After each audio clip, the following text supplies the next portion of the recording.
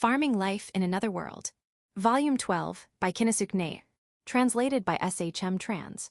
Audiobook by Masquerade at Masquerade Audiobooks. Chapter 533. Outdoor Learning 1, Banquet and Consultation. Day 45. Afternoon, there was a group of people near the forest on the south side of the village, Hakuren and Goron. There are also the children of the village, with 20 kuros. Along with 50 spiderlings, they seem to have gone there for outdoor learning. That's what they said, but what's with that trebuchet?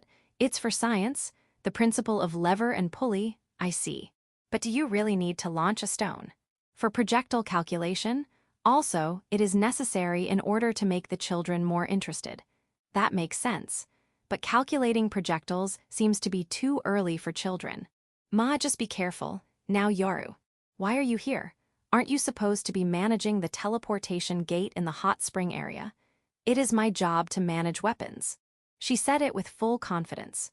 Ma, managing the teleportation gate there isn't a busy job, so this kind of thing is fine. Asa seems to have been doing various things too while managing the teleportation gate there. So, Yoru, you're here because, you're the one who assembled that trebuchet. You're also in charge of firing? Okay, got it. The only thing I'll tell you is safety first. And finally, mountain elves. You brought a lot of things. Those are trebuchet payloads. The education of the children is the priority. Those things don't spread poison or any kind of gas when launched, do they? I forbid anything like that. It's all right. Lu and Tyr have given you thorough guidance about that. Is that so? I should thank Lu and Tyr then. A massive explosion of something immensely powerful occurred as soon as the projectile landed on the ground. That's more powerful than the Kuro's horns. I asked the mountain elves for an explanation. Yes. The payloads we brought are a type of chain-type explosive flame bullet made by Lu-sama. The effect is synergistically increased by arranging things that contain explosive flame magic desu. How can you tell me that with a praise-us face? And children, stop urging for the next one. Though Hakuren and Goron are protecting them with magic, it's bad for my heart. Do you still have chain-type explosive flame bullets? There are 3 more shots. Use them all. I think it's safer than keeping them somewhere. All right, throw it all. However, making another is prohibited. Affirmative, but... What? There are also chain-type explosive bullet II, an ice-type bullet. Use them all too. Wait a minute. How powerful is this type II? More powerful by 2%. Hakuren and Goron are here, okay. Use those chain-type freezing bullets. Yes, use everything completely. Production of anything similar is strictly prohibited. I have to specifically tell this to Lu and the mountain elves. What are you going to use such a powerful bomb for? The villagers have already gathered here because of the previous explosion. The dwarves are carrying alcohol barrels. Looking at it, this will become a banquet. Even the fairy queen is here. I know, we'll prepare some sweets. The centaurs also came, and they took the camping coaches with them, so let's cook there. The children are the priority. Take this sugar cane until we are done making your share. When I was making curry, a projectile was thrown by the trebuchet followed by a deafening explosion. There's also a great cheer after that. Are, I should be making sweets. No, I certainly made sweets. Today's menu is donuts. It is not only popular with children, but adults like it too. I feel like I made quite a lot. The fairy queen had eaten at least 20. And then... Yeah, right. The Oni maids took turns in making donuts, so I helped prepare curry instead. Or so I should, but before I knew it, I'm already making nabe instead of making curry.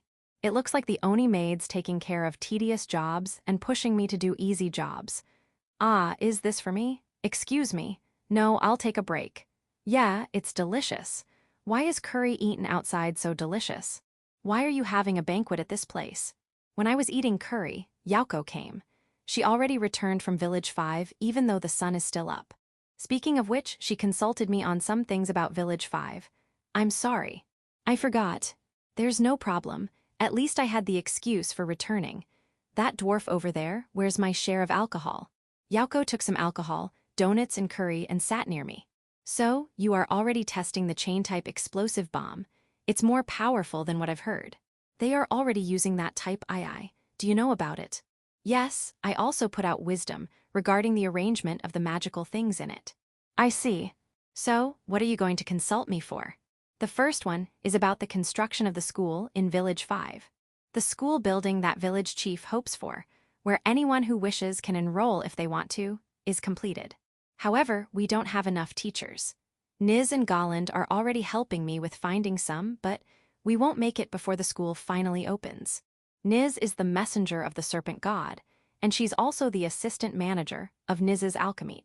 Golland is a merchant in Village 5. Both of them are helping Yaoko in various ways, so I'm very thankful for them. Next time, I'll give them something as a sign of gratitude. If we don't have enough teachers, then there's nothing else we can do. The grand opening is strongly demanded by the residents, so I want to do something about it. Do what you can, but don't overdo things. I know. Next is Noodle Shop Bratoa. What's wrong with it? Ramen is particularly popular, so apprentices are rushing to it. We are already contacted by the assistant store manager and the assistant general manager, Niz, about it. Apprentices are rushing. I think I've already said that you could publicize the recipe of ramen. I heard that only a few people were able to reproduce from the publicized recipe. Is it that hard to make? It's the materials. It seems like the customers don't call it ramen if the ingredients are different. Since we have the monopoly of ingredients, there's no way others can cook it. Ma, they don't call it ramen just because they substituted a few ingredients. Is that the reason for the apprentice rush? If you become an apprentice there and be recognized, you may be entrusted with a branch shop. In that case, they will have no problem with purchasing ingredients since everything will come from the main store. I see. I don't mind expanding the store. How about the budget? They have enough money in hand. The merchants are already looking for a candidate location for the next branch. Put the next branch right next to Noodle Shop Bratoa. HNN. Isn't that just an expansion? No, just change the flavor. Is there any other flavor aside from soy sauce and salt? There's a lot. If you make several ramen stops there, you can make a ramen street. Ramen street, I see. A place where people who want ramen gather. It will not only gather tourists, but will also increase customer satisfaction. The long line in Noodle Shop Bratoa has indeed become a problem. Rather than having the same issue in the branch store, it would indeed be better to entertain them all at once. Right. For the time being, prioritize speeding up the store expansion in order to meet the current customers' demand. Understood. I'll tell the assistant manager and Niz. Next is the development of the underground shopping street. Yaoko's consultation about Village 5's issues continues. While we're talking, Yaoko is already drinking her third cup of alcohol. When her cup was emptied, a dwarf came and poured alcohol on it again. Hey, Yaoko. I point behind her. There, Hito, Yaoko's daughter, is standing on her fox form. It can't be helped. Yaoko took Hito, put her on her lap, and handed her her remaining donuts. It looks like work mode is over. Let's stop for today. As soon as I said that, a bigger explosion was heard. When I looked at the trebuchet, I found Lou. It seems like it was the power she originally expected, so she's slightly jumping. The others are also cheering. These guys. It looks like the bullet near Lou is the one responsible for that bigger explosion. Is that type III? Anyway, that's something scary to be stored, so use them all. Also, don't make any more of that. I told that to Lou. They are bombs for mining. So there's a good reason for making them. Of course, otherwise I won't help. Yaoko said that. She's right. Let's just make sure they are safely stored. Chapter 534. Outdoor Learning 2, Day 46. I'm digging a new big reservoir using the aft. The location is on the west side of the village. It is about 2 kilometers along the waterway connecting the river and the village. There's a shrimp farming pond on the south side of the waterway, so we had to make it on the north side. We still have a sufficient supply of water, but this is a measure for unlikely events like drought. The river has never changed, so I think we are fine, but it is never a bad thing to be careful. The size of the new reservoir is 200 m x 200 m. The depth is around 20 meters in the deepest part. It is currently an independent reservoir, but in the future, it is planned to be connected with the first reservoir. If that's the case, why didn't we just expand the first reservoir then? It's impossible to expand because there are buildings around it, and the pond turtles are also living there. I'll feel bad for them if we started working in the place where they are living. The reservoir and its waterway were completed in 10 days, but there's no water yet. It's because Lou wants to use it for experiments. She's going to try the chain-type freezing bullet there. Did she mind that the chain-type freezing bullet was not popular during the previous banquet? Well, all it did was freeze the ground. That's it. There's not even an explosion sound. Is this chain-type freezing bullet going to be used at mines too? Yeah, it is common for a mine to be flooded once they hit a water vein. Certainly, I have heard about that too. It will be impossible to continue mining once it becomes flooded. Right, with this chain-type freezing bullet, any flowing water, the vein included, will freeze. What are they going to do next once it froze? Break the ice and start mining somewhere else. This will be used to make the previously flooded mines mineable again. That's amazing. Of course. However, once they break the ice, won't the place be flooded again? The water from the vein would flow again. Phew. You think I haven't thought of that? You have. Of course. The ice frozen with chain-type freezing bullet will never melt because of room temperature. I think that's very dangerous, of course. That's why it should be handled with care. Thinking about it, when it was used in the banquet, the place it froze was made the target of the explosive bullet. The ice it produces is too hard to crush just by anyone, so I have to make it softer. I want to do that experiment here. Lou says so as she sets up a chain-type freezing bullet. After that, she made a water sphere which is around 10 meters and used it to hit the chain-type freezing bullet. The water sphere froze at once. It looks like a work of art now. It's not just freezing, right? Yeah, the chain-type freezing bullet not only has freezing magic, but there's also everlasting magic in it. However, because of that, it becomes too strong to be affected by any outside influence, so breaking it is also very hard. Wasn't it broken during the banquet? That's because the chain-type explosive bullet is powerful. The freezing magic, along with the everlasting magic, will be negated. I see. In any case, it can't be used unless I improve it. As for now, it can be said that it can only change the flooded mines into frozen mines. If she increases the temperature, it might not even make the water freeze. If she weakens the everlasting magic, it will only freeze the surrounding. Sounds like a difficult problem. However, shouldn't it be easier to think of a magic that melts the ice froze by the chain-type freezing bullet than to improve the bullet itself? Lou thought a little and then cast a spell. A thin 1-meter-long flame came out from her hand. She used that flame to chop the frozen water sphere that was frozen by the chain-type freezing bullet. It was sliced without resistance. Thus, the experiment on this place ended. When I was about to open the water gate, Harem and Goron asked me to let them use it first for the sake of outdoor learning. I don't mind, but don't do something dangerous. Of course. It's not like I don't trust Harem, but I accompanied them. The new reservoir is a bit far, so we traveled there using a horse-drawn carriage. The children are delighted. The carriage is surrounded by the curos. On the back of the curos are fist-sized spiderlings. They are both guards and students. The theme of their outdoor learning is wind. Harem used magic to cast a whirlwind. The diameter is around 10 meters and the height is around 100 meters or more. Can that really be called a whirlwind? If anyone goes close, he'll surely be sucked in.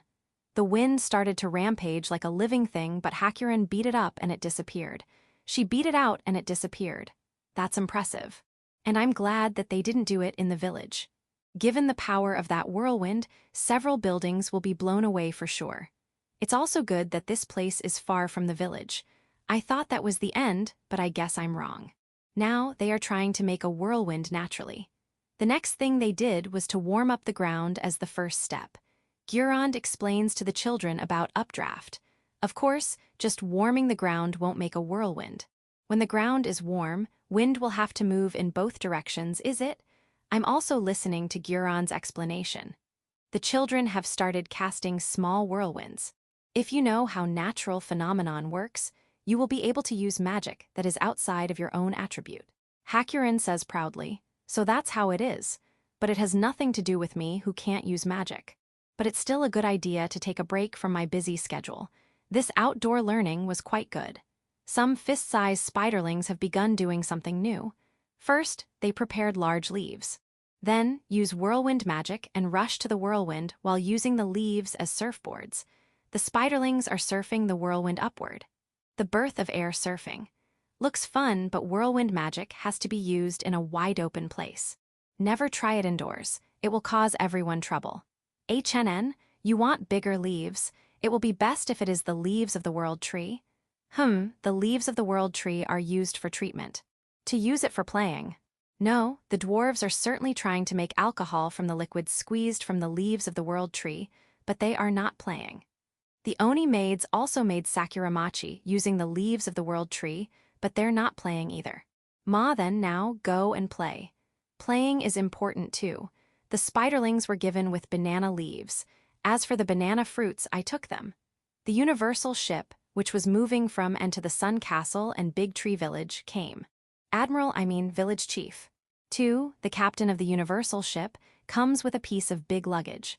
The prototype fruits in Village 5 look ripe, so I brought them here. Thanks. They are fruits I've never seen before. I left it to the aft when I cultivate there, so I don't know their names either. I don't even know if they can be eaten. Belle and Goo already studied them first if they were edible before sending them to Village Chief. Well, if you can call opening and opening what's inside studying. I see. We're going to check if we should eat them as it is, cook it, or freeze it first. Okay. The dwarves also told me to mass-produce this one, and that one for alcohol making. That's impossible for now. Tell Belle and Goo if they are easy to cultivate, mass-produce them. I'll go there and plow once I'm free. Understood. Also, can I make the universal ship float on the newly built reservoir on the west once there's water on it? I don't mind, but why would you do that? Even if it can fly, a ship is a ship. We need to get her in the water. I see. The new reservoir is bigger than the old one after all. Yes, and it is also deep enough. For now, it will only be used as a spare water source, so I don't mind. However, since it is close to the forest, I think it will be dangerous, so be alert. If I'm with you, it will be okay since the Kuros will join too. It's okay. It will also serve as a training area. Training? Yeah, well, from Two's point of view, they still can't be called sailors. The crew of the universal ship are mainly devils and dream demons of Village 4. They are motivated, but they only know the basics. According to Two, a born sailor, it's not enough.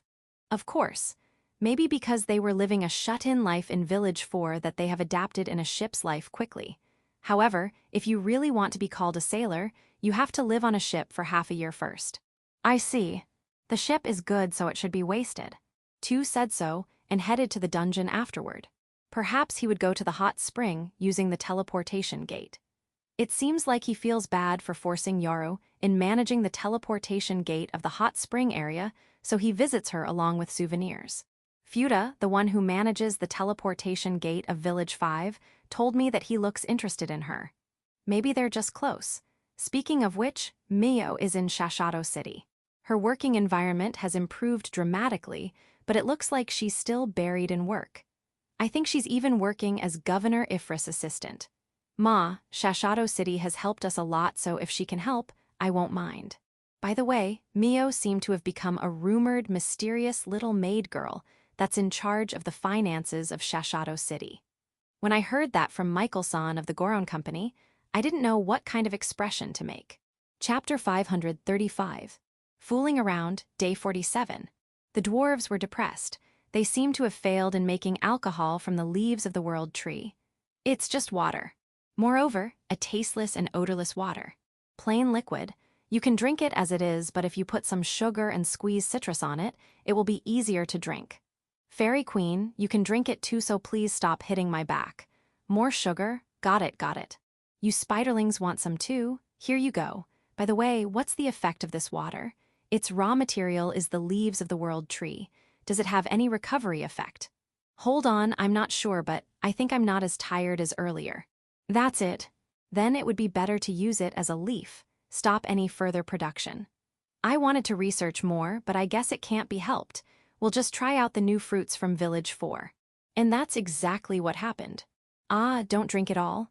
Leave some. I'm not drinking it though. I will only offer it to God. It has a fatigue recovery effect, so it's not a complete failure. We just didn't get the result we wanted. Understood. I will offer alcohol along with it, though I don't think God will complain.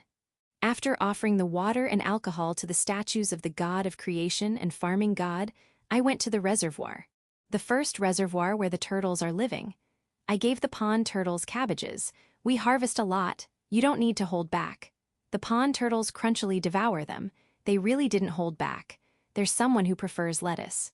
All right, lettuce it is. It's not for you, then why did you even request lettuce? Ah, for the children. All right, I'll bring some here. Do they like Chinese cabbage? All right, I'll bring Chinese cabbage too. After giving the pond turtles, cabbage, lettuce, and Chinese cabbage, I look at the curos behind me. There are a lot of them. When I brought cabbage for the pond turtles, they had already started gathering. I know. I was surprised by them when I went back to get lettuce and Chinese cabbage. Then, what shall we do? Eat something, go hunting, play fetch, or what? Which do you prefer? All of them. That's so straightforward. I worked hard until nightfall. When I return to my mansion, my next playmates are Kuro and Yuki. However, Kuro and Yuki did not play with me. Not only them, but the other Kuros did not play with me either. It looks like I have to play with them on another day. After Kuro and Yuki, the cats attacked my back. The Ainiko's Meal, Rail, Yule, and Gale. And kittens Ariel, Haniel, Zerul, and Samil. When the Demon King is not here, they come to me to play. A little further away are the father cat Ragiel and the mother cat Jewel. They look apologetic. They can't stop the Ainikos and the kittens. They are all looking forward to play.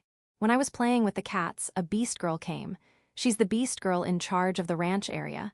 Excuse me, village chief, a cow is missing. A cow? I thought it only went to the hot spring, but it didn't come back even though it is already dark. Cow cow cow ah. When I was playing with the Kuros earlier, I saw a cow. It must have slept near the reservoir. Near the reservoir, got it. Let me help you look for it too. I was stopped by the cats. It's okay. I will search there so village chief can continue what you're doing.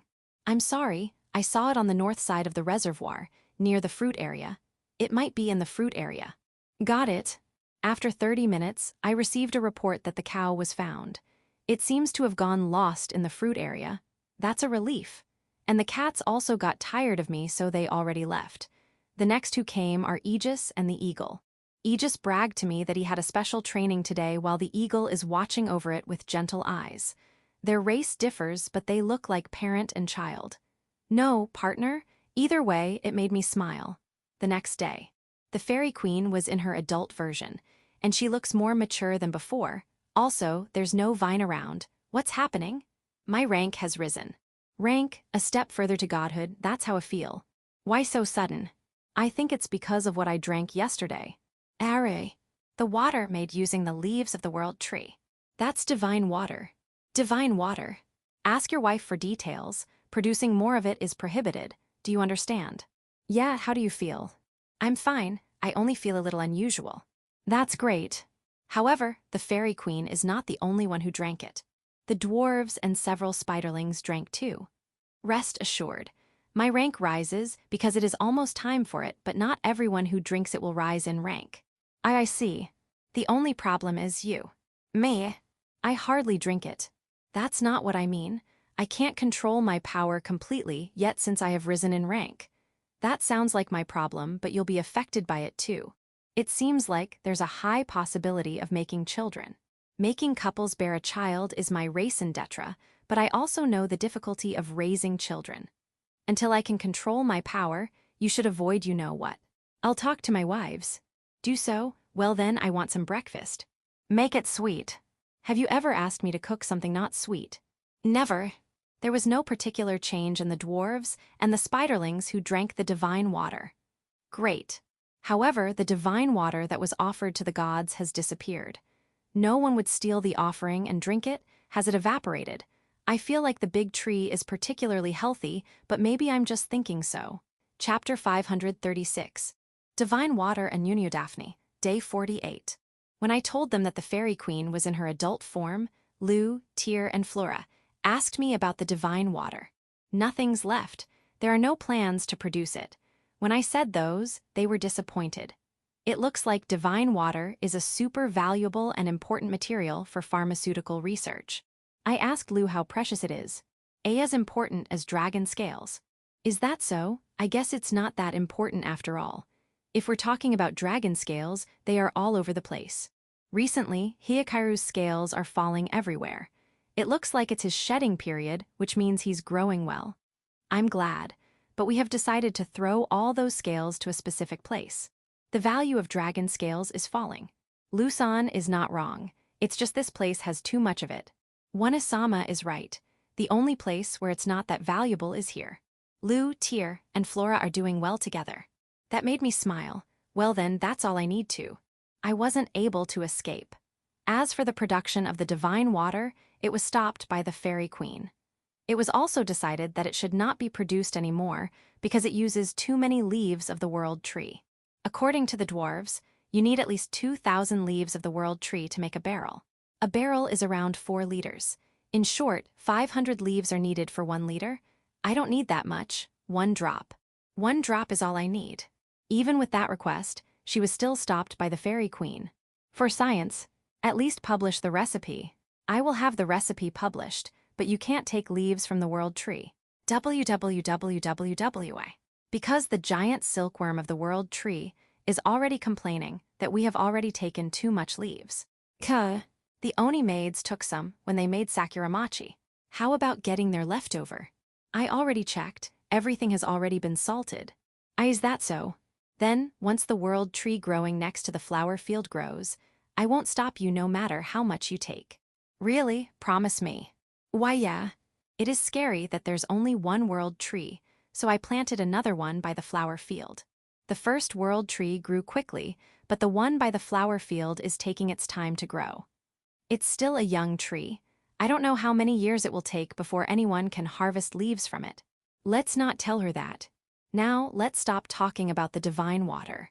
Let's talk about the power of the newly risen fairy queen.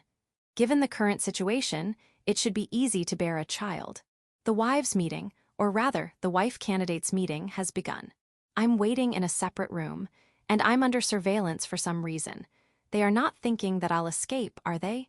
We believe in you. The surveillance is only a countermeasure against running away. Running away. I will not talk about the result of the meeting and what happened after that. One day, I found Lou walking with a tree stump. That tree stump is... Hello. A Nunio-Daphne. Hello, Lou, are you taking that Nunio-Daphne somewhere? There's some trouble in Village 5. We need a Nunio-Daphne to solve that. A Nunio-Daphne is the solution to the problem. Yeah, do you want to come with us? Can I? It's not like we're doing something top secret. Village 5's trouble was related to a mining site. There are 7 mining sites near Village 5. 4 of them hit water veins and flooded. They were judged to be impossible to mine, but they are trying to resume mining using the chain-type freezing bullets that Lou made. If it goes well, it is possible to mine not only those mines near Village 5, but other flooded mining sites around the world too. The Demon King and Beazle expect a lot from it. The problem this time is not related to that, but the safety in mining 3 mining sites. There's danger on the way to those sites.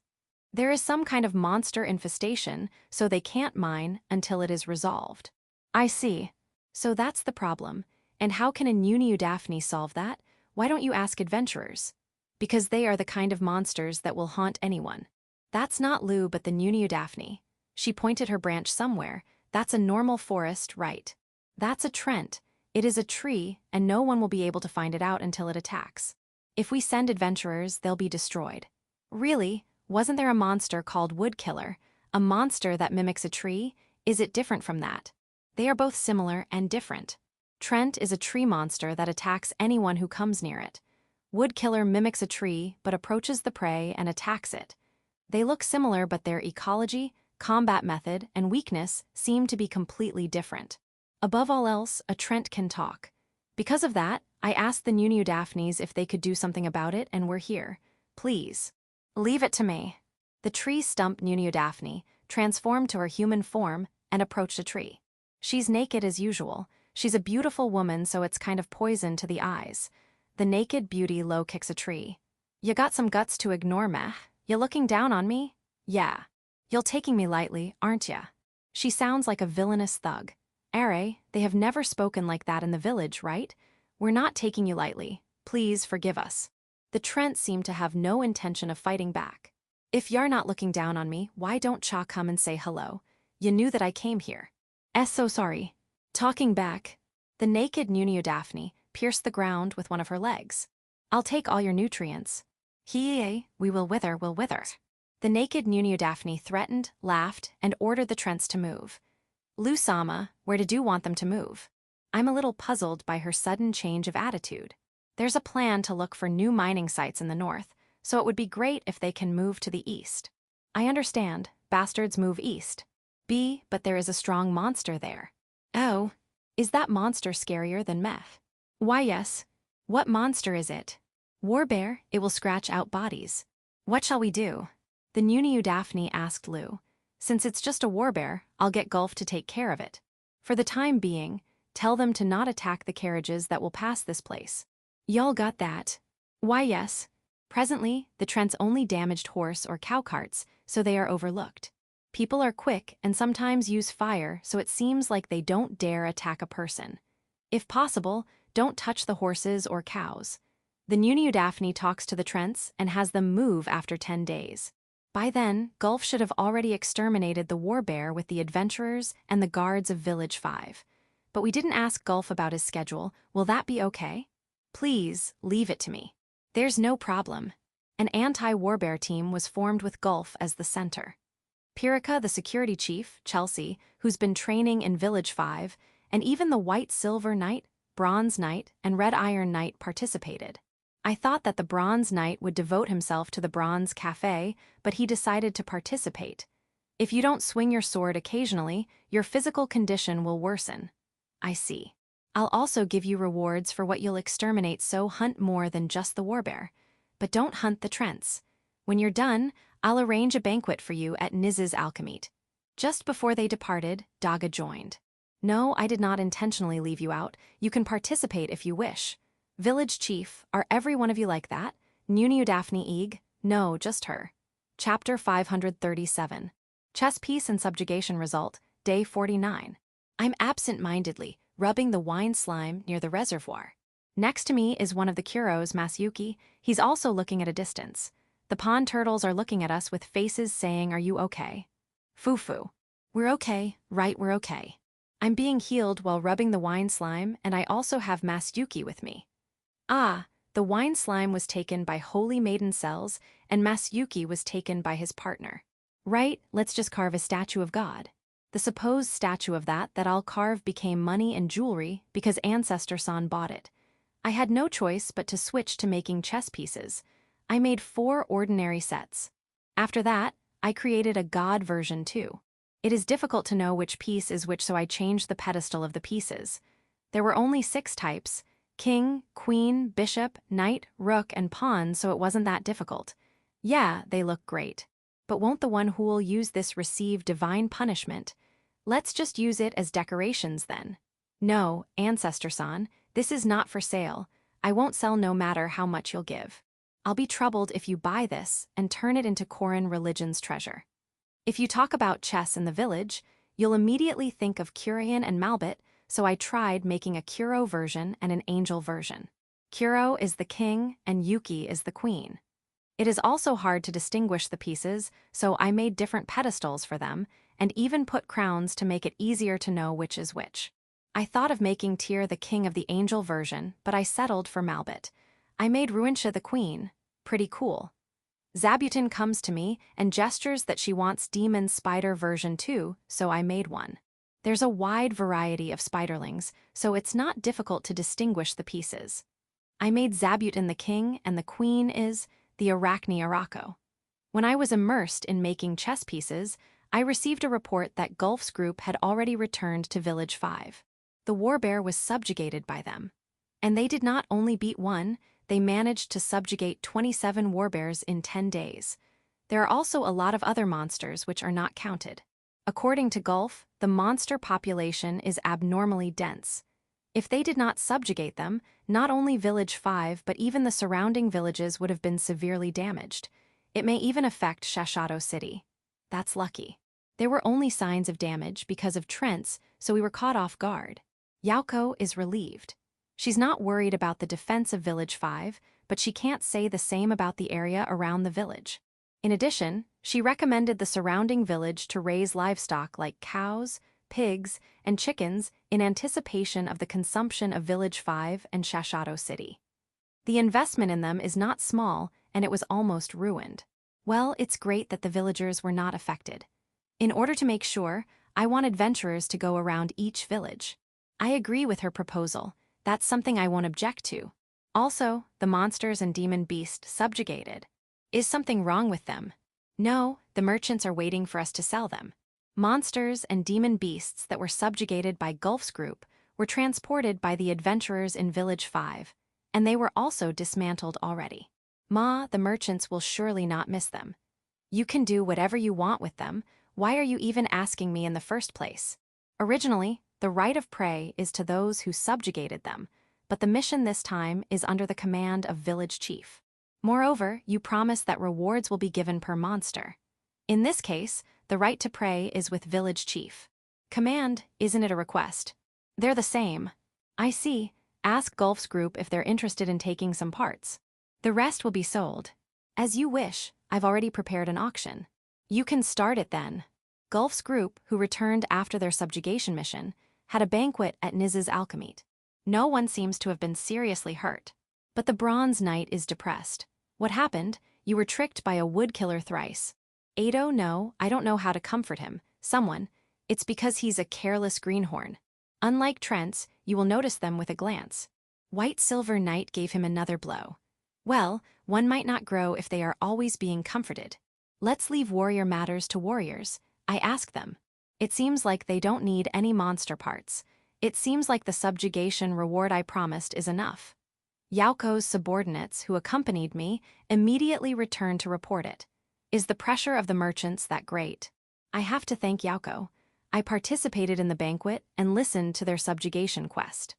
According to Gulf and Daga, Pyrrhica and Chelsea are quite strong. It looks like Pyrrhica even wants to participate in the martial arts tournament of Big Tree Village. Moreover, in the warrior section. It's definitely too early for her to join the knight section. If she really wants to, I don't mind if she participates. As for Chelsea, she refuses.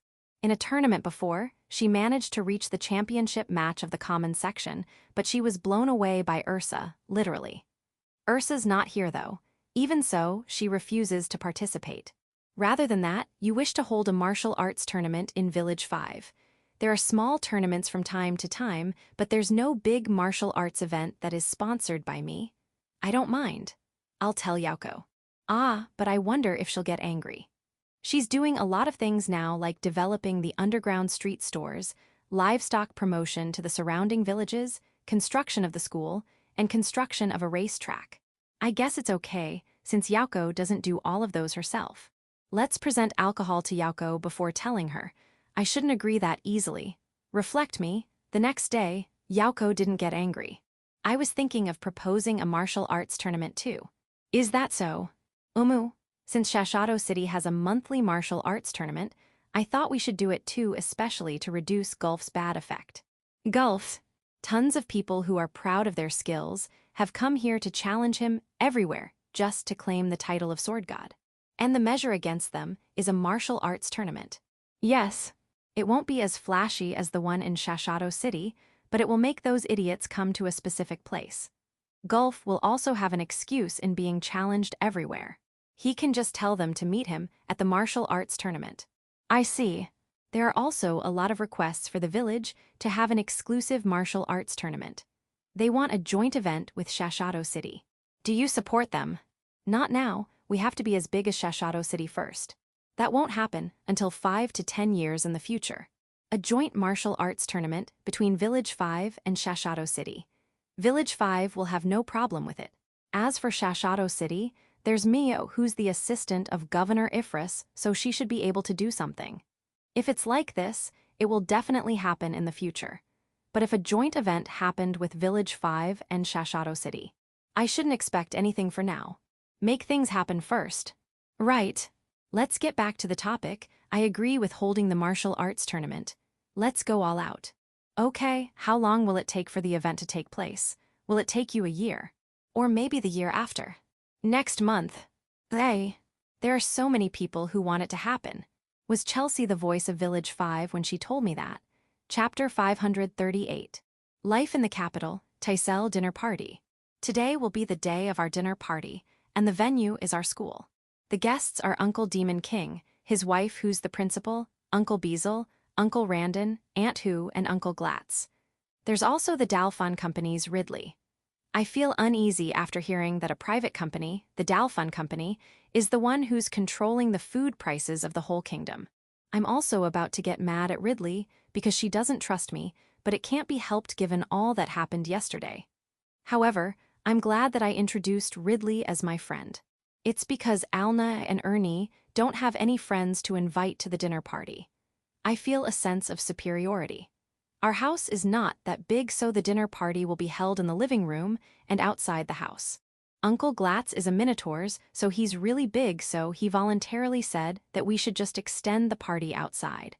It seems like they have prepared a barbecue outside. Uncle Glatz's men have prepared several things. Now it has become a large barbecue venue. That's good, but I wonder if it's all right to have Uncle Demon King go to our house without guards. If we blatantly put some guards around, it would be obvious that there are important people here. Don't worry, we've already taken care of the key points. Uncle Glatz taught me one of the key points by looking at me while stabbing the meat and vegetables on a skewer. I see, they're hiding while guarding. Joining Uncle Glatz's men in preparing for the barbecue are Ojas, Hayfricta, and Kihatroy. They volunteered to help. Did they cause you trouble? It looks like their goal is to compensate you. Rather than compensation, I think they just want to participate in the barbecue party. That might be their goal, but at least we know that we have good helpers. Also, some of the students seem to want to participate. No, it looks like it's normal for them to gather here as if it's happening every day. You're right. In the outer periphery of the barbecue party venue, I found familiar students. Ah, they are Galna's groupies. I'm not lacking in manpower, so you can leave this place to me. If you don't go in soon, you might get scolded, right? He's right again. When I returned to the living room, Ridley looked at me with a help me face. Did she get bullied? When I look at Asa, he shakes his head and tells me something. Taisel-sama, it's not very nice to just leave a guest you invited. Ah, I see. I'm sorry. I apologized to Ridley. I introduced Ridley to Alna and Ernie, but I did not introduce Ridley to Uncle Demon King's group since they had not all arrived yet earlier. If they already know each other, there shouldn't be any problem, but if they don't, the invited person that was not introduced will be treated like air. It's troublesome, but that's the rule of noble society. The dinner party has not started yet, but all the guests are here, so I'll introduce her first. Uncle Demon King, may I introduce her? In a gathering like this, the first person to be introduced is the most important guest. That's the rule, and Ridley suddenly screamed. Why? When Ridley was introduced to everyone, the dinner party started. Around the tables are Alna, Ernie, me, Uncle Demon King, Principal, Uncle Beazle, Uncle Randon, Aunt Hu, and Ridley. Asa, Earth, and Medora are serving as waiters.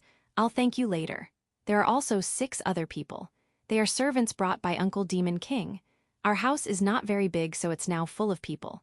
First, everyone is given a drink. It is only fruit water juice. Aunt Hu was thoroughly disappointed, but it can't be helped.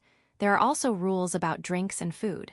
Ma, it's only a formality, so those who want to drink alcohol can drink after this. When Medora told that to Aunt Hu, she got better. However, Aunt Hu did not even bother drinking the fruit water after that. We are the host, but this dinner party is an admission celebration, so the greetings came from the guests. The school principal was the first to give her speech. I already said this from the entrance ceremony, but again, welcome to the school. Please learn well and work hard. Next is Uncle Demon King. Don't be too violent. And then Uncle Beazle. If you encounter any trouble, you can rely on me. I also treat you as my grandchildren. Uncle Randon, Beazle, you're a sly old man. Cough. If you think you can rely on Beazle, you can rely on me too. I'm in charge of this country's internal affairs. If you made a little crime, I can take care of that for you. Aunt Hu, I can also cover you for your crime. Rather than those dirty old men, you better go to me. Especially if you want to talk about money, Auntie is an expert on that. You're older than M. The reason why Uncle Randon suddenly stopped talking was because something happened under the table. Father also said that you should never mention a woman's age. That's Uncle Randon's sin. Also, I don't intend to make a mistake that would become a crime. The last is Ridley. Aid, first of all, thank you for inviting me to this place. I am Ridley Baker Macker, a member of the Dalfun Company. I would like to congratulate Ord-sama, Ursa-sama, and Taisel-sama on their admission to the Gulgald Noble Academy. After receiving everyone's greetings, Alne responded on our behalf. Thank you for your polite greetings. We are still immature and may cause trouble to everyone, but thank you for your guidance. Though modest, we have prepared dishes from our village. We hope you enjoy it. The prepared speech was used as it is. I was worried since everyone's already familiar with each other, and that speech was even made to be not too polite. It's good that it became useful to at least one. I'm glad that I called Ridley. The food was served by Asa, Earth, and Medora. We struggled with choosing what to cook. Should we prepare a course cuisine, or should we choose as we like? For the sake of concept, we should choose a course cuisine. It will show that we're following the culture and style of the Demon King's kingdom. However, we don't really need to do that since Uncle Demon King and the others already know the food in our village. Thus, we decided to just cook according to the village's style. It's a tonkatsu meal set. Tonkatsu, cabbage, rice, miso, and pickles. It's a meal set that father will be delighted to eat. We prepared a lot of tonkatsu, cabbage, rice, miso, and pickles, so please don't hesitate to say if you want more. Asa said so as we started eating. We should be having a conversation, but all the guests are eating in silence. That includes Ridley. I only heard one voice, someone asking for alcohol. Aunt Who, how do you know what kind of alcohol we brought? We certainly won't drink, especially at school. Metora, it doesn't matter. Bring it out. But Aunt Who, don't drink too much. Let's eat for the time being. Let's move to the main topic after this. In accordance with the concept of admission celebration, the Demon King should be the host of the event and he should be the one to invite the three. However, it will be a very big event at the castle, so Alfred and the others were the ones who hosted it. Chapter 539. Life in the Capital, Ridley Problem Presentation. My name is Ridley Baker Macker, one of the 17 candidates of the Dalfon Company. In the absence of the representative of the Dalfon Company, I'm the one who will take charge in case of something happening in the royal capital. I said someone in charge, but I'm just really an answering machine. It is more of mediating quarrels and conflicts between candidates and dealing with any unusual problem that will occur in the royal capital. And an unusual thing really happened. Several candidates have hidden or became involved with a lich. In addition, they ignored the notice of the royal castle and dabbled with state guests. I sent the state guest an invitation, and she sneaked into the company that same night. One of the candidates, Lulusa, defended the company and fought with her, but he was defeated in no time. Moreover, the reinforcement he requested, who came in late, turned over without even a battle. They took him into custody. The Dalfon Company, it's now all over. Or so I thought, but we managed to get another chance. Is this an act of God? Let's give charity to the church then. The next day, I went to the grounds of Gulguld Noble Academy.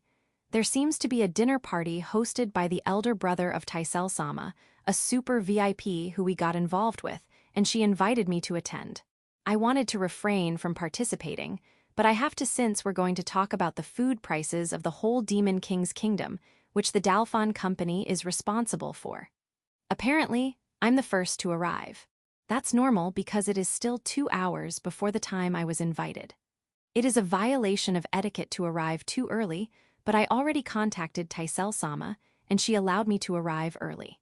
Before the dinner party, I apologized to Taisel Sama's siblings because of what happened with the Dalfon Company. Taisel Sama's elder brother, Alfred Sama. Taisel Sama's elder sister, Ursa Sama. Unlike Taisel Sama, they seem to be peace-loving. They immediately accepted my apology and are even worried about me. Did Taisel Sama bother me? No, nothing like that happened. Yes, I'm all right. Yes, it's true. Why are you doubting me so much?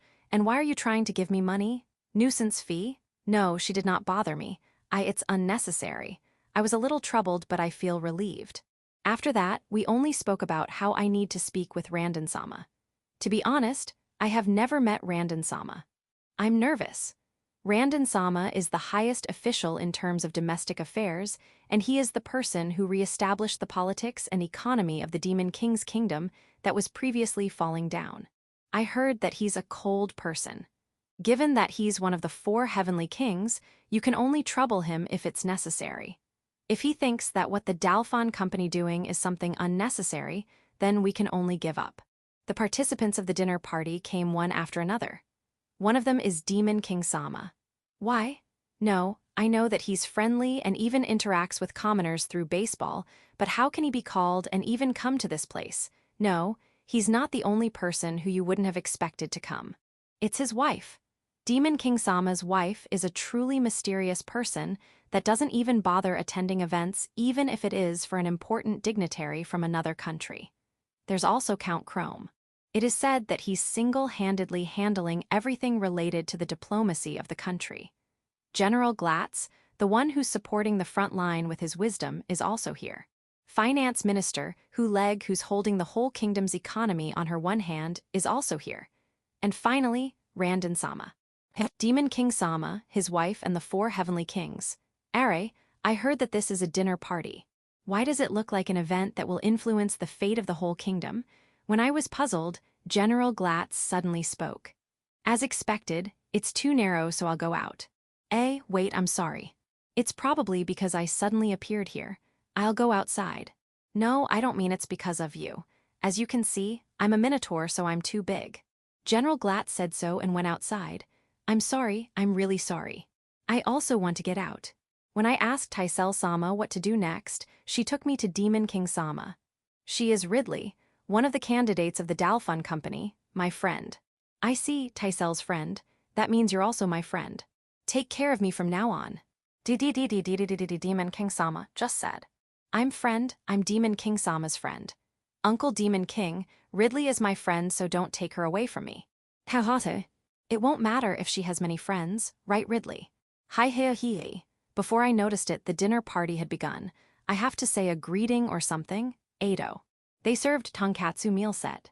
It is a kind of food that is served in Big Roof Shashado in Shashado City. I have never eaten it before, but I heard rumors. I heard it's quite delicious. The key to its mouth-watering taste is the tonkatsu sauce. It seems like hundreds of merchants have tried to copy it, but it is said that no one managed to do so. I never thought that I could eat it here. And it's also possible to ask for a specific part like loin. I have never heard of this service in Big Roof Shashado. Cheese roll, asparagus roll, one of each, please. Menchikatsu, that one too. The dinner continues. Chopsticks are used for eating. Chopsticks are an alternative to knives and forks, and it has been popular in various places since a while ago. I'm glad that I practiced using it too in order to go with the flow. Demon King Sama also uses chopsticks so naturally. I was a little surprised. When you get used to chopsticks, you will be surprised by how convenient they are. Of course, only when cooking foods suitable for chopsticks use. Some dishes are hard to eat using chopsticks. However, there are also some dishes that are hard to eat with knife and fork, so it would be stupid to say one is better than the other. In the middle of eating, Glatz Sama brought grilled meat and vegetables on sticks. The meat and vegetables are full of natural flavors, but they are coated with soy sauce. Isn't this the soy sauce monopolized by the Goron Company? The Dalfon Company shouldn't lose. We have to find a new seasoning too. While drinking tea after eating, I recalled what I just ate. They are delicious. Until now, I thought I'm already eating the best food available. I've never been so wrong. I must visit Big Roof Shashado at least once. No, I'm going to Village 5. Yeah. Now, I'm done eating, so that means it's time for the party to end. Wait a minute, that's dangerous. Taisel Sama is now going to Randon Sama. Stop, what are you doing? Randon Sama looked at me who tried to stop Taisel Sama. Scary, my hand that's trying to stop Taisel Sama loosened.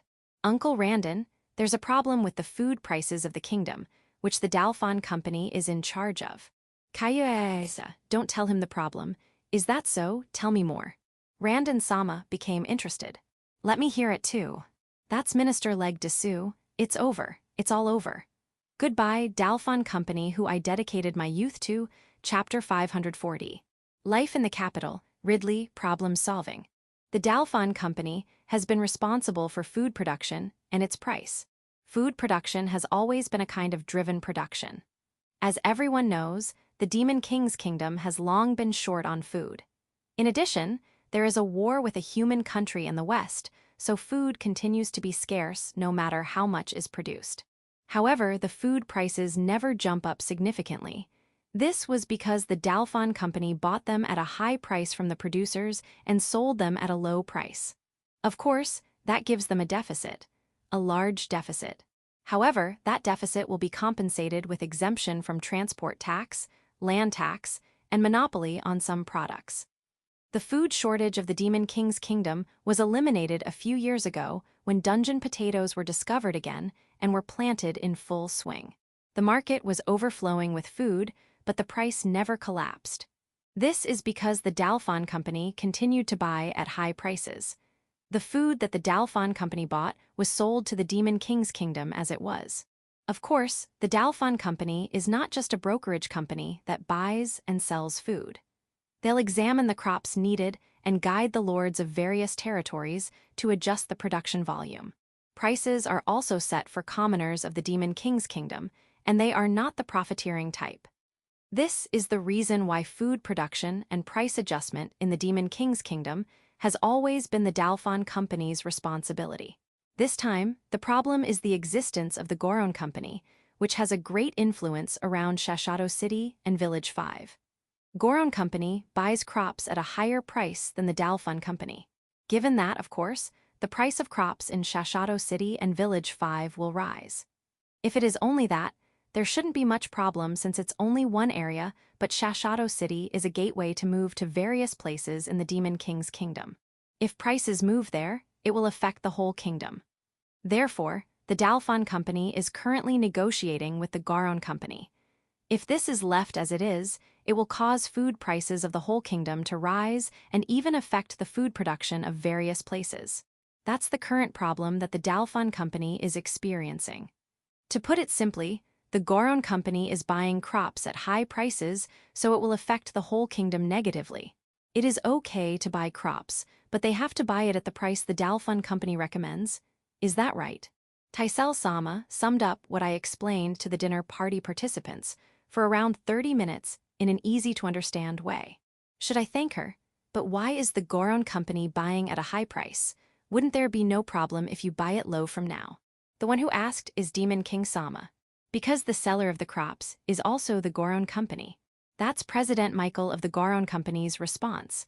I see, so that's how it is. Certainly, it will be difficult for the Goron Company to agree to lower the price. Their profit as a seller will be reduced. No, is this an economic attack by the Goron Company? By acting as the seller and buyer, they can manipulate the price freely.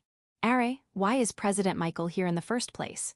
An important person like him coming to the royal capital will definitely contact us. Why didn't I hear that he's here?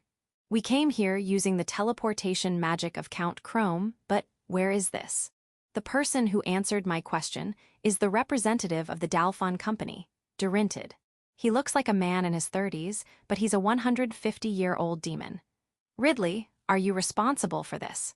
There's no way that's true. I shook my head to the left and right. It's not my work. Let's sit first. An unfamiliar maid girl recommended President Michael and Representative Durintid to sit. Are, the little maid girl will sit too. Aito, who? She probably didn't understand what I'm saying, but she introduced herself to me. My name is Mio. I'm the chief of staff of Governor Ifris of Shashato City. Governor Ifris is a celebrity. He is evaluated as an excellent governor and is praised everywhere. You can see his excellence by looking at the explosive development of Shashato City. Governor Ifris, Chief of Staff. It seems like the only ones who met her for the first time are me and Demon King Sama's wife. She may be a considerably powerful person. Taisel-sama, do you know Mio-sama too? I asked Taisel-sama. Before Mio-sama sat on her chair, she had a high five with Taisel-sama, so. She's a resident of the village. Eito Mio-sama is a resident of Village 5. Mio-sama answered my question. My original job is one of the servants of the chief's family. Asa over there is my colleague. I see. However, I came here as Governor Ifris representative. I hope you'll keep that in mind. I understand, Mio-sama.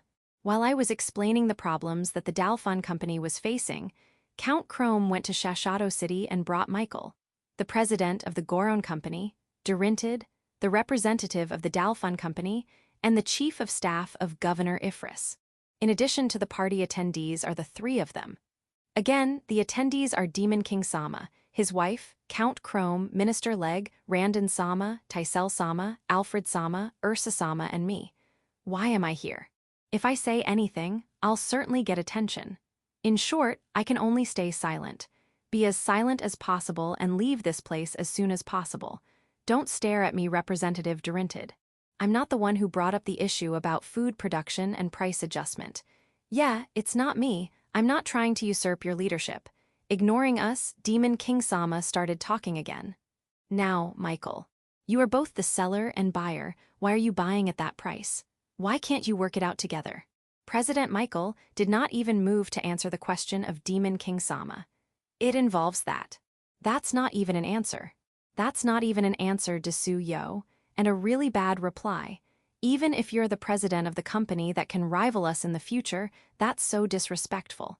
It can't be helped then. Demon King Sama, why did you back down? Demon King Sama, it's true that it can't be helped, but we have to do something. Count Chrome pointed. That's right, but why can't it be helped?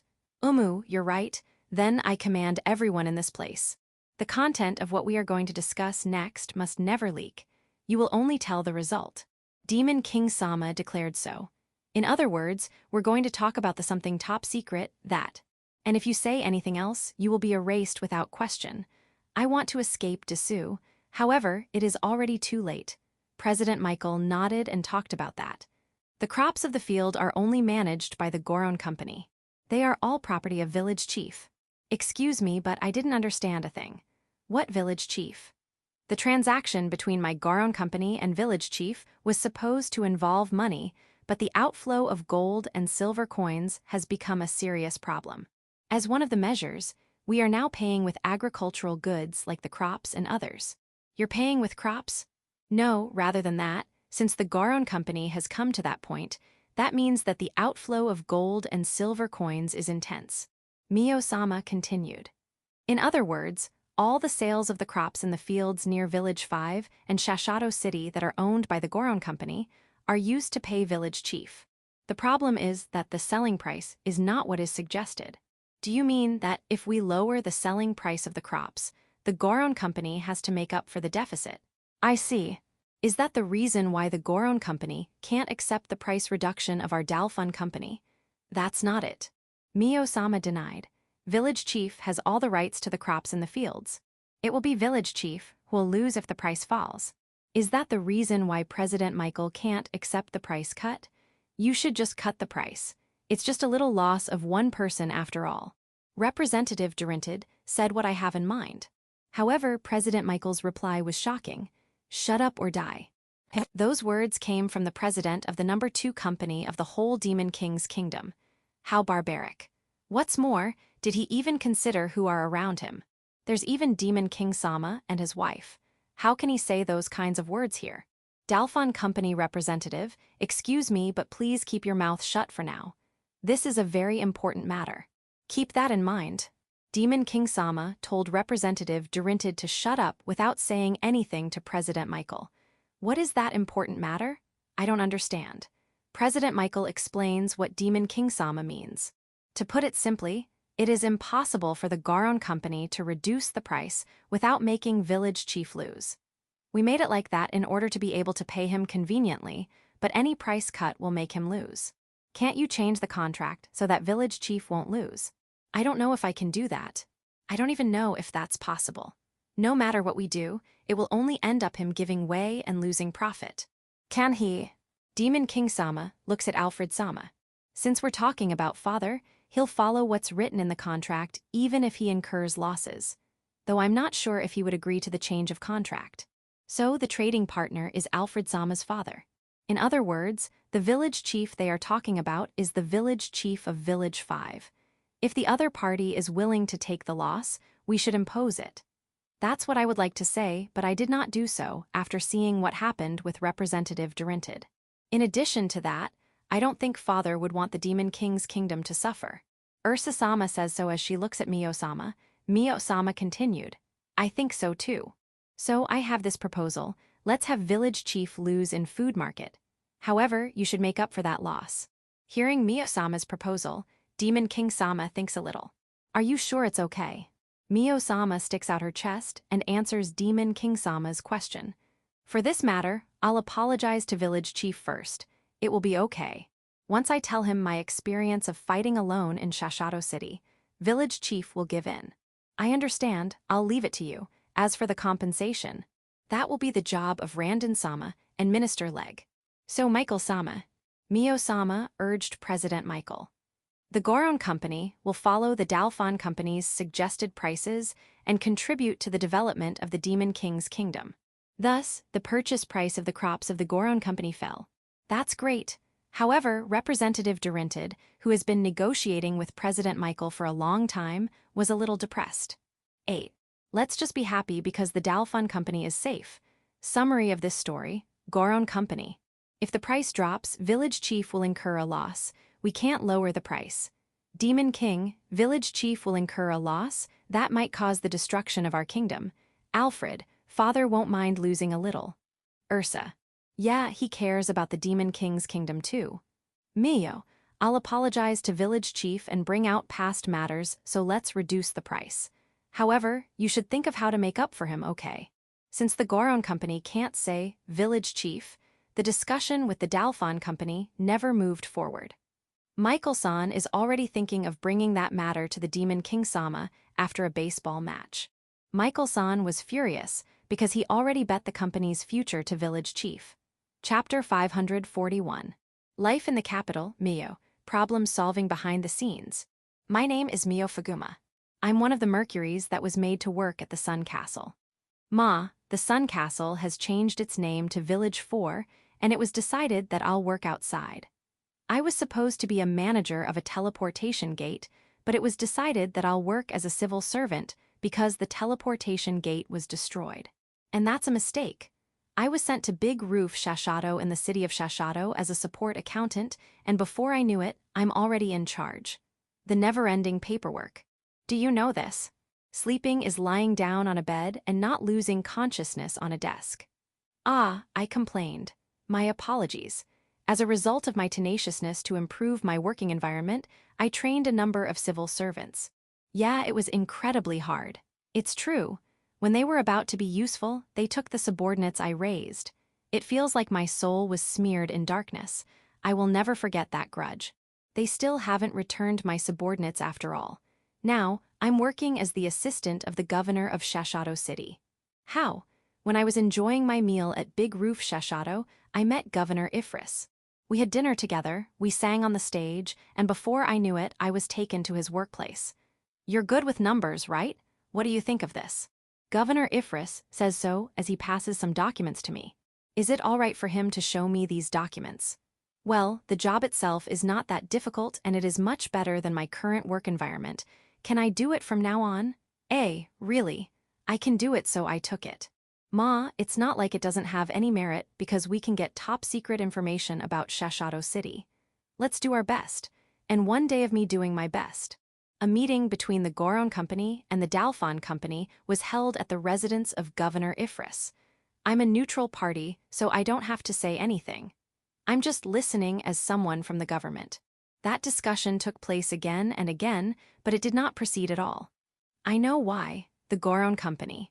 They have been told by the Dalfon Company to lower their purchase price of crops, but there's no way they can do that. They have already decided the purchase price of crops in this area, and each transaction is carried out based on that.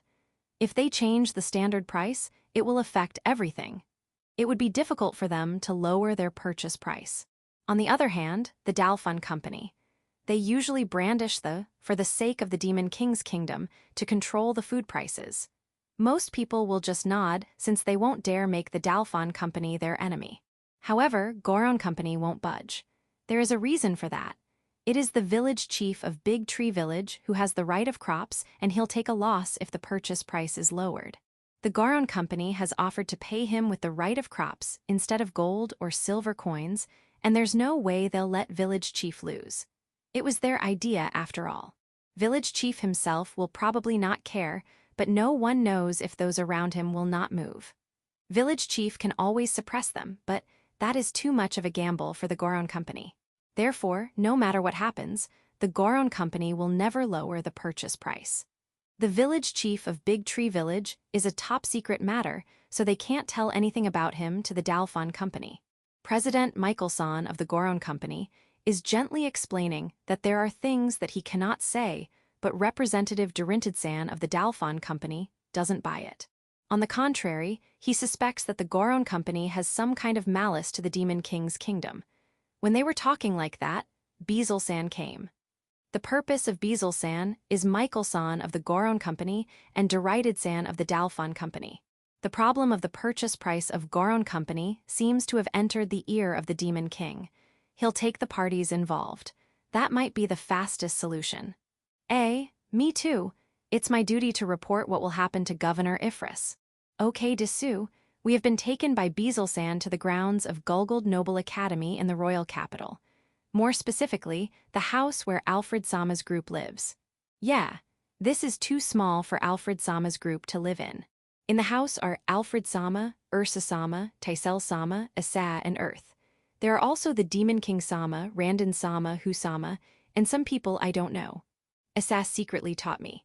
Those are the Demon King Sama's wife and Ridley-san of the Dalfon Company. There's also Medora-san, an impure dragon Dessou. Nice to meet you. Those are servants that Demon King Sama brought. 2 of them look like assassins. Are they guards of Demon King Sama? I see. However, Taisel Sama, what is it? High five, okay. At the same time as the high five, a note was passed to me. The flow of the problem and solution proposal are already written. Ado, you want me to lead the discussion to this? No, the result is already written. In the middle of the discussion, Taisel Sama secretly gives notes to Demon King Sama, Alfred Sama, Ursa Sama, Husama, and Randon Sama. Ah, Michael-san too. She didn't give any to the members of the Dalfon Company. Ma, all the Dalfon Company needs is for their purchase price to be followed, so we don't need to adjust anything to the interest of the Dalfon Company? I see. I'll get the last and best part. However, this will reduce my trump cards against Village Chief. Taisel Sama isn't doing this to reduce them, does she? Chapter 542. Life in the capital, Taisel, after the dinner party. The problem with the Goron Company was solved. Good. Father and Uncle Michael have a good relationship after all. However, the problem is that their contract is only an overly optimistic verbal promise with each other. In addition, the Goron Company, no, the whole Demon King's kingdom is cash-oriented, so the arrangement for that kind of credit is overly optimistic too. Father mustn't have thought anything of it, but for me, that's where the fun part is. Since the discussion is now over, everyone is now chatting and laughing. Asa and Mio exchange information. I made Mio lose in the discussion earlier, so I have to compensate her with something. I'll send a letter that will make Father praise Mio. Ah, Ridley. Representative-san is moving towards Uncle Randon. Representative-san doesn't know that there are 2 fewer candidates, right? Should I stop him? I think it's best for Ridley if I stop him in order for her to stand on top, but the Dalfon Company is likely to receive damage as well. Ridley seems to care about the Dalfon Company just as I care about the village and Father, so I guess I shouldn't. Are? It's Aunt who stopped Representative-san. Minister Leg. I will advise you as Konjit, who's supposed to be your daughter. There shouldn't be any loss to the Dalfon Company given what happened. You shouldn't get involved anymore. There is certainly no loss, however. We still need to take care of our face. Just because we didn't lose anything doesn't mean we should stand back. I also think that the talk about the compensation will have an impact on us. Oh, so you think the Dalfon Company can always take the lead among other companies? It's all of the Demon King's kingdom, Dessou.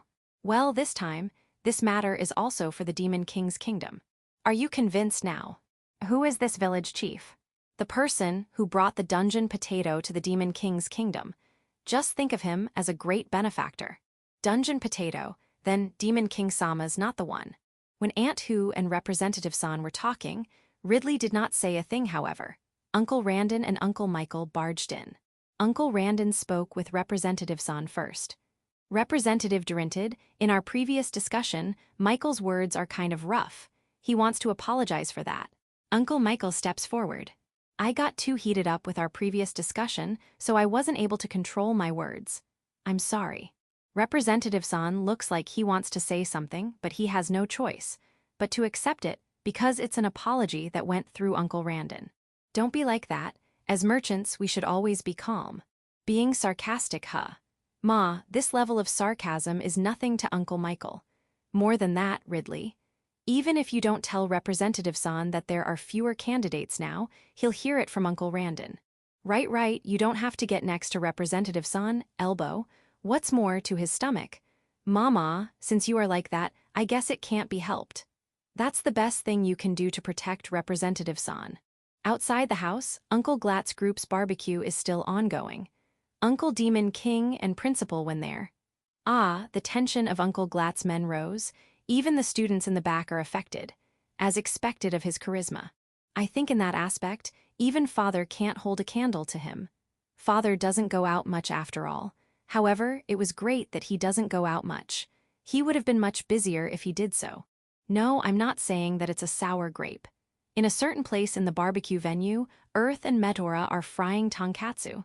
It can be said that they are disposing of surplus. Still, it's very popular. We already ran out of rice, so they have to settle with bread. We also ran out of cabbage. Uncle Beazle brought cabbage. But what's with ordering takeout? There's not much left. You want me to lend you a sa as a chef. You need to entertain guests from other countries in the royal castle? I know that Asa's cooking skill is famous in the hot spring area. I don't mind, but I can't immediately respond. I have to ask Alna and Ernie first. Also the person in question too. All right, I'll ask them now. Can't. Those are Alna and Ernie's replies. Are, don't you think it's okay? It is, but if we lent Asa, Tysel shouldn't leave the school. What? The condition for you to get out of school is being bound to Asa. If Asa's not here, you naturally can't go out. How about Asa? I will not refuse if it's necessary, but doesn't that mean that Tysel-sama no longer wants to go out? I see. Okay, I will not lend Asa. However, Uncle Beazle did not give up and I somehow feel that I should give in. What should I do? A few days later. Asa went to the royal castle as a chef. I don't know who those guests are, but do your best. As for me, I'm at Uncle Demon King's office. Is it all right for me to see these documents? I don't mind. If you can summarize these documents in an easy-to-understand way. I'll do it. I'm helping Uncle Demon King. Of course, I'm bound and the end of the rope is with Uncle Demon King. Chapter 543. Aegis Day 60. The phoenix chick Aegis seems to be transversing the shadow on the ground. It dodges the attack of the opponent and attacks. Of course, not with a punch. Given the reaction of the eagle watching over him, it looks like Aegis is not doing bad. On the other hand, the world tree leaves eating giant silkworm had to get supported by the other giant silkworms, along with the dwarf Donovan. It wasn't able to take it alone. This is probably a rude thing to say, but that was the regular battle between Aegis and the giant silkworm. But what exactly happened? Earlier, I thought they were going to fight immediately, but their battle hasn't started. When I was thinking why, Hakurin came with the children. Aegis is waiting for them. Did you call them? So that's why you're only warming up. In other words, he's pretty confident today. Is the giant silkworm going to be okay? It was a quick match. Aegis charges in flame along with his bunchen. In anticipation of that, the giant silkworm made a shield made of thread. It is not a simple thread shield. In addition to a defensive magic casted on it, there's also an offensive magic casted. It is both offense and defense. I thought it would be the giant silkworm's victory again, but Aegis surprised us this time. He spews a fireball that explodes as soon as it touches the thread shield, and took that chance to dive into the shadow of the giant silkworm. It was surprising. He used the fireball as a decoy in order to jump into the shadow. Impressive. The civil servant girl who's watching next to me said so. Is diving into shadow some sort of magic? What kind of principle? No. Even if you explain it to me, I won't understand. Aegis won. Aegis, you have already won, so stop pecking the giant silkworm. Look, even the giant silkworm obediently accepted its loss. Better luck next time. Aegis was delighted to have won in front of the children. The children seemed to be impressed too. Even with bad compatibility, you still managed to perform shadow transit. I'll do my best too. Nut, don't. That shadow transit thing, only the Kuros and Spiderlings are using it. Is it easy to do? According to Hakurin, it's not that difficult. No matter how easy it is impossible for me to do it. However, shadow transit is like swimming on the ground, so you'll definitely get dirty. I see. Aegis, take a bath. Aegis doesn't hate taking baths. He likes bathing and has no problem with hot water. I put him in the hot spring before. However, prolonged exposure to water raised the water temperature. You can't let your guard down if you're with him. It will be okay if you keep it in mind, but if you find yourself soothed by the water too much, you might not notice that you're already being cooked. A while ago, Aegis bathed in the place where bathwater was taken and the water became too hot. That time, I struggled to dilute it. Because of that, I made an exclusive bath for Aegis. It is a 1-meter bath with a depth of 10 cm. When I installed it in the courtyard, it was taken over by the chickens. There's no way Aegis can rush into a place where there's a flock of chickens, so I made another one. The second one is on a high place. It is 3 meter high. There's no way the chickens can take over it, so Aegis can use it all by himself. The eagle can watch over him there too. It was a bit troublesome, but I had to install a dedicated water pump to it, but I think it's not a waste. Given how high it is, just a little movement will make boiling water splash. The Oni maids banned Aegis from using it. By the way, I don't know how they managed to do it since it is already 3 meter high, but the chickens were able to use it. Thus, Aegis was prohibited from using it while the chickens were okay. Now, Aegis is bathing in the bath I use. It saves you the trouble of warming bathwater, but it takes time to cool it down. The water of the bath is being warmed by the Beast Girls, in turns using magic, but it seems like they are used to cooling water now. There was also a concern about Aegis taking the bath first, but I don't particularly mind. It's not like he's polluting the bathwater. Before going to the bathtub, I trust that Aegis has cleaned himself in the washing place. When Aegis comes out of the bath, the sun has already set, and it is about time for dinner. Aegis eats at the same table with me. Be courteous with your pecking. However, there's a limit to eating only with his beak, so he has to use his talons. And even his wings. He's so dexterous. It's kind of surprising since Aegis is still small. After eating dinner, Aegis heads to a bedroom. Aegis has his own bird hut, but he recently stopped sleeping there. Aegis made a nest on the roof of my mansion. It's a normal bird's nest. To be honest, I thought Aegis would make something outrageous for his nest, but I was surprised that it's a normal bird nest. He began sleeping there, but he's not always there, especially on rainy days. Also, on the day after a rainy day. When he's not there, he's on my futon. Don't go inside the futon, it's dangerous. I guess it's okay as long as Eagle is there. Also, you're a bird, how can you lie on your back? No, you can sleep the way you want. Though I said that, one of the Oni maids gently hugged Aegis and placed him on Kuro's back, who's waiting outside my room. If it was winter, he'll stay in the kotatsu. The eagle chases after Aegis, who's now leaving the room. After I said goodnight to Kuro, Aegis, and Eagle, one of the Oni maids closed the door. Chapter 544. Lying down and treat, Day 61. The sleeping faces of animals are soothing. Especially dogs, I mean wolves. Breaking beds and futons with his horns in the past, Kuro has now mastered sleeping by lying on his back with his neck on the side. I don't think he needs to lie down on his back, but looking at how comfortable he looks, I won't complain. However, I'm worried if he'll have a stiff neck sleeping like that. The other Kuros are sleeping on their backs too. However, they sleep on their shed floors that are covered with straw, so they don't destroy the floor with their horns while sleeping. Though sometimes, when they fall asleep, they still hit the floor or the wall with their horns, damaging them. The Nikos and the kittens don't sleep much on their backs. The only one who's doing that is the father cat, Rachel. He's a veteran in sleeping like that and even uses a pillow. When he sleeps like that, Rachel falls into deep sleep. Even if the kittens are running wild nearby, he continues to sleep. Sometimes, he's even being kicked by them.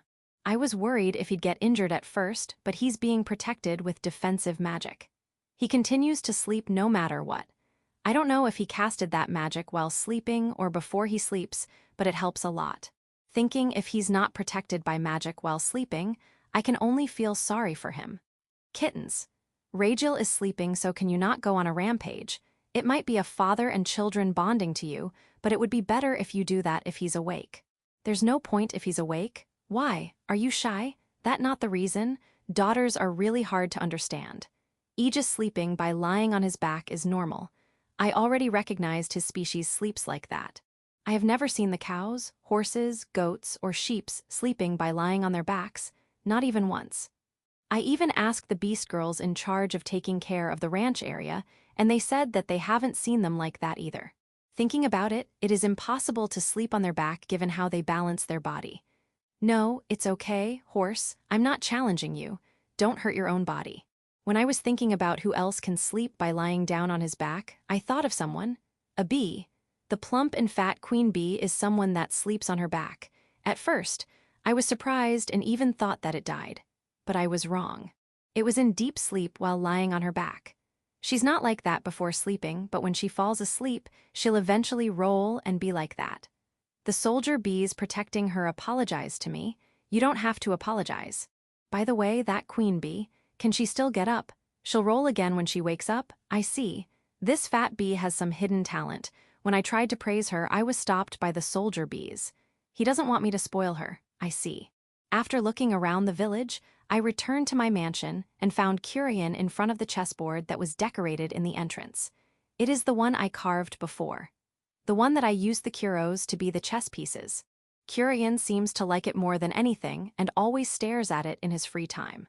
One time, I saw him taking the same pose as the king piece, and to not embarrass him, I pretended that I didn't see him. Hey, Nikos, don't make fun of Curian. HNN, make something that is modeled on cats. Right, you're envious, I don't mind. However, the king must be your father, Rachel. Hey, don't lose interest that fast. When I tried to procure wood for making chess pieces, I was caught by the fairy queen. The fairy queen has not changed back yet. She's still in her adult form. Since she's in this form, she's basically free because she's not liked by children. I know what you want, but can you not ask me for sweets every time? If you tell an Oni maid, I'm sure she'll prepare it for you. The Oni maids were strict to the fairy queen before, but now they are following all her orders. As for why she always asks me, I want to eat the sweets that village chief made. It doesn't feel bad when she said that.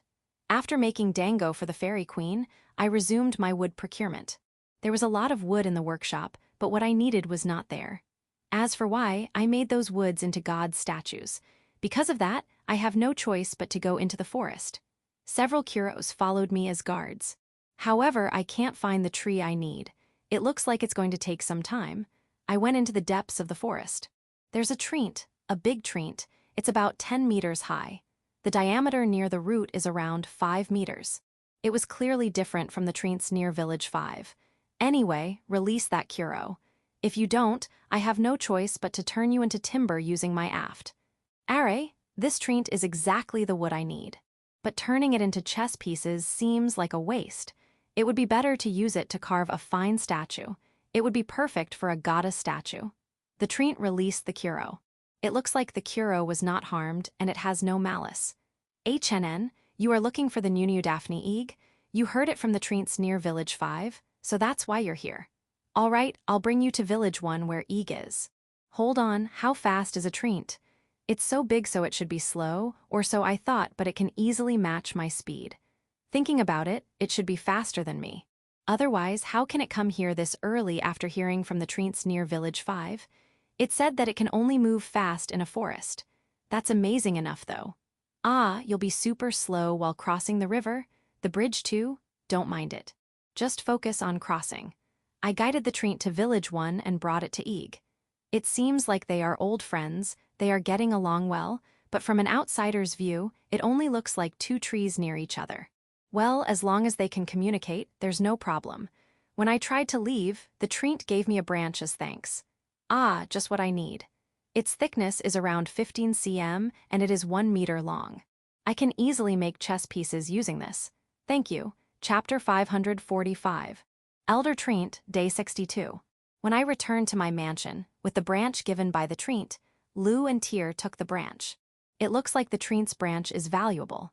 If that is the case, why didn't you took some from the treants near Village 5? This branch is not from an ordinary treant. It came from an elder treant. It's super valuable. Lou said so while measuring the size of the branch. You mean that treant is an elder treant?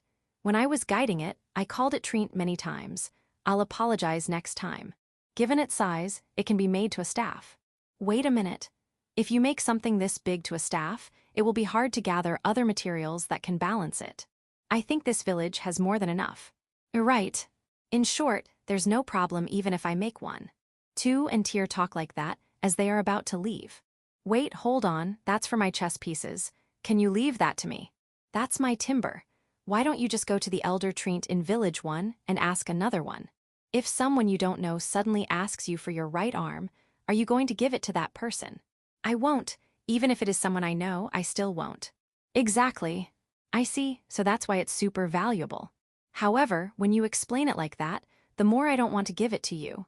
No, it's not that I don't know how valuable it is. I told the elder treant that I was looking for timber to make chess pieces, and I think it gave me that for that reason. It gave me something that is as valuable as my right arm, so I have to use it for that purpose. Oh ho ho. Mama, Lusan, let's give up using it to make a staff. Do you mind if we use the scraped woods once you made those chess pieces? If that's what you want, I won't mind. And that's exactly what's happened. I am sitting on a big sheet. The sheet is there to make sure that no scraped debris will be lost. And to make sure that no scraped debris will fly out, I have been surrounded by cloth walls. They sure are restless. Even so, I began working. Once I started working, I wouldn't notice these sheets. From the branch of the elder treant, I carved out modified chess pieces modeled on the cats. Complete. What is happening? The king piece, which is modeled on the father cat Ragiel, gives off a divine aura. The queen piece, modeled on the mother cat Jewel, is not. By the way, the Anikos and the kittens are pawns. There are also pairs of bishops, knights, and rooks. The Anikos and the kittens are 8 in total, which is great since there are 8 pawns. The Anikos and the kittens are dissatisfied, but there's nothing I can do about it. As for the bishops, knights, and rooks, I carved them into cats too. Persian cat, Siamese cat, and American shorthair. Yeah, they're cute. I was attacked by the Anikos and the kittens saying I was cheating.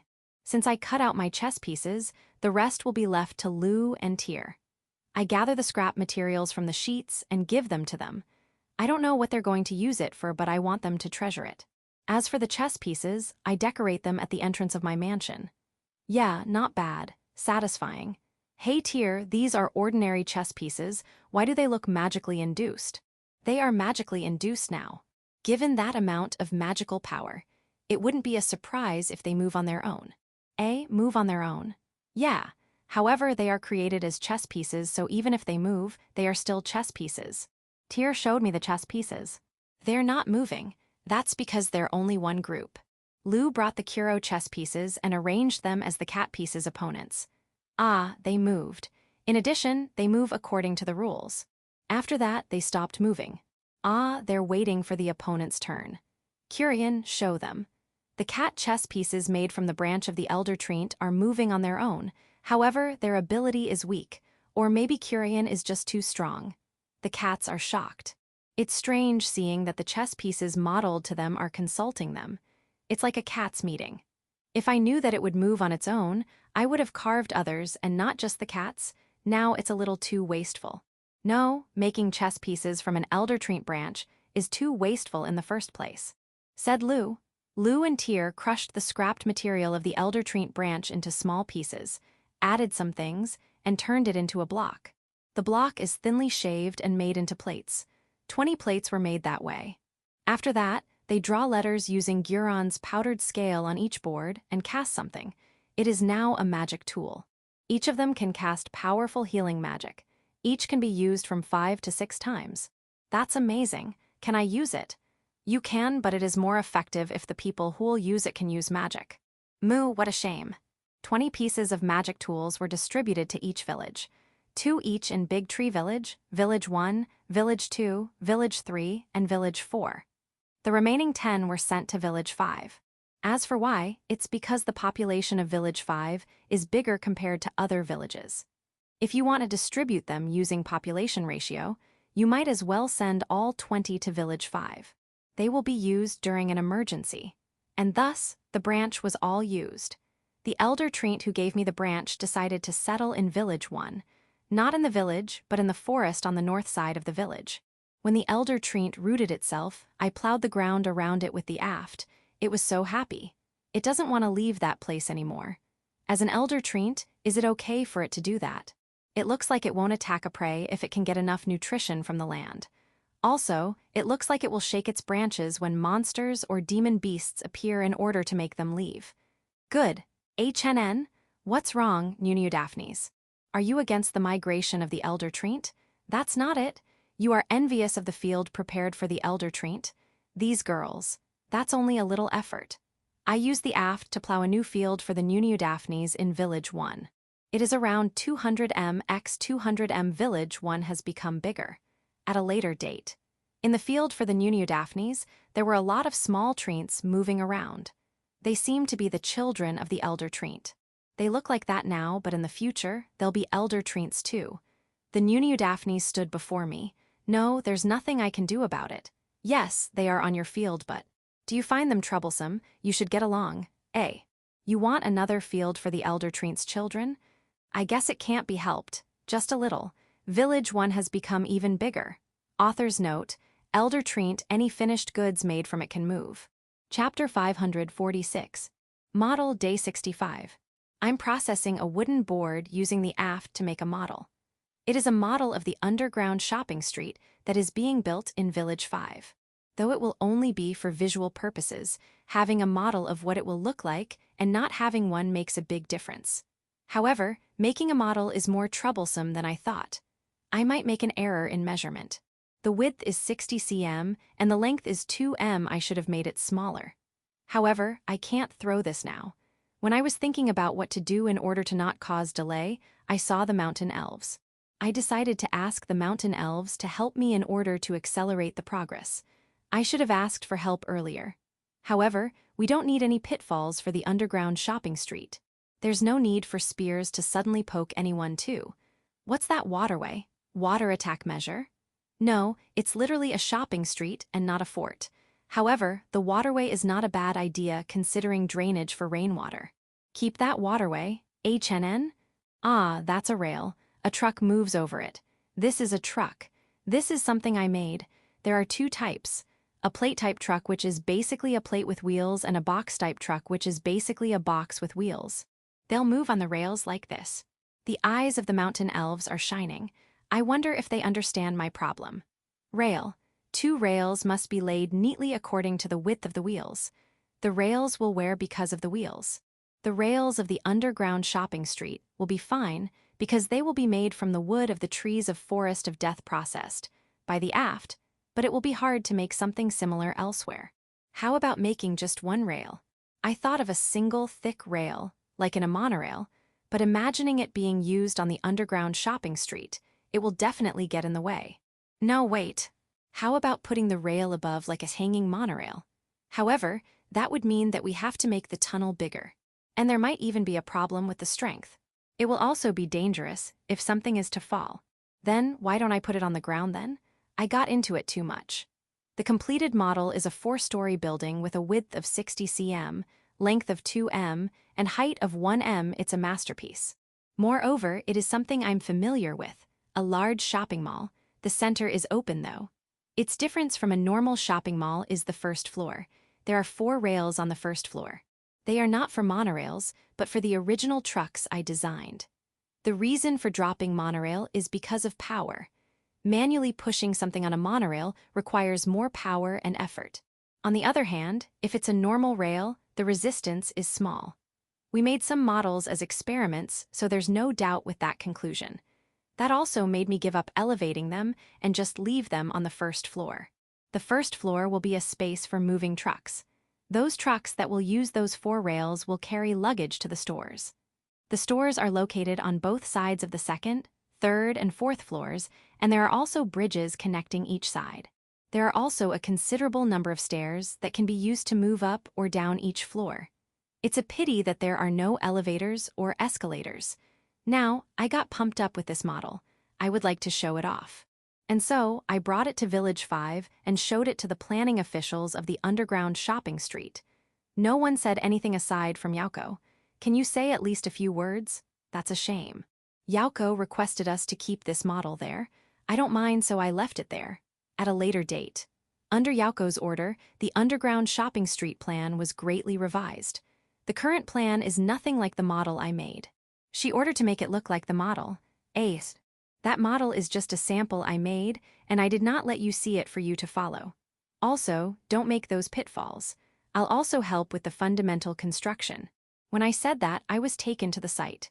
The site is in the middle of Village 5, at a busy part of Village 5. A hole was drilled in that densely packed part, and it is now regarded as a tunnel. The length of the tunnel is about 100 meters.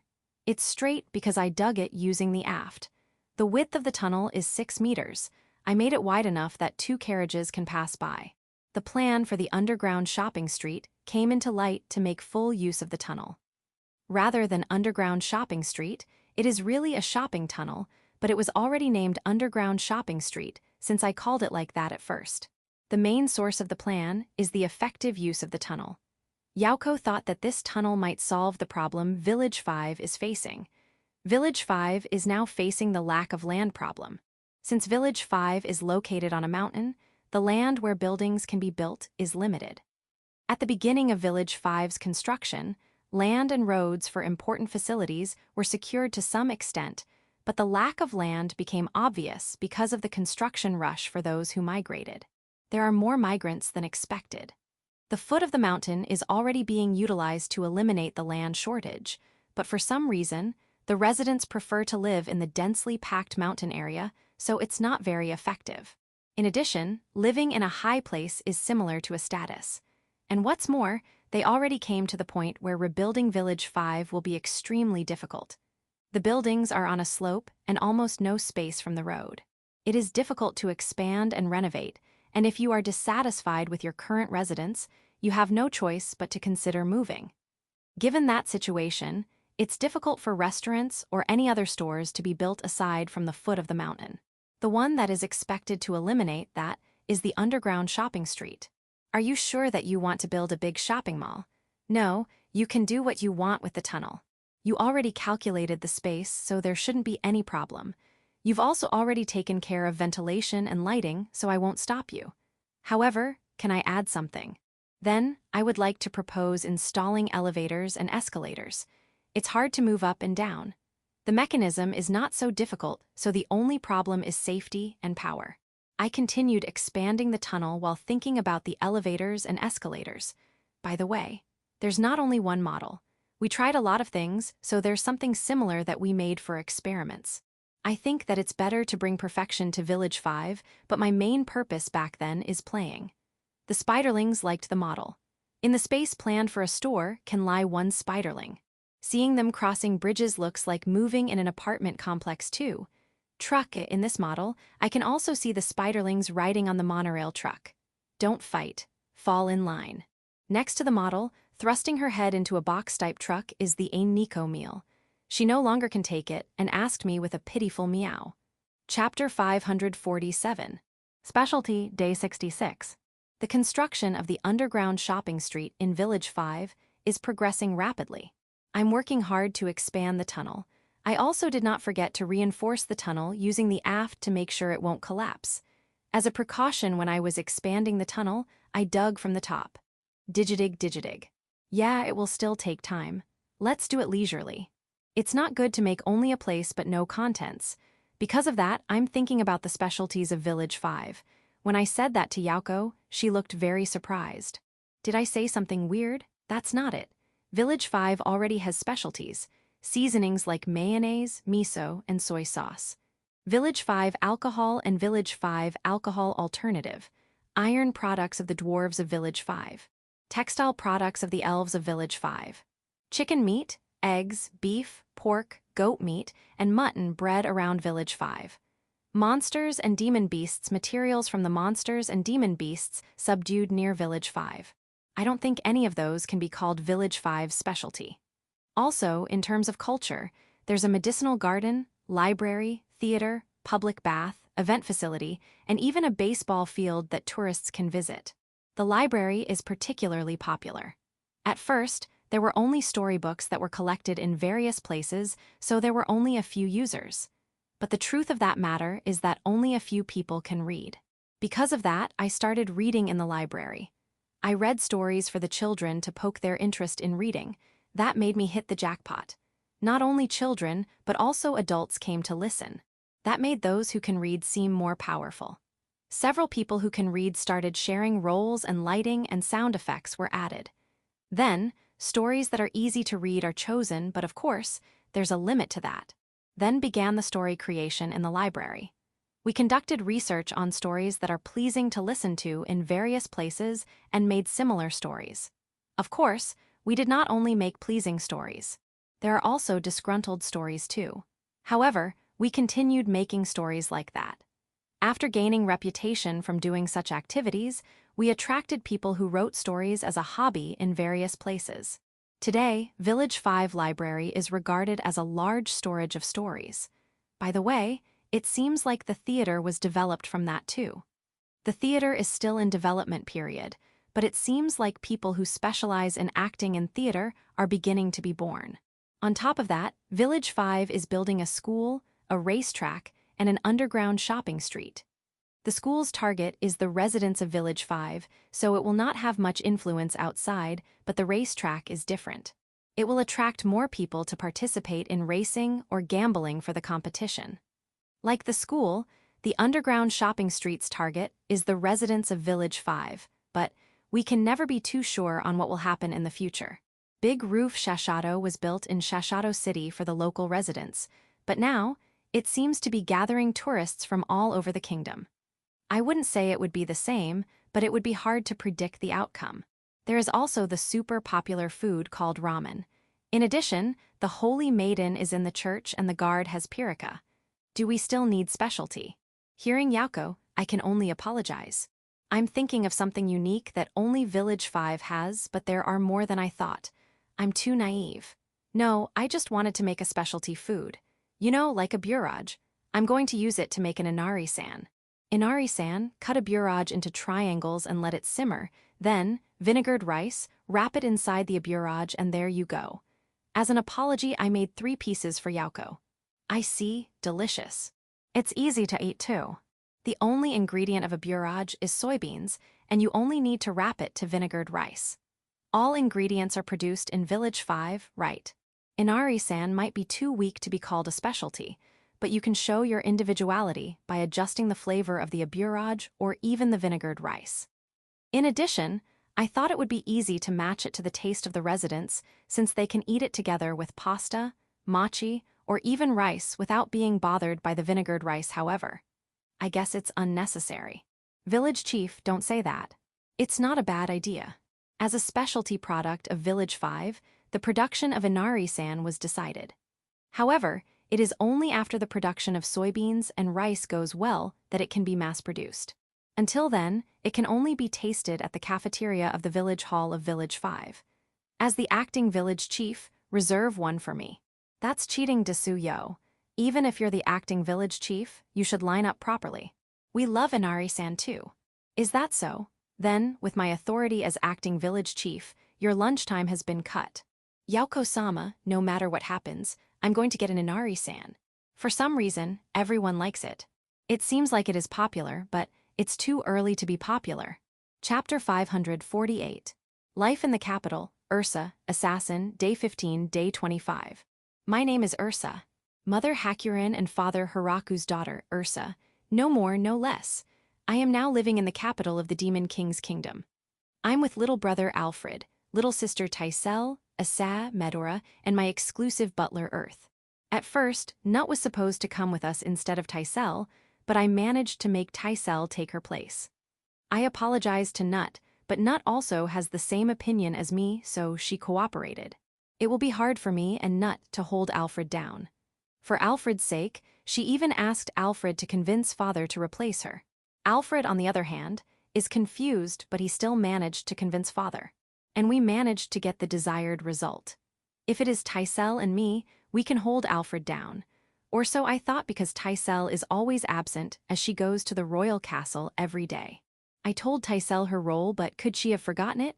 That's possible. Asa and Earth are also not here, so the firepower is obviously insufficient.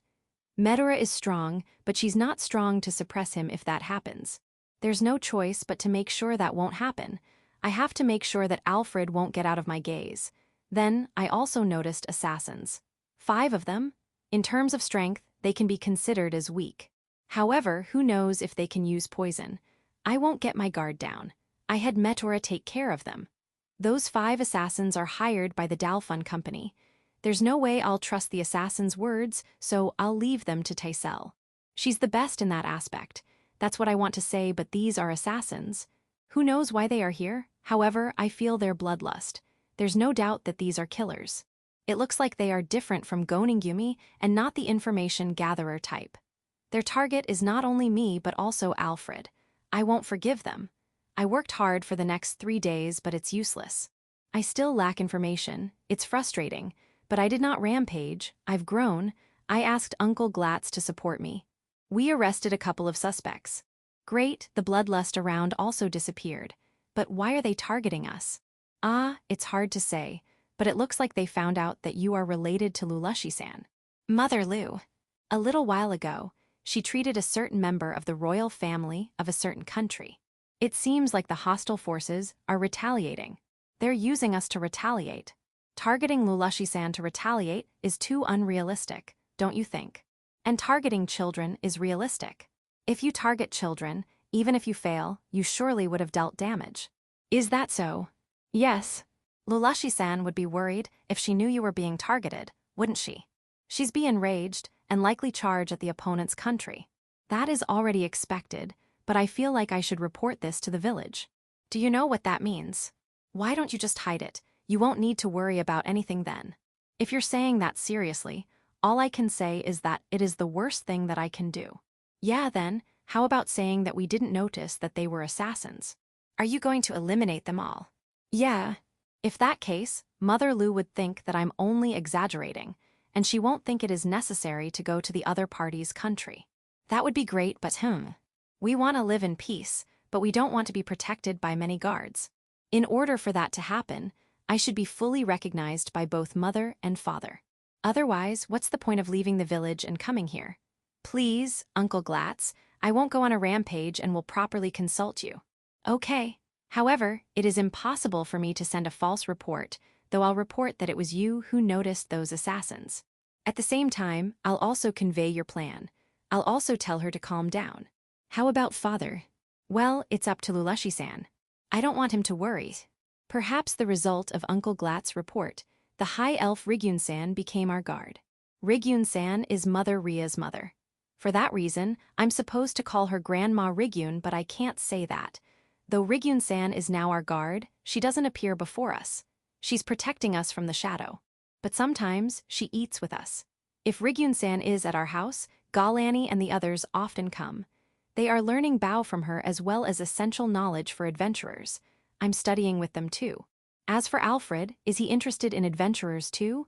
I almost blurted out that it doesn't suit him, but I didn't say it. Father said that I should be careful with my words since I might hurt others. I was not careless.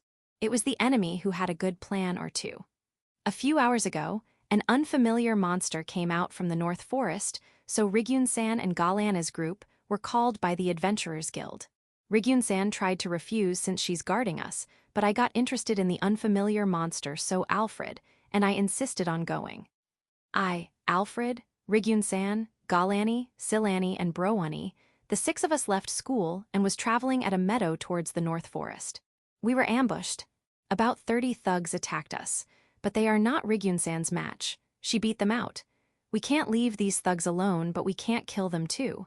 Because of that, Galani, Silani, and Broani brought them back to the royal capital. And when we were wondering what to do next, about 30 thugs showed up again. They are not Rigyun-san's match. However, Alfred and I no longer have guards. That's their goal. A man with a grumpy face showed up. He looks like a merchant. He doesn't look like a thug, so I didn't pay attention to him, but he threw daggers at us. 6 daggers, 3 for me and 3 for Alfred. I can evade them, however, Alfred can't. Because of that, I caught the 3 daggers coming toward me, and threw them to intercept the 3 daggers going to Alfred. Success! At the same time, a dull pain ran on my flank. A 7th dagger, it was stuck in my flank. Alfred screamed, "It's okay, this is nothing." Alfred, run. Understood. Alfred fled. To be honest, neither Alfred nor I received education in how to deal with what's happening. We were only educated to remain on the scene and scream if we wanted to. We were educated not to be a hindrance. Now the opponent is strong. He's different from those thugs. However, even if I can't beat him, I can still do something. Once Rigyun-san knocks out all of the thugs, we'll be saw. I heard a scream that I don't want to hear. When I looked in the direction of the scream, there was a group that's ambushing the fleeing Alfred. And Alfred was pierced with countless of arrows released by the enemies. I was not careless. It was the enemy who had a good plan or two. I failed. I should reflect. I ignored the merchant-like man in front of me and called out to Rigyun-san, who's dealing with the thugs. We have to run away with all our might. We have to leave this place as far as we could.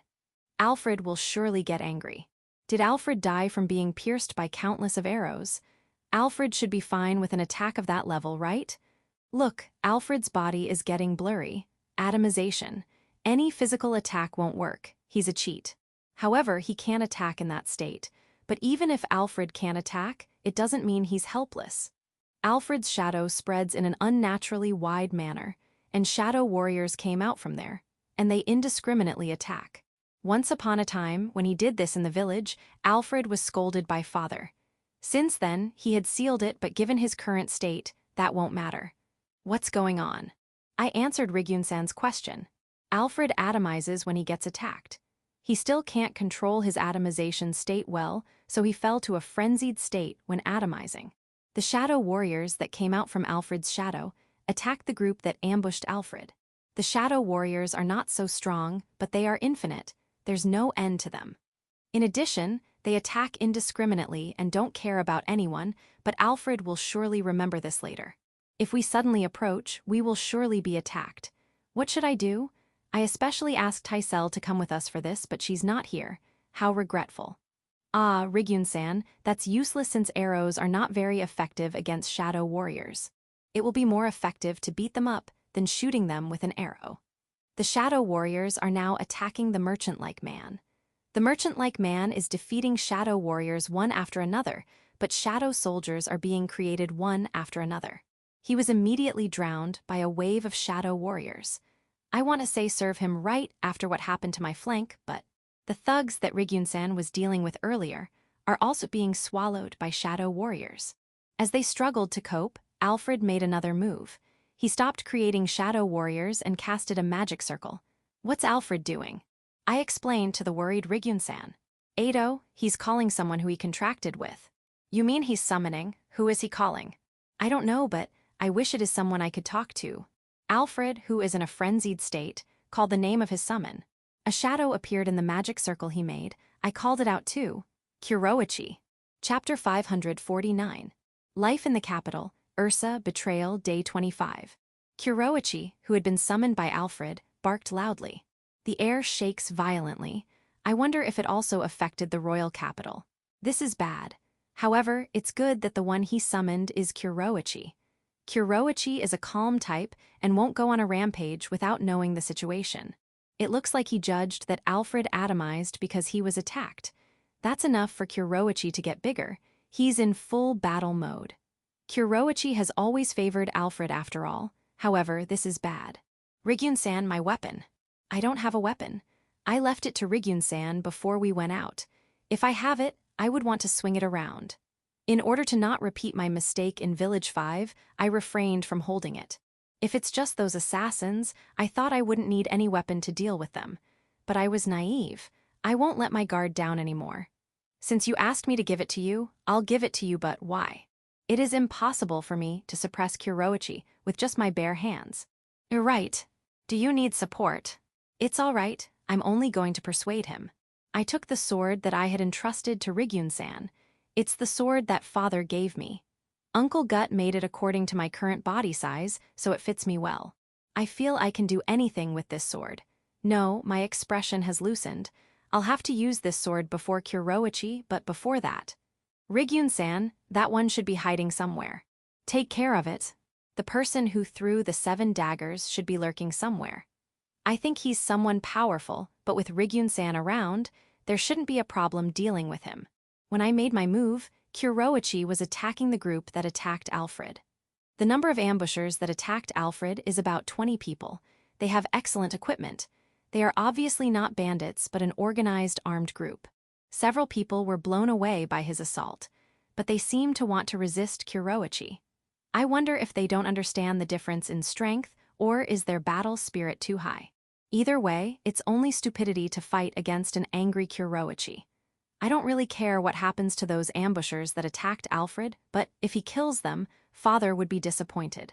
Because of that, I must make sure that no one will die. I attacked Kuroichi's shoulder with my sword. Kuroichi sensed it and evaded to the side, and counterattacked with a bite, but he stopped. It looks like he recognized me. Good. This is my chance. Kuroichi don't kill, Father will be sad. To reply, Kuroichi barked, okay, with this we can just take care of this armed group. After that, Alfred. The atomized Alfred was shrouded in shadows before I knew it. Is it time? Given what happened, this is not surprising.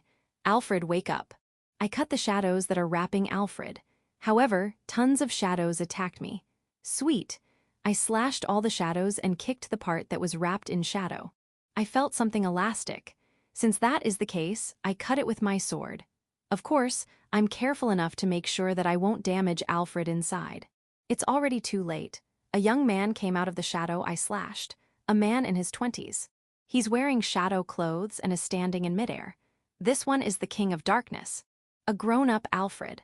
Alfred hid his face using one of his hands while taking a pose and began attacking the archers. He also commands Kuroichi. Kuroichi is good, he's doing his best according to the command. Alfred's attacks are powerful but they don't hit. This is why I always tell you to practice more. Well, it's good that he didn't practice. I'm running away with all my might. Alfred in that state is very troublesome. You can hit him with your attack but will immediately recover. He's almost invincible. On top of that, he can continuously cast magic. And the reason why he can't hit is because he's only using flashy-looking magic. He doesn't even use his hands or even his feet when using magic in real battle. There are several ways to control Alfred in that state, but the only one available given the current situation is to greatly damage him. I want to avoid that. I have no choice but to go with Rigyun-san and escape with all our might in order to call Taisel at the royal capital. When I was thinking of doing that, there was a group that came from the royal capital and they were raising dust while traveling. It's a cavalry. There are more than 2,000 of them. Seeing the flag, they are soldiers of the Demon King's kingdom. Are they here to catch the ambushers who attacked Alfred? I guess they're not. The group of cavalrymen launched an attack against Kuroichi. What else can get worse? Kuroichi did not suffer much damage, but they are now recognized as enemies by Alfred. Dare attack my servant, you lower beings. Alfred attacked the cavalry with a flashy-looking magic. A violent explosion occurred. Since they are so many, he managed to finally hit something. However, even with 2,000 cavalrymen, it will be difficult to stop Alfred and Kuroichi. Alfred created shadow soldiers again. If this goes on, the damage will be big. I have to call Taisel. If Taisel is here, can we do something? I nod strongly to Rigyun-san. The only one that can make Alfred calm down in that state is Taisel. Yeah, she can do something about this. At the end of my and Rigyun-san's line of sight, we saw the army marching from the royal capital. The number is over 10,000.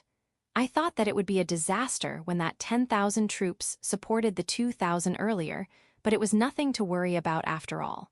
It was Uncle Demon King who's leading that army of 10,000. And Taisel is riding at the back of the horse Uncle Demon King is riding. She's waving her hand.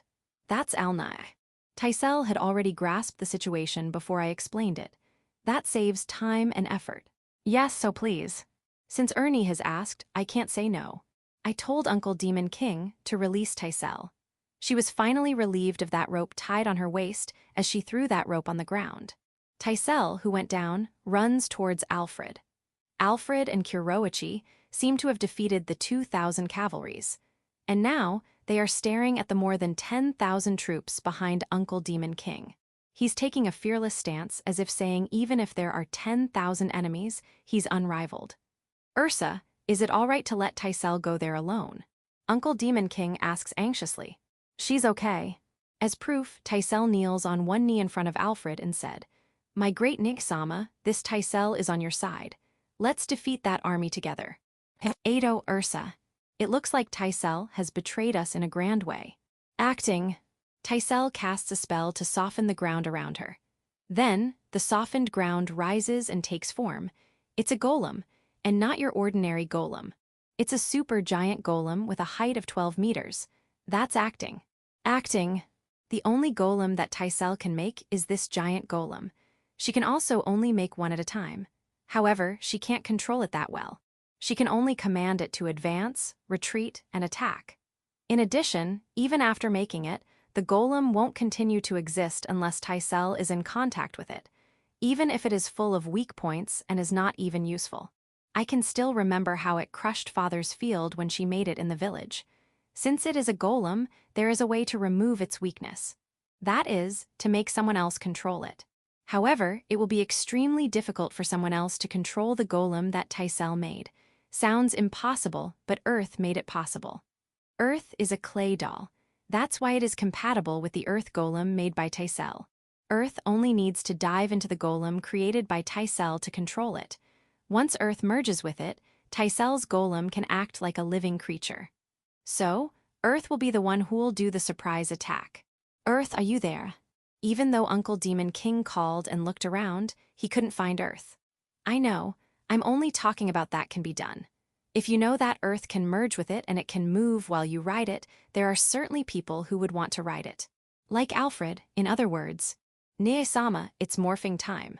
The chest of Taisel's golem opens as she tempts Alfred there. Inside the golem's chest, there's a space with chairs that even adults can go to. Alfred rode into the golem while laughing loudly. The chest of the golem closes. Yeah, capture complete. Taisel can find Alfred in the golem. No one can go in or out of the golem without Taisel's permission. Though it's a good idea, I was worried because Alfred was already caught using this strategy before. This is the third time. Kuroichi was wandering around the golem looking troubled. Demon King, can he escape from the golem? Taisel. If it is a magic match, I can't defeat Alnai, but I won't lose to him in terms of golmology, so it's okay. Chapter 550. Life in the Capital, Ursa, Friends, Day 25, Day 26. Can he escape from the golem? Taisel answered Uncle Demon King's question. If it is a magic match, I can't defeat Alnai, but I won't lose to him in terms of golmology, so it's okay. Actually, he'll be able to escape in about 20 minutes, but Alfred will already be calm by that time. Other than that, are those soldiers all right? Yeah, they have been taken care of. Taisel is worried about the 2,000 cavalries that arrived before them. Taisel got the information that someone's going to attack us, so she sent them, but they attacked Kuroichi instead. There was a story about an unfamiliar monster that came out of the North Forest, so they thought it was him. Taisel was in a bit of remorse for her miscalculation. In fact, she already sent an instruction to them when she heard Kuroichi's bark, but it looks like it was already too late. They immediately chased them after completely gathering 10,000 soldiers. However, since Kuroichi is there, those 10,000 soldiers are meaningless. I would never imagine that Alnai will have to summon Kuroichi, even though he's with Ernie, Galne's group, and even Rygyun-san. That's already a pretty powerful lineup. I think so too. By the way, did you meet Galani's group? They should be on their way to the royal capital. I asked them to deal with something with Earth. What happened? There are 3 local nobles that revolted after being sweet-talked by another country. Is everything all right? Why did you bring 10,000 soldiers here then? It's Uncle Demon King. He said Alna and Ernie are more important than those rebelling nobles. Is that so? It is. It's okay since we received advance information about the rebels. Earth and Galne's group also went there. Is it nearby? It's quite far. They are sent by Uncle Beazle. I see. According to the information we got, it seems like they are planning to cause an incident at the royal capital. Because of that, the army who should have been on standby at the fort on the west was on standby at the royal capital. Then, is it okay to move them here?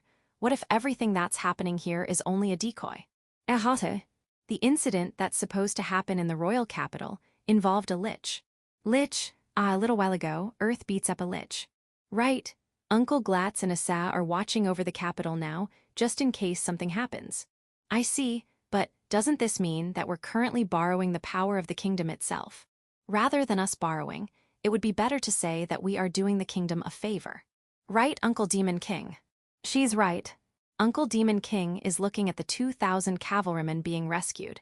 No one died, but a lot of them were injured. The horses are safe. Let's praise Kuroichi. And I'm convinced that Taisel is selling favor this time. I'm sorry, I never thought that there would be so many assailants. Uncle Demon King apologizes again.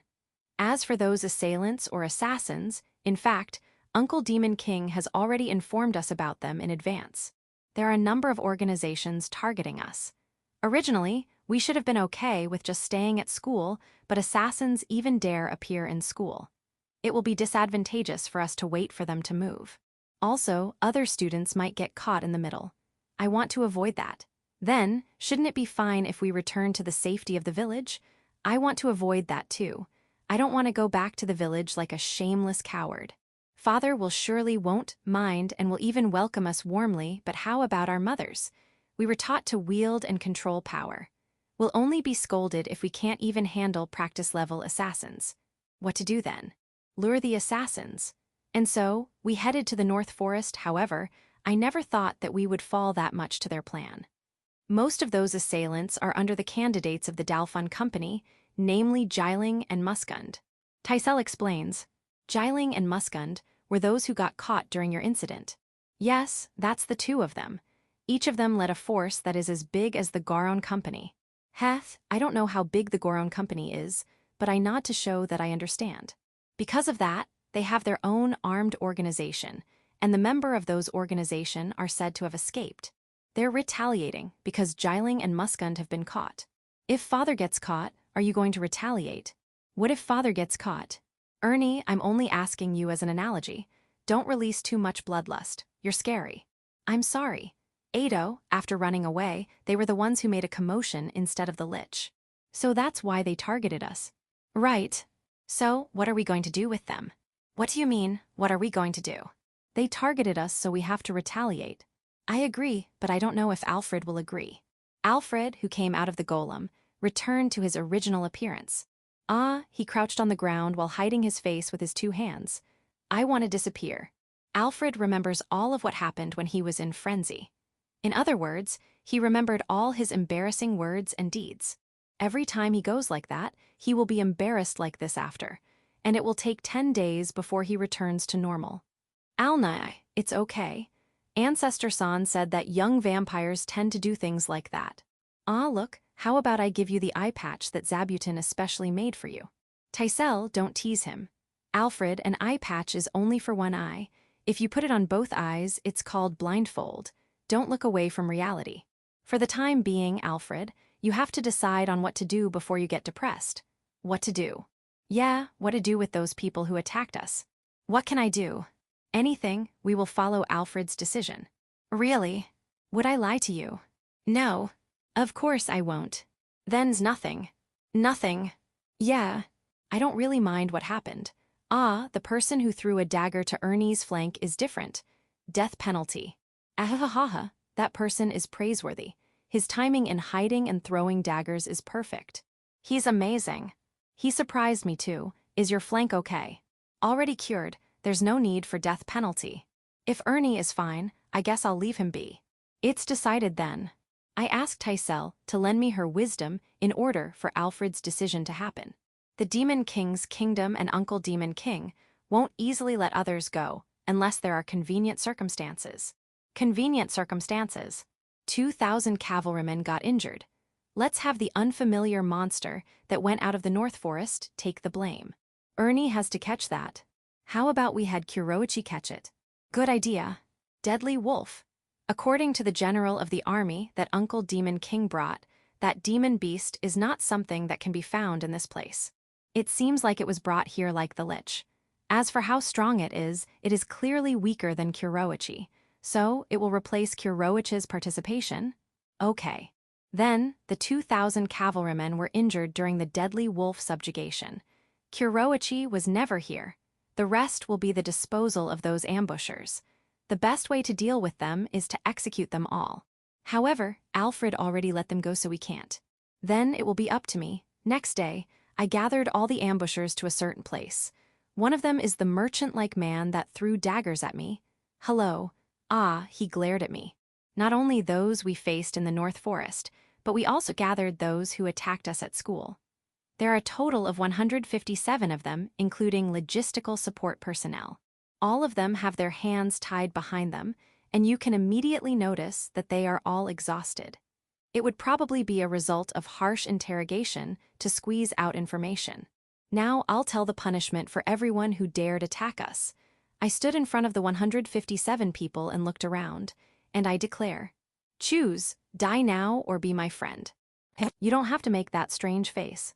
If you become my friends, you won't be guilty and everything you did can be said to be an ambush exercise. I prepared my homework properly. My underlings? No. Friends. Ernie. Are you that worried about not being able to make friends? I'm not. Amik. Al, I thought I told you earlier that there shouldn't be any death penalty. I've only consulted you before making a decision. Amik too. Rigyun. Ursa, why don't I teach you how to make friends? I'm sure you'll. Ursa, no need. Chapter 551. Life in the Capital, Ursa, Report, Day 26. Monsters called by summoning magic returns after a certain time, but during casting, it is necessary to determine the activity time first. It's a high-tier magic. Alfred is not yet able to determine the activity time. Monsters that were called by summoning magic will just be teleported. Because of that, Kuroichi, who was summoned by Alfred, is still here. Of course, not in school. Uncle Demon King told us to make sure he won't get close to the royal capital, so he stayed in the North Forest. The deadly wolf is also with him, and it is acting as his loyal follower. The size of the deadly wolf is as big as Kuroichi when he gets bigger. In short, it's quite big. It has black spot pattern on its gray fur, but it has been trimmed as evidence that the army has subdued it so you won't see the pattern. The way it was trimmed is also very clumsy that I'm trying my best not to laugh every time I see it. The deadly wolf is depressed. At first, Kuroichi thought of returning to the village on his own, but he was stopped by Uncle Demon King. Once someone sees him, no matter where he is, it will cause a commotion. Because of that, we have no choice but to wait for Uncle Beazle to return and send him back. As for Kuroichi, he's not complaining that he can't return to the village yet. He's even exploring the North Forest. It seems like he enjoyed the company of the spiderling Fu. Great. I want to meet Fu too. However, since it already traveled before I came to the village, it seems like it doesn't like me. It's fine. At least I can talk to your mother, Zabuton, about a lot of things. And today, Kuroichi is scheduled to return to the village via Uncle Beazle's teleportation magic. However, if Kuroichi suddenly gets teleported into the village, there is a possibility of Father seeing it, so he will be teleported to the hot spring area. Kuroichi will then return to the village via the teleportation gate of the hot spring area. I thought the deadly wolf would follow Kuroichi, but it completely refused. It didn't listen to Kuroichi's order. It hid behind Alfred and acted like a puppy while trembling from Kuroichi's glare. Why is it acting like that? It looks like it's following its instinct, but that made Kuroichi mad. Kuroichi is going to leave Alfred while the deadly wolf is by Alfred's side. If this continues, Kuroichi will rampage, so I'll arbitrate. Kuroichi doesn't mind if the deadly wolf doesn't come with him to the village, but he doesn't like it to stay with Alfred. As for the deadly wolf, going to the village is the same as death penalty. It's begging for help. The deadly wolf was entrusted to Fu, and it will also live in the depths of the North Forest. Good job, Fu, and thanks for coming to pick it up. The deadly wolf will live in peace in the depths of the forest. You only need to protect yourself and make sure you'll move away from adventurers as soon as you see one. I hope that your trimmed fur will grow quickly too. When the deadly wolf went to the depths of the North Forest, Kuroichi was satisfied and left via Uncle Beazle's teleportation magic. Uncle Beazle, sorry for making you wait. After seeing Uncle Beazle and Kuroichi off, Alfred and I returned to school. Only Rigyun-san is accompanying us. This might look pretty careless, especially since we've just been attacked a while ago, but there shouldn't be any problem. As for the reason, it's not because there's no one to attack, but we were able to prove that we'll be okay even if we were attacked. Ah, yeah, Rigyun-san is also not our guard. She's only with us to make sure we won't go too far. They are children that can deal with any kind of assassins. Just keep an eye on them and make sure they won't kill assassins. That was Uncle Glatt's request. I only thought that she's a little slow when she was dealing with the assassins. However, thinking about it again, she might be planning to catch them all. There's also something I want to hear from her. Well, I want to know how she'll deal with it. By the way, Rigyun-san, what will you do if you fight against Taisel's golem? Didn't you already mention its weakness? My first move would be taking out Taisel. That sounds like a correct answer, but you have to think about it carefully first. Would Taisel leave that obvious weakness? There's no way she'll do that. The only way to deal with it is to make sure Taisel is not in contact with it or the ground. As for telling that to Rigyun-san, I'll leave that to Taisel. Upon seeing the school, the field and ranch are starting to get visible. That field and ranch were built by Galani's group. There are many goats there. There are also military outposts, though they are not built there to protect the field and ranch. When I look further ahead to the school, there's Earth waiting for us. Earth and Galani's group returned late last night. Everyone was in tatters. They are not injured, but they are exhausted. I gave Earth a day off because of that, but he doesn't want to take a day off. Just don't overdo it. We returned to our house and school together with Earth. Alfred immediately went to his room and dived into his bed again. As expected, it will take time for him to return to normal. Last night, to encourage Alfred, Uncle Demon King, Asa, and Metora told him about their failures in the past, but it looks like it has no effect. Regrettable. Taisel was taking a note with all her might. She's probably planning to use it as a card against Uncle Demon King, but I took her note. Those pieces of papers were sent by Father for us to use to write to him. Don't waste it. Seeing the paper, I remembered that I have to write a letter for Father soon. This time, I'll tell him that I made friends. My friends were acquitted, but they are entrusted to Ridley of the Dalfon Company, or else they won't be set free. If they do anything, Ridley will take the responsibility since most of them are related to the Dalfon Company. Is that some kind of punishment? If that's the case, wouldn't it be better to leave them to Representative Durintid? I'm not sure what's happening, but I know there's no point in thinking about it. By the way, yesterday, when Earth came back, he had companions. They are the maids who served the lords who rebelled. They have nothing to do with the rebellion, so they can just return to their families, but that's not what the public thought. In order to avoid being caught up in the incident, their own families refused to accept them back, so they lost their place. The person they asked for help is Earth. Well, they really asked Galani's group first, and they pushed them to Earth. Galani's group apologized to them, saying they don't want to increase the number of their wives anymore, but you should apologize to Earth too. You already apologized? I hope so. Anyway, Earth brought back 26 maids. Their ages range from the same as us to mid-20s. It seems like other older maids were picked up because they are already skilled. I thought that Earth would make those maids work in our house, but it seems like he has another plan. It looks like he's going to open a store in the royal capital. So, the maids stayed at an inn in the capital. Earth wasn't able to accompany us from seeing off Kuroichi, not because he's taking a rest, but because he's asking the Dalfon Company to secure land with a building. The Dalfon Company replied saying they'll prepare it immediately, but what kind of store are they preparing? Earth says he wants to open a cafe because they are all maids. Then, you have to purchase tea. You can use my name when you ask Father, but you'll have to write it yourself. I finished writing my letter, so I took Alfred and Taisel's letter to send them all together. I have to thank Uncle Beazle, who always took care of our letters. It would be nice if I could use teleportation magic too, but it looks like I don't have talent in that aspect. Regrettable. I'm currently relaxing while drinking the tea that Metora had brewed for me. In fact, I didn't know that Mother Lu is already on her way to the Demon King's castle and is already asking Uncle Demon King for cooperation in retaliation for us being attacked. Lu, there's no parent who won't get angry when their children are targeted. Demon King, I agree. Chapter 552. Apology, Day 70. One day, I was invited by Lu to go out. Our destination is the royal capital of the Demon King's kingdom. That place is where the school Alfred and the others are attending is located. However, our destination is not the school but the royal castle. We passed through a large hall which looked like an event hall. There's a chair prepared for me at a table which is located at a place a level higher than the hall. Lu sat next to me. In front of me are the Demon King, Alfred, Ursa, and Taisel are seated. The children seem to be fine. Are they nervous? Their smile is kind of forced. And at the hall level are hundreds of civil and fully armed military officers lined up.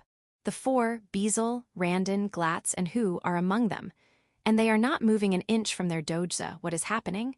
An apology. Alfred and the others who are attending the school were caught in an incident. I'm sorry. Demon King said so as he apologized. However, Demon King, you are not the guardian of my children, you are the king of this kingdom. It is impossible for you to keep an eye on them all the time. I want to say that he doesn't need to apologize, but this involves my children. It is not something I can easily accept. Let me listen to the details. I listened to the detailed story. Simply put, the other party intends to cause chaos in the Demon King's kingdom and attack Alfred's group. As for why they want to attack Alfred's group, it's because they are Lu's children. They are not Lu's children except Alfred, though. However, why are they targeting Lu's children and create chaos in the Demon King's kingdom? Lu answered that question. The other party wants to destroy the Demon King's kingdom and the company that supports the kingdom. If something happened to Alfred and the others, they think that I'll destroy the company and/or the Demon King. I see. The other party is hiding behind the scene and wants to use Lu's power for their own interest. That's what we all think. Yuha. As for how they concluded that Alfred and the others are my children, it seems to be my fault. Your fault? I don't remember you hiding it from anyone. That's right, but I'm not talking about it either. They may be targeted by those who hate me, right? Yes, that's right. Lu says that she has friends that have long lives, but she has enemies like that too. Lu was careful in dealing with her relationship, but someone is not. Do you remember the prince from a certain country that I treated a while ago? Ah, the one that called you for treatment. When he proposed to me, I bragged to him that I had a husband and children. The prince spreads that information.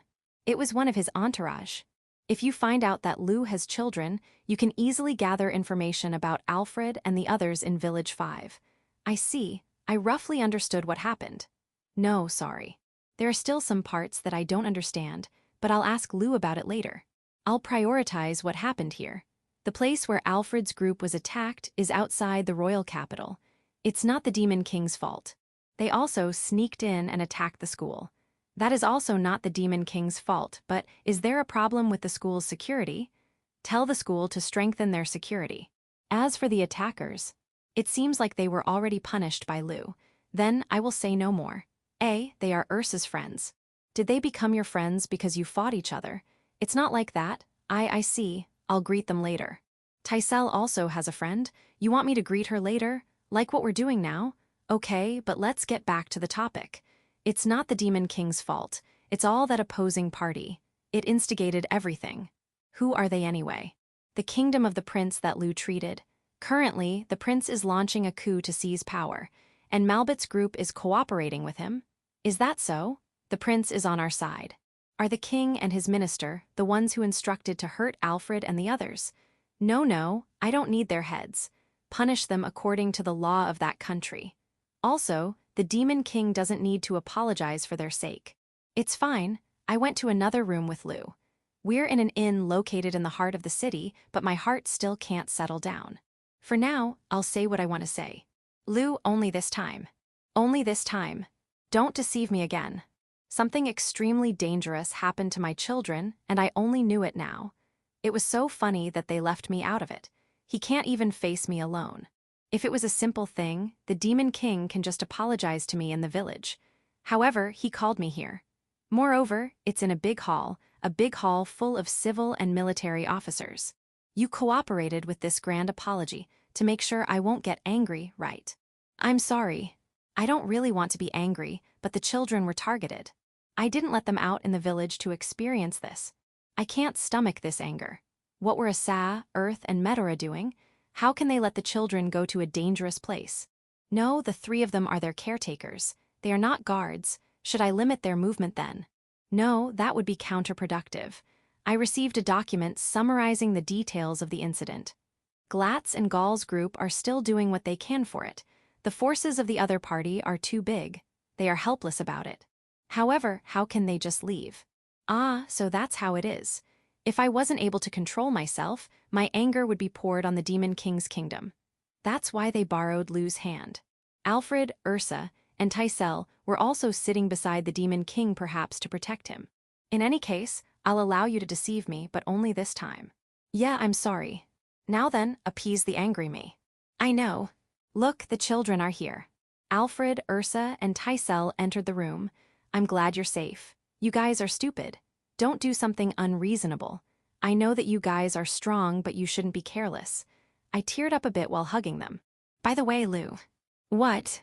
Are you going to tell this incident to Tyr, Hakurin, and Zabuton?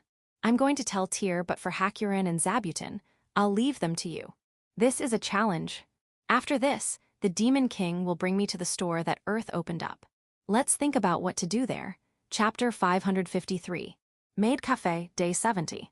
The royal castle is at the center of the royal capital. There is a main street at the immediate south of the royal castle. The store that Earth opened was in the place along that main street. I think it's a nice location because it is between the area where stores are lined up and the residential area. The name of the store is Ursa's. It seems like Earth named it, and I think it's not a bad name. However, no one gives a darn about that name according to Earth's complaint. It is called the Maid Café by both the residents and its customers. As for why, the moment you enter the store, it will be the first thing you'll think of. All hired waitresses are maids. More importantly, well-educated maids. Welcome back, master. Yes, this greeting too. Though they are already familiar with regular customers, that greeting never changes. Are they not worried if some customers misunderstood them? Do you have a bouncer? Then, how are you going to deal if someone makes trouble? No, if it's only making trouble, that's too mew. Ma, it's their fault for making trouble, so I won't say it's too much. However, if that really happens, prioritize protecting the maids. That's what I said to Earth, who guided us around. The cafe is quite wide. I don't know how big the back is, but the floor alone is about 100 tatami mats. It is divided into several areas, and I was guided to a seat in the most luxurious area. Nobles come here too, so area division is necessary. I haven't seen it, but it looks like there's a private room too. There are chairs and sofas, so I sit on the sofa. Lou sat next to me on my right, and the Demon King sat next to me on my left. I think he should sit in the opposite seat, but there's a reason he sat next to me. It's because there's a big screen in front of me. It looks familiar. It's the broadcasting equipment of Era. According to Earth, we're going to watch something that Era prepared. There are 7 screens in the store, and each one is broadcasting something different. As for the audio, they are designed and placed in locations where sound won't overlap. It's a big deal. They are mainly broadcasting baseball, theater, and opera. On the big screen in front of me, a video of a baseball match is being played. That's a match we played in Shashato City a few months ago. The Demon King explained. It's nice that you didn't spoil the ending directly, but given his smile, it's obvious that they won this pretty close match. Well, let's watch how they played. Gal is the pitcher. While I was thinking about the match, tea was served before us. I was surprised since no one ordered yet, but our seat seems to have no menu. It seems like we're sitting in an eat all you can and drink, all you can seat. In other words, everyone will be served eventually. Also, the maid who arranged the tea did not step down and is still waiting in a place a little away. I still want a menu. How do I know what you have? Also, should I tell you that I'm hungry, or do you need to hear my stomach first, or what? Is it okay if I order something in detail? Got it. I want to try it, but it might sound rude if I order something in detail. Lou, don't be mean. Demon King, let's stop talking about baseball and let's talk about why we are here. Maid-san, please pause the screen. I came to Earth's store not only because I wanted to see it, but for something I need to know. What happened to Alfred and the others' case? For me, I still want them to go to school, but after getting involved in that assassination case, I almost want to drag them back to the village. The Demon King also agrees with my opinion. However, the children in question opposed me. Because of that, the Demon King and I have no choice but to let them continue to attend the school. As for the security of the school, it seems like the Demon King himself will take responsibility for it. In fact, he already sent part of the army into the school, and the security has become stricter than usual. In short, it is impossible to get attacked inside the vicinity of school now, so they would only be targeted outside school. I thought it would be me, who would have thought it was them. The Demon King apologized again. Since there are simultaneous rebellions occurring in the kingdom, the forces that the demon king can move were reduced. When that was happening, he thought that the next target would be him, and the information they got also supported it. However, for some reason, the ambushers targeted Alfred's group and not the demon king. It is probably because they are easier to ambush, or maybe it was retaliation for the lich that Earth destroyed earlier. In any case, as a father, it is infuriating that my children were targeted. Every time I think of it, I always get upset.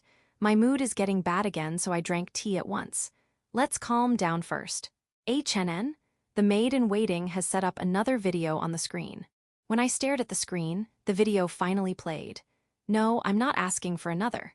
The video that played was not a baseball match. Hello, I'm your mysterious host, Valveroy Dessous. He introduced himself as Valveroy, but no matter how you look at it, that's Ancestor-san. He has a black blindfold around his eyes, but I recognized him immediately. He's in his usual outfit. Can he even see something with that blindfold? No, what is he doing in the first place? In addition, where is he? I'm not familiar with that place. Looking at the climate, it looks like he's not in the Demon King's kingdom. I'm currently at Goruzin Kingdom. Goruzin Kingdom, I know that name well. They are the one who wants to cause chaos in the Demon King's kingdom. Aren't they experiencing a coup d'etat now? This is only a recorded video. When did they take it? By the way, I present to you Prince Kodor. He's the main protagonist of this coup. Let's hear from him. How is it going? Are you winning? Prince Kodor replied saying that he would do his best while his face is twitching. Looking at his complexion, it looks like he doesn't believe that he'll win. The footage moves sideward from Prince Kodor. It zoomed into the castle from the mountainside. That is the royal castle of Goruzin Kingdom, the Damocles Castle. The king and the ministers that the prince must defeat are there, but the Damocles Castle is famous for being impregnable. It is a very hard castle to siege. It's not very interesting to see it now so. The castle exploded. No, it is continuously exploding. When the camera was pointed at the sky above the castle, there were angels flying in a beautiful formation. There are 3 angels in that formation. They are Malbit, Ruinsha, and Suaruru. And the castle is continuously exploding because that group of 3 are alternately casting magic towards the castle. The Damocles castle collapsed and a loud crumbling sound was heard. That feels great. I wanted to use Inferno Wolf's horns, but I gave up that idea because I can't even take one without permission, sorry. That's the message of the representative of the Mysterious Angel Group. Mysterious Angel Group. The 3 are also wearing black blindfolds. Well, they look more of a suspicious angel group. Anyway, it is impossible to stay in the castle now. For the prince's side, this will be a great chance for your coup. I would like you to not miss this great chance. Next is the scene from the Grok Mountains. When Ancestor-san said so, the scene changed. Hi, this is the mysterious beauty girl Dessous. From Ancestor-san, a new nervous girl showed up. The girl is also wearing a black blindfold, but I know who she is. Helzenarch, she didn't even hide her horns and tail. Ado, we are currently at the Grok Mountains, where the dense mines of the Goruzin Kingdom are located. Dessous. The video shows the entrance of an unoccupied mine. We have alerted them in advance, so it seems like that evacuation is over. Dessous. Then, a dazzling light flashes, followed by a loud roar. I couldn't see anything that the camera was getting because it only showed smoke. When I was wondering what happened, the video began to change its view as if it suddenly floated. The person holding the camera was probably pulled up in the air, and I finally saw what happened. The place where the mountain range was melted. That's a tremendous firepower. It was a black dragon who did it. Max Bergak, it is obvious because smoke is still coming out of his mouth. So there was a mountain range there? Amazing. However, Max Bergak, you're in your dragon form, what's the point of your blindfold? And who is able to provide that large of a blindfold? The video returns to the surface and Helzenarch returns too. Don't wave and call Max Bergak father. What's the point of your blindfold then? Ado, that's it. From this mysterious beauty girl at the Grok Mountains, back to studio. The video returned to Ancestor-san. What a wonderful attack. Prince Kodor, what's wrong? Why are you not attacking yet? Prince Kodor is murmuring in agony, saying that the economy was also blown away. The mines of the Grok Mountains seem to have been the lifeblood of the Goruzin Kingdom. It's okay. The Goron religion is a religion of compassion and it will support your country. Ah, of course, you need to change the name of your country. You should promise that. Today will be the day that the Goron kingdom was destroyed. When Ancestor-san said so with force, the video stopped. Is it Zabuton who prepared those black blindfolds? Then, among the collaborators is a mysterious spider. 8. I look at Lu and the Demon King. Given their facial expressions, they probably did not know the content of that video. It looks like we already retaliated by supporting the coup and ousting the former regime. In addition, that's probably also a move to make the new regime friends of the Demon King's kingdom. When I concluded that Ira was already here, I took that video, I did my best, it was really hard. Ira's arm has bandage, he was probably injured during the shooting. Are you okay? Yeah, I hope you're okay. 8-0, we took that video 15 days ago, Desu. The coup side has the upper hand. From the latest contact, it looks like the king and the ministers have been captured, leaving only a few rebel forces behind. If nothing else happens, we can consider the coup d'etat successful, Desu. I see. By the way, here are messages for Village Chief Desu. Messages? From whom? It was from Ancestor-san and Hakurin. First is from Ancestor-san. It seems like a lot of things have happened in Goron Kingdom. I'm surprised. However, I think it's okay for a country that troubled Alfred a little to perish. Next, Hakurin. That's kind of too soft, right? I want to shoot more. I should have gone there myself. I guess that's it for now. Anyway, Ancestor-san said that both Hakurin and Zabuton knew about this incident. The problem that I was thinking of was solved. Great. The weight in my heart eases up a little after seeing that video. It might be wrong as a person, but I will not forgive those who dabble with my children. By the way, who told Hakurin and Zabuton? Is it those 3 impure dragons, Ojas, Hayfricta, and Kihatroy? No, they are afraid to even get close to Hakurin and Zabuton. Then who? Ah, Medora told them. I was commanded by Hakurin-sama to tell what's happening, especially if it is about Ursa-sama. I apologize for what I did. No, it doesn't matter. However, you should inform me what's happening to Ursa too. Now that you mentioned it, does it mean that both Hakurin and Zabuton knew about everything on the day of the incident? Should I praise you for your immediate response? Or should I be angry for not informing me? I've even forgiven Lu, so I shouldn't get angry at you. Let me praise you. However, next time, you should inform me too. Chapter 554. Golem. I'm currently thinking in my residence. From the villager's point of view, am I someone who rashly does something without thinking? That's not true. Really? Then, why didn't you tell me about it first before making your move? I would really appreciate it if you consulted me first. It is true that I felt great after watching that video, but thinking about it later, what happened to those innocent people in the castle? Are they okay? How about the mines? Isn't it a waste to turn it like that? Is it okay to vaporize a mountain range in the first place? Won't the climate of that place change? I'm worried about those things. However, the opinions of the villagers don't change, retaliate. Even without my consent, retaliation is necessary. If we don't retaliate properly this time, the children might get targeted again. I won't complain to what Hakurin and Zabuton did because I also agree with that point. I just want you to be careful, and I apologize if I said something unnecessary. And it's wonderful that they did not change from their usual self when that incident happened. I can clearly see your effort. Kuroichi. His attitude is kind of obvious. He's holding back a lot. Even after I stroke him, he's still going far behind. He's taking his distance from me. Ah, I didn't know what happened earlier, but I noticed that you were hiding something. I was a little worried, but I never thought that it was related to Alfred's group. I'm sorry. You were acting like that because you're feeling guilty to me, but you don't want to disobey Alfred and Ursa's request of remaining silent. Okay, I'll pat you a lot. On your flank, here, do you like it in this place? Ha ha ha. Kuroichi's partner Eris is also relieved. Eris was worried too. Then I'll pat you too, but after Kuroichi. I'll pamper Kuroichi alone for now. The next day, a statue of the god of creation and farming god were carved by me. They are to be displayed in Alfred's house. I also carved a statue of Kuroichi as protector of Alfred's group.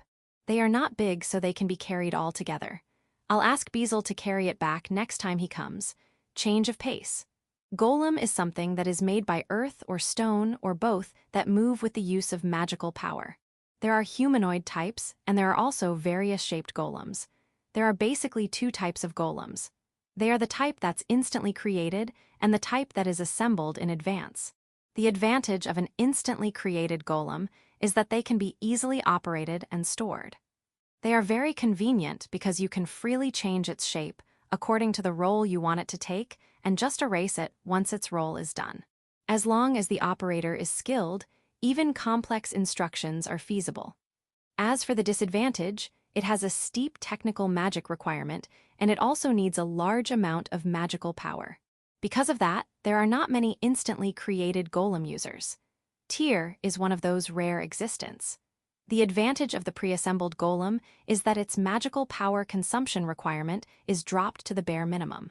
The disadvantage is that it is very troublesome because you have to carry it to where you want it. This kind of golem is also usually heavy. In addition, since it is assembled assuming the use in advance, it is not durable. Moreover, it is also difficult to make it do complicated actions. You can only make it do simple things. Dig a hole, break a rock, etc. Sounds ridiculous for something that you'll carry somewhere. Though it has such weaknesses, most golem that exists in this world today is of that kind. Its main use is for defense. It seems like this kind of golem is often used as a device to eliminate those who have invaded a certain space. Well, there's a pre-assembled golem in front of me. It's not the humanoid type. It is difficult to tell what it does. What's with that stick in the box? One of the mountain elves explains. There are 4 elements that make up a golem: power source, command receiver, moving parts, and brain. Power source is the power source. It is where the golem gets its power to move. It is either direct magical power injection or a magic stone. In pre-assembled type golem, a magic stone is often used. Command receiver is the part that gives instruction to the golem. To put it simply, a switch. There are various types of this. There are visually obvious switches, and there's even voice command. The moving parts are the part of the golem that moves. If it is a humanoid type, it will be the limbs. This is basically why the golem was made. Brain, the last one, is the place where the actions of the golem are stored.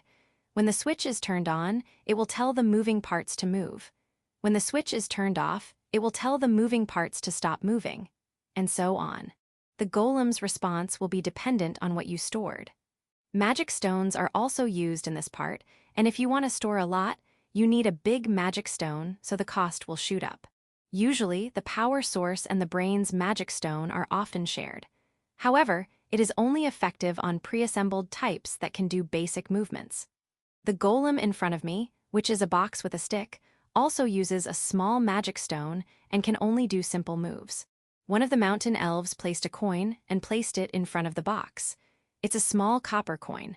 The golem did not do anything. The mountain elf took the small copper coin and replaced it with a medium copper coin. The golem is still unresponsive. The mountain elf took the medium copper coin and replaced it with a big copper coin. The golem's stick moved. The mountain elf took the big copper coin and replaced it with a silver coin. The golem's stick moved and returned to its original position. Do you get it? I nodded in reply to the mountain elf's question. It seems to be a golem that reacts to big copper coins to move its stick. What's the point? Of course, I did not say that. I feel the potential of this golem, and the mountain elves too. 3 days later. A slider-type coin calculator was completed. If you throw coins into that slider, the golem will react. Of course, it can calculate the value of small copper coin, medium copper coin, big copper coin, silver coin, and gold coin. At the same time, it can also sort coins. Since its mechanism will make things other than coins be spitted out, it will not count garbage as money. Presently, I've done some experiments for about 200 times and no calculation error occurred. 3 days later. A vending machine was made. No, a vending machine golem was made. The coin that entered the slider-type coin calculator will be counted and the product can be chosen by pressing a switch. It's very good. Village Chief, we need space to display our products. That's right, the vending machine golem was further improved. That's how the masterpiece vending machine golem was completed. When I showed it to Tyr and the others, they said that it was a waste of technology. They said that what it can do can be done by hiring someone. I wasn't able to refute. Indeed, even if we make this golem relatively inexpensive to manufacture, it is still more expensive than hiring someone. Even the cost of magic stone can cover the salary of that someone. However, have you forgotten? Golems don't need rest. They sell all day and night.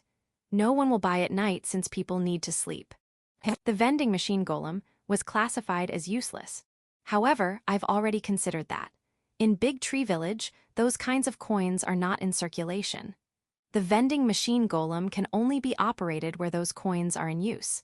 In other words, Village 5. Me and the mountain elves tried to install a vending machine golem in Village 5. Village Chief, we can install it, but what are we going to sell? Speaking of which, a vending machine sells juice, but selling drinks is difficult. Food too, it will be hard to keep them warm. Let's try selling vegetables. Won't that bother the stores that sell vegetables?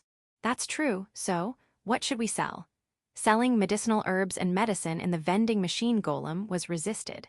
Lou said that we can't just sell medicine without checking the condition of the other party. Weapons and armors also need to be adjusted to match the buyer's size, so it's also not suitable to sell via the vending machine golem. Then jewels, and so we did. 3 days later, no one bought anything. Everyone's just staring then leaving. Was it too expensive? I even purchased them from the Goron company for this, but on the night of the 3rd day, a group of about 20 people tried to take the vending machine golem, and they were caught. Bunch of idiots. Did they think no one's watching over it? However, I'm kind of flattered since they've taken interest in my golem. No, their targets are the jewels. Guards don't let them escape. In order for the vending machine golem to be evaluated as something not useless, it seems like we still need to continue our research. Me and the mountain elves continue our research without being disheartened. It's about time to harvest, so let's prioritize that. We must never forget our priority. Let's start our research after harvesting and planting the field again. Chapter 555. Village's Summer and Vending Machine Golem. Harvesting is a collaborative work of the whole village. Because of that, I'll forget about the vending machine golem for now. Harvesting lasted for around 15 days. After that, it's my turn to plant in the field. While doing that, the others will process some of the harvested crops. From harvesting to planting, 30 days were consumed. It's already summer. Thanks to the aft, we were able to harvest many times a year, but we already lost the sense of season. I look around the Big Tree Village to think on how to restore the sense of season. The villagers began gathering in the pool. The sound of cooling water and the bright voices of the children makes you feel that it's really summer. The lizard men responded cheerfully when I assigned them to monitor the pool again to make sure that no one would drown. They're reliable. In the reservoir, the pond turtles are swimming leisurely. There is an unfamiliar aquatic plant in the center of the reservoir, and it seems to be duckweeds raised by the pond turtles. It is a rare duckweed that only grows in ponds with good water quality, and it should be raised by pond turtles. The pond turtles have already counted my share. It looks like this duckweed is a valuable medicinal material. Or so I thought given how Lou won't stop glaring at me. I'm sorry for asking for a share. Lou, it's all yours. The horses, cows, goats, and sheep are running around the ranch. It looks like they don't feel that hot yet. The horses are running around the ranch at will. When one horse runs, the other horses will follow. The goats are eating grass. They usually eat grass and run or even run while eating. Can't you focus on doing one thing at a time? No, don't run towards me. In the sky, Aegis and the eagle are flying. Aegis' flying speed has increased. I'm happy that he grows up, but will you remain in that shape forever? My image of a phoenix is slimmer. Ma, Aegis is a long-lived race, so let's just wait for that time to come. On my sides are Kuro and Yuki with gallant expressions. They usually stay in my mansion during this time of the year, but they have always been by my side lately. As for why, it's because I spoiled Kuroichi a while ago. They are against it. As for me, I think Kuroichi even needs to be pampered more. By the way, Kuroichi is in a cool place with his partner, Aris. In my mansion, the cats were competing for the coolest place.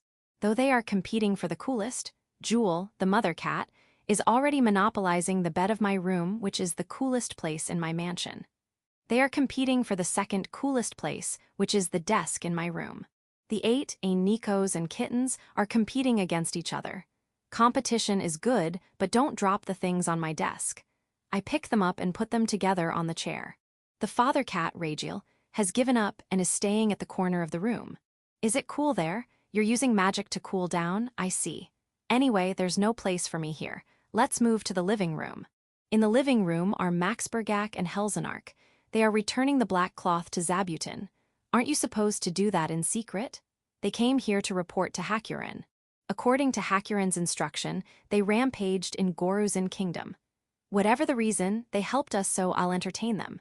Suhirn didn't come, watching over the vaporized mountain range? So that other countries won't invade. No, Suhirn was angry. Really? She doesn't seem to be that close with Alfred and Ursa. She's angry because she was left out. She wanted to appear in the video as well. I see. I'll prepare some souvenirs for Suhirn. That night, there's a banquet. After eating, Helz played with Hikaru and Gyuraru. That's great. However, Hakurin and Mark are looking over them to check the compatibility of Hikaru and Helz. Stop. Hikaru is still a child. He should be free. Yes, I'll make sure he'll enjoy freedom. In the banquet, the spiderlings gathered on the table in front of me with some boards. When I was thinking about what they were trying to do, they made a box out of those boards. That is, as I was guided by a spiderling, I put a coin into the slit of the box. A part of the box opened, and one of the spiderlings came out with a cup. They are imitating the vending machine golem we were making. Cute. I took the cup and drank it at once. It was stronger than I thought.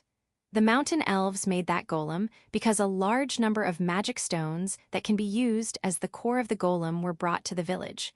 Lu was the one who brought them. It seems like an apology offering from the Dalfon company. The magic stone sizes range from 1 to 5. They were carefully packed individually. They are all in a barrel when transported. There were around 500 of them, but about half were eaten by a Kuro who found the barrel. It is normal for them to think magic stones are food. It even complained that the packing was in the way. When Lu found it, I'll invoke my right to privacy. Forgive the Kuro this time. Magic stones can be taken from the rabbits and boars of the forest after all. While there's that incident, making golems became possible because there's a supply of small magic stones. I remember what happened before the harvest. The vending machine golem was a failure. The result of being in the field for 3 days is that no one bought anything and thieves were arrested. I should reflect on several things. The most important thing I should reflect on is that I should have made it after deciding what to sell. It was also not good that I tried to do it alone with the mountain elves. We should have called for wider cooperation. I can still remember how Tyr and the others denied its usefulness when I showed it to them. However, I still think that vending machine golem can be used in a lot of things. We just found a bad way to use it. Ma will try our best in making a vending machine golem tomorrow. I was urged by a spiderling, so I put another coin in the box. A spiderling came out with a glass of wine. Phew. Don't get me too drunk. Chapter 556. Golem's uses. A golem is powered by a magic stone and executes pre-stored commands. A magic tool can cast specific magic using a magic stone. Basically, a golem and a magic tool are 2 different things, but some people say one is a branch of the other. Combining them won't cause any problem either. I gathered the people who are interested in vending machine golem in the conference room. I was surprised to see that there were a lot of people. The mountain elves are of course here, and there are also the civil servant girls. There are also a lot of beast girls and high elves. The dwarf Donovan, Daga, Gulf, and Dorim came too. Lu, Tyr, and Anne. Are you interested in vending machine golem too? No, you just joined because you thought I'm obsessed with vending machine golem. That doesn't matter. The more attendees, the more brains we have. There are also a lot of spiderlings, and there's Kuro and Yuki too. Thank you for coming.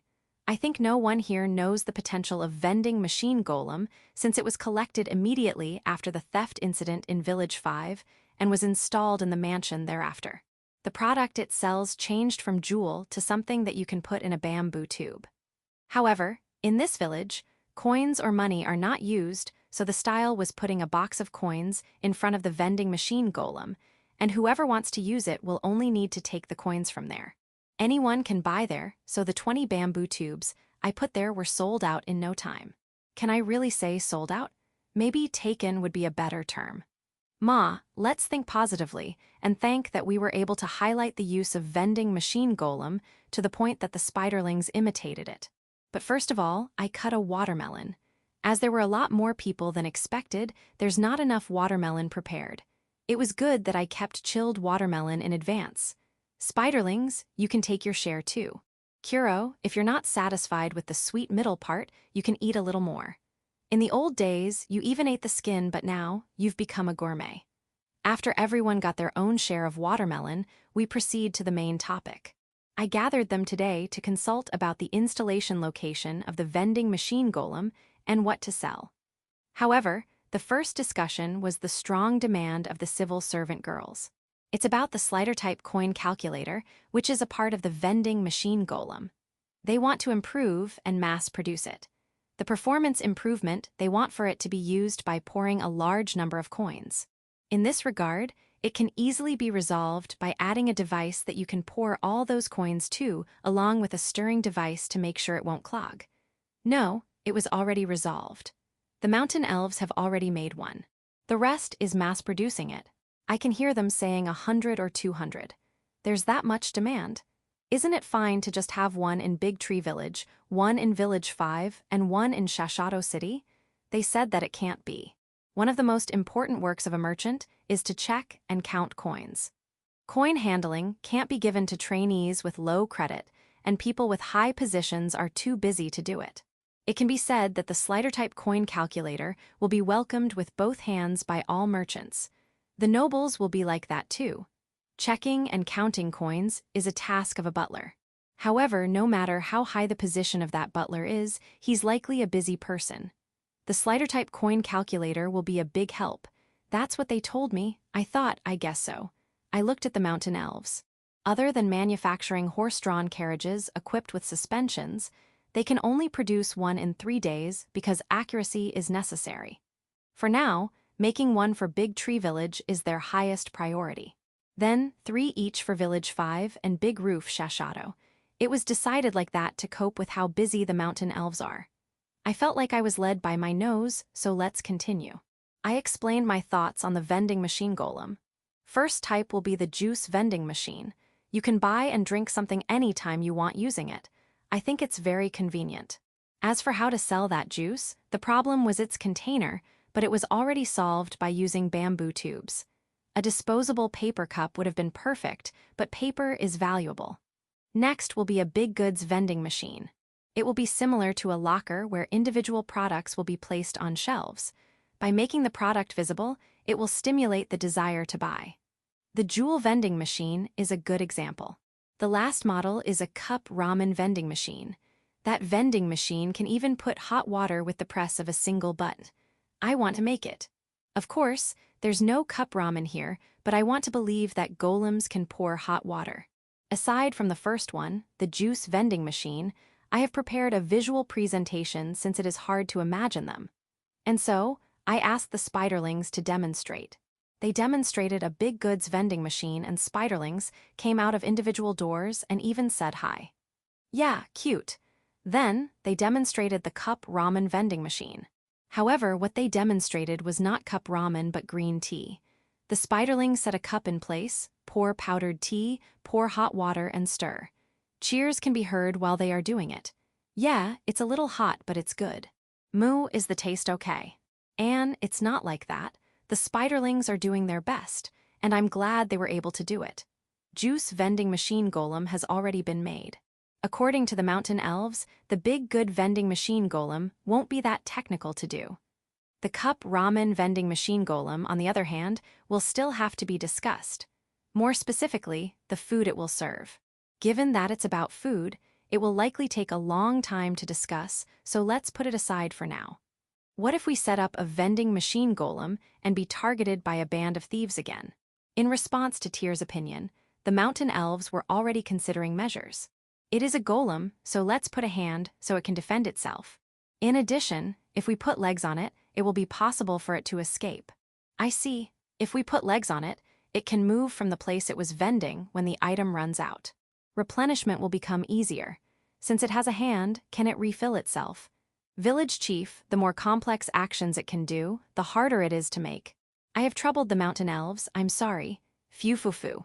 If you are using the magic stones that are sent before, that would be the case, however.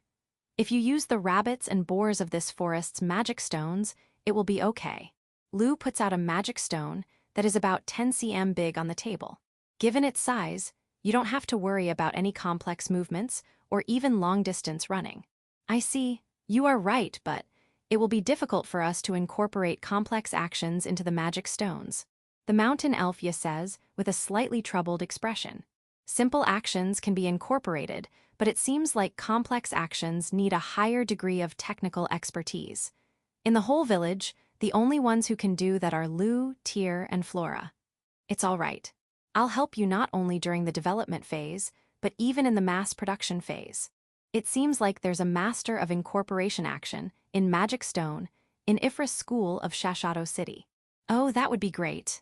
It seems like she has seen hope. However, Kuro and Yuki, the magic stone that Lu put on the table, don't glare at it. When you start eating something, it is troublesome to stop you. The mountain elves have come up with several more ideas, as many things can be done using a golem. Meanwhile, a beast girl raised her hand. Don't hesitate, you can say your opinion. No, it's not about vending machine, it's about golem. She asked if it can be used for processing crops. More specifically, thrashing and milling. After seeing how the vending machine golem moves, they thought it was possible. It can be said that those are complex movements, but it is possible. I think there's nothing it can't do. No, there might be some. Now, I'm thinking if it is necessary to prioritize making vending machine golems. We should prepare them for the next harvest.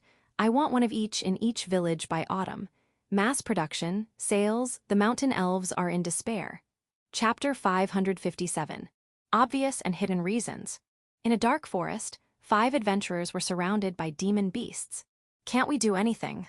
A light armored warrior said that while glaring at the demon beasts, the only choice we have now is to fight. The moment their leader with a big sword said that, the battle started. The demon beasts that are surrounding the 5 adventurers are called Grattle. They are demon beasts that are around 1 meter and look similar to a tanuki. However, they are not adorable like tanukis. They are obviously there to hunt the other party for food. Though Grattle is powerful, it can be defeated if it is alone, but the problem is they hunt in groups. Right now, more than 20 Grattle are surrounding the adventurers. The adventurers were able to damage 3 Grattle with their respective weapons, but those 3 fell back, and new energetic Grattles took their places to attack the adventurers. The adventurers will soon meet death if this goes on. Perhaps the adventurers already had that premonition the moment they were surrounded. The light-armored warrior shook his sword, looking obviously frightened. The Grattle evaded that attack in a simple manner and began attacking the light-armored warrior intensively. It looks like they will take out the weakest first. That's what the adventurers thought. However, there's nothing they can do. The adventurers' leader even thought of abandoning the light-armored warrior they are targeting. How about making that guy a decoy, he thought. However, he immediately erased that in his mind. Abandoning one would lower their overall strength, which will endanger them more. They can only hope for help. The adventurers' leader spoke with power to his comrades to continue their battle with the Grattles. But all of them knew. Given the strength difference, there is no hope. The time they were surrounded by the Grattles, they were already doomed. The world is not that sweet. It's not a story. Even if an adventurer party who's stronger than them shows up, they will not help them. They can only overcome this challenge with their own power. If not, they will die. It's not uncommon for adventurers to die somewhere and no one knows about it.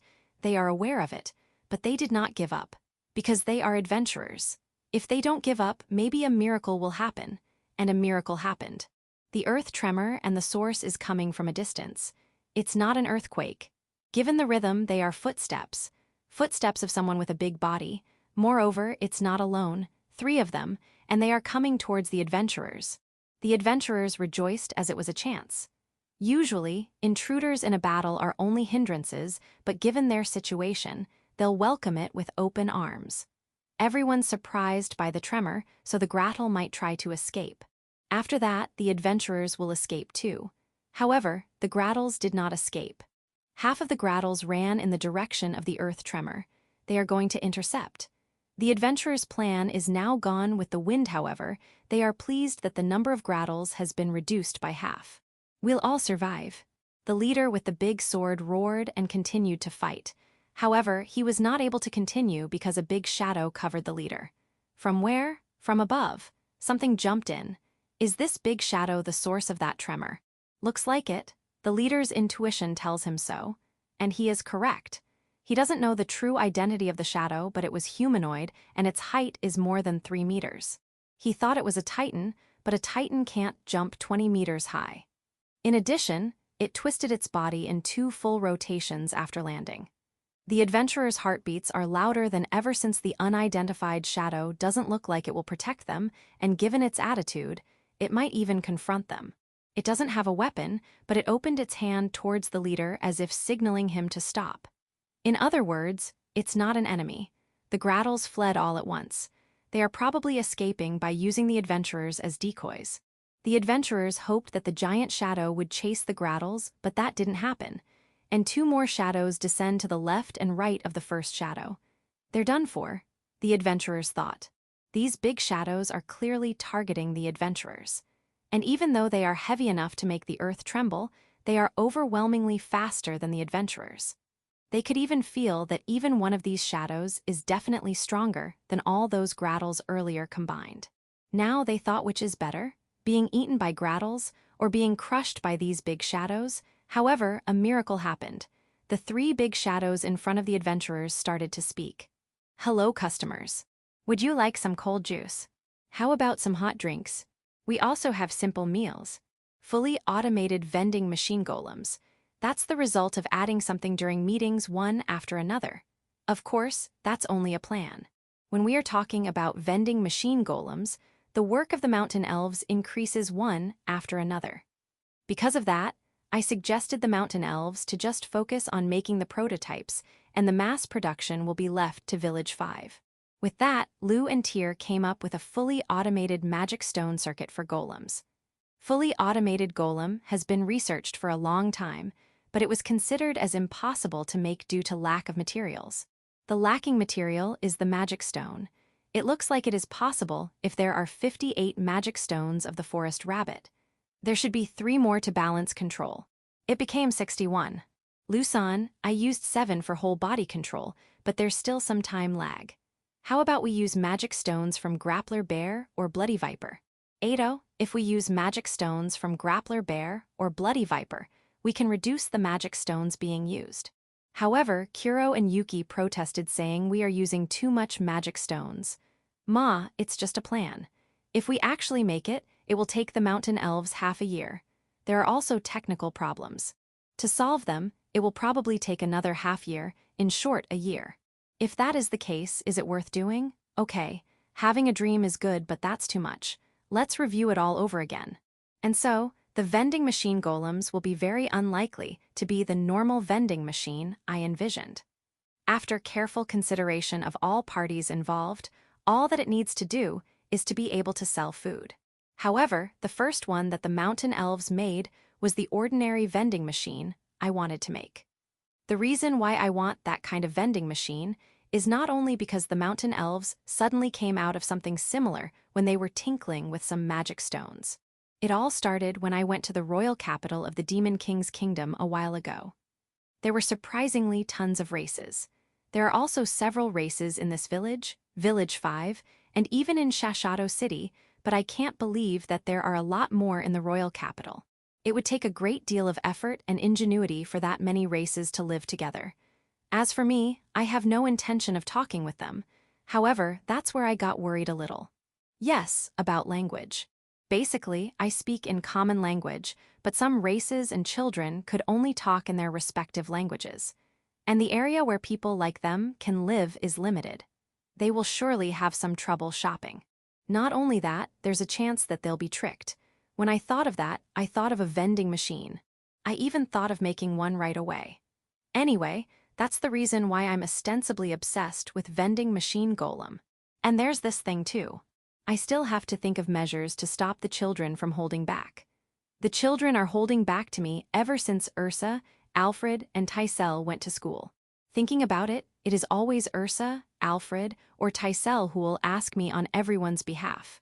The three of them were telling me their requests as the children's representative. Now that they're not here, no one has taken their place yet.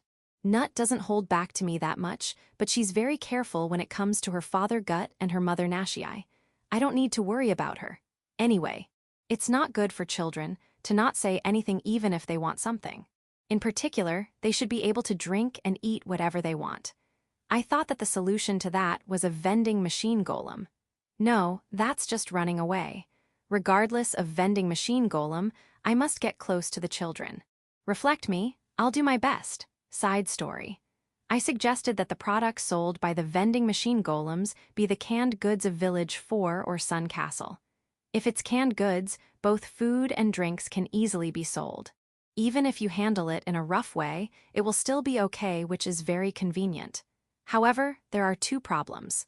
One is that you need a can opener to open it. Presently, canned goods can only be made in Village 4, so there's no way other places have can openers. The only places where there are can openers are places related to Big Tree Village. Yes, a can be opened using a knife, but it requires a certain technique, and it can also damage the content. The other problem is that after the can is opened, it can easily cut someone. And so, canned food was rejected. Chapter 558. Wilcox. My name is Wilcox. I'm one of the elder dwarves. However, we are called dwarves by village chief. For village chief, there's no difference between a dwarf and an elder dwarf. Perhaps Donovan's first introduction was bad, but we're already used to it, so there's no problem. After dinner, I went out. It's cooler compared to noon. The wind feels good. It's still bright outside, but it will be dark soon. During this season, the starry sky is beautiful. It is also quite fun to wait for it. I sat on a log chair set up at a key point in the village and placed my luggage on the log table. My luggage was alcohol made from rice and several triangular rice balls prepared by one of the oni maids. This is a type of onigiri that has no other ingredients aside from salt. This is my personal request. The oni maid was not stingy. I took a bite on the onigiri. After that, I took out a small cup and poured the alcohol made from rice into it and drank it. I wonder if I was born for this moment. When I thought so, Donovan came before me. Donovan sits silently in the chair opposite to mine and gently put something on the table. Pickled radish and pickled cucumber. Onigiri is not bad, but these are the best for rice wine. What are you talking about? Its best partner is rice balls with salt. Ma, I won't deny it's good with pickles too, hands down. How about you try it with salted powdered rice hull? I poured some alcohol made from rice into Donovan's cup. There are still rice balls, so why don't you take one too? Ah, hey, don't split the onigiri in half. Just take a bite. No, don't bite everything in one go. You won't be able to taste it. You should savor the harmony of rice, salt, and alcohol. Village Chief came after Donovan. Village Chief is carrying a brazier and other necessary things. He began warming something using that brazier. I knew that smell. That's sly. Donovan blurted out those words, but I agree with him. Village Chief is grilling salmon skin. It's still too early for its season, so it should be last year's salmon. It can usually be tasted during fall, but Village Chief won't allow it. He fully utilized freezing magic tools to refrigerate it, so it can be eaten even though it was last year's salmon. I don't know how they did it, but it seems like they are using some sort of vacuum pack, as expected of Village Chief. However, Village Chief, that's only skin, right? He heard it, he said it can't be helped. Salmons are big, but someone peeled their skins off, so they're the only thing that's left. Ah, the dragons ate everything else? Ah, Dors-sama, I don't think anyone will dare to complain. Though Dors-sama freely eats anything in the village, he paid the exact amount of price for them. He also cooperates with alcohol brewing in terms of providing equipment. It's kind of disappointing, but let's just put up with salmon skin. When I, Donovan, and Village Chief were drinking, the wine slime came. Is it attracted to the smell of alcohol? I usually give you alcohol, but today, you can't drink unless you bring something, soy sauce. The wine slime brought soy sauce. Where did you get it? Village Chief took the soy sauce and looked at the triangular rice balls in front of me. Then look at the brazier. Are, grilled onigiri. The wine slime joined us.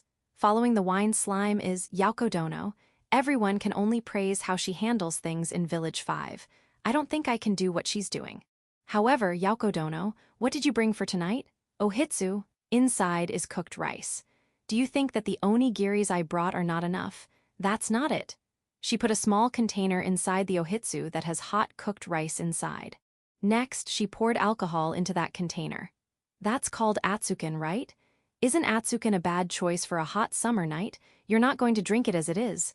Then, what are you planning to do? She poured the atsuken on the cooked rice. Sake chazuk, is that delicious? I can't imagine the taste. Yaoko Dono placed the sake chazuk in front of everyone. The first one that dabbled it was the wine slime. Next is Donovan, then village chief. I can't escape. I also reached out. This is a place where everyone has a preference of their own. I want to try it using cold rice and cold alcohol. Under the starry sky, I enjoyed alcohol in side dishes. Village chief was taken by his wives and left. Chapter 559. Strange horse. Summer. I brought watermelons for the horses in the ranch area. I would prefer chilled watermelons, but the horses in the ranch area seem to prefer room temperature watermelons. Because of that, I directly brought the watermelons I picked from the field to the horses. The horses eat the skin too, so there's no need to cut it. The horses are all now gathered. I can only bring 2 watermelons, but the spiderlings helped me, so we brought a lot. You don't have to rush eating. And spiderlings, thanks for your help. Kuro and Yuki are rolling around, which I found funny. Thanks to you too. I count the horses eating the watermelons. There's a total of 15. 2 of them are unicorns. Few cows are born every year, but the reason they don't seem to increase so much is because they are moved to a ranch in Village 5. I think it would be nice if they can stay in the ranch area too, but it seems like if you keep them in the same place together, their blood won't be too thick. Because of that, new horses not only leave but also arrive. However, the stallion and the mare that first came to this village will stay here and won't be moved to another ranch. The horse management is done by a beast girl, but it seems like it's quite hard. Are. According to the report, the total number of horses and unicorns should be 15. This is strange. I will count them again. 16. Did I count wrong, or is there another wild unicorn? No, I'm wrong. One of them is clearly different. It looks like a horse, but it has wings of a certain size on its back. Pegasus. The Pegasus doesn't give a darn about me and just crazily eats watermelon. Well, that doesn't matter, but you wouldn't destroy fields, would you? The horses already taught you rules, okay. Good, however, why is this Pegasus body and wings dirty? Is it hurt? No, then okay. After that, let's report this to the beast girl in charge of the ranch area. Pegasus, a flying horse. When flying, it flaps its wings, but it seems like it doesn't fly by using its wings.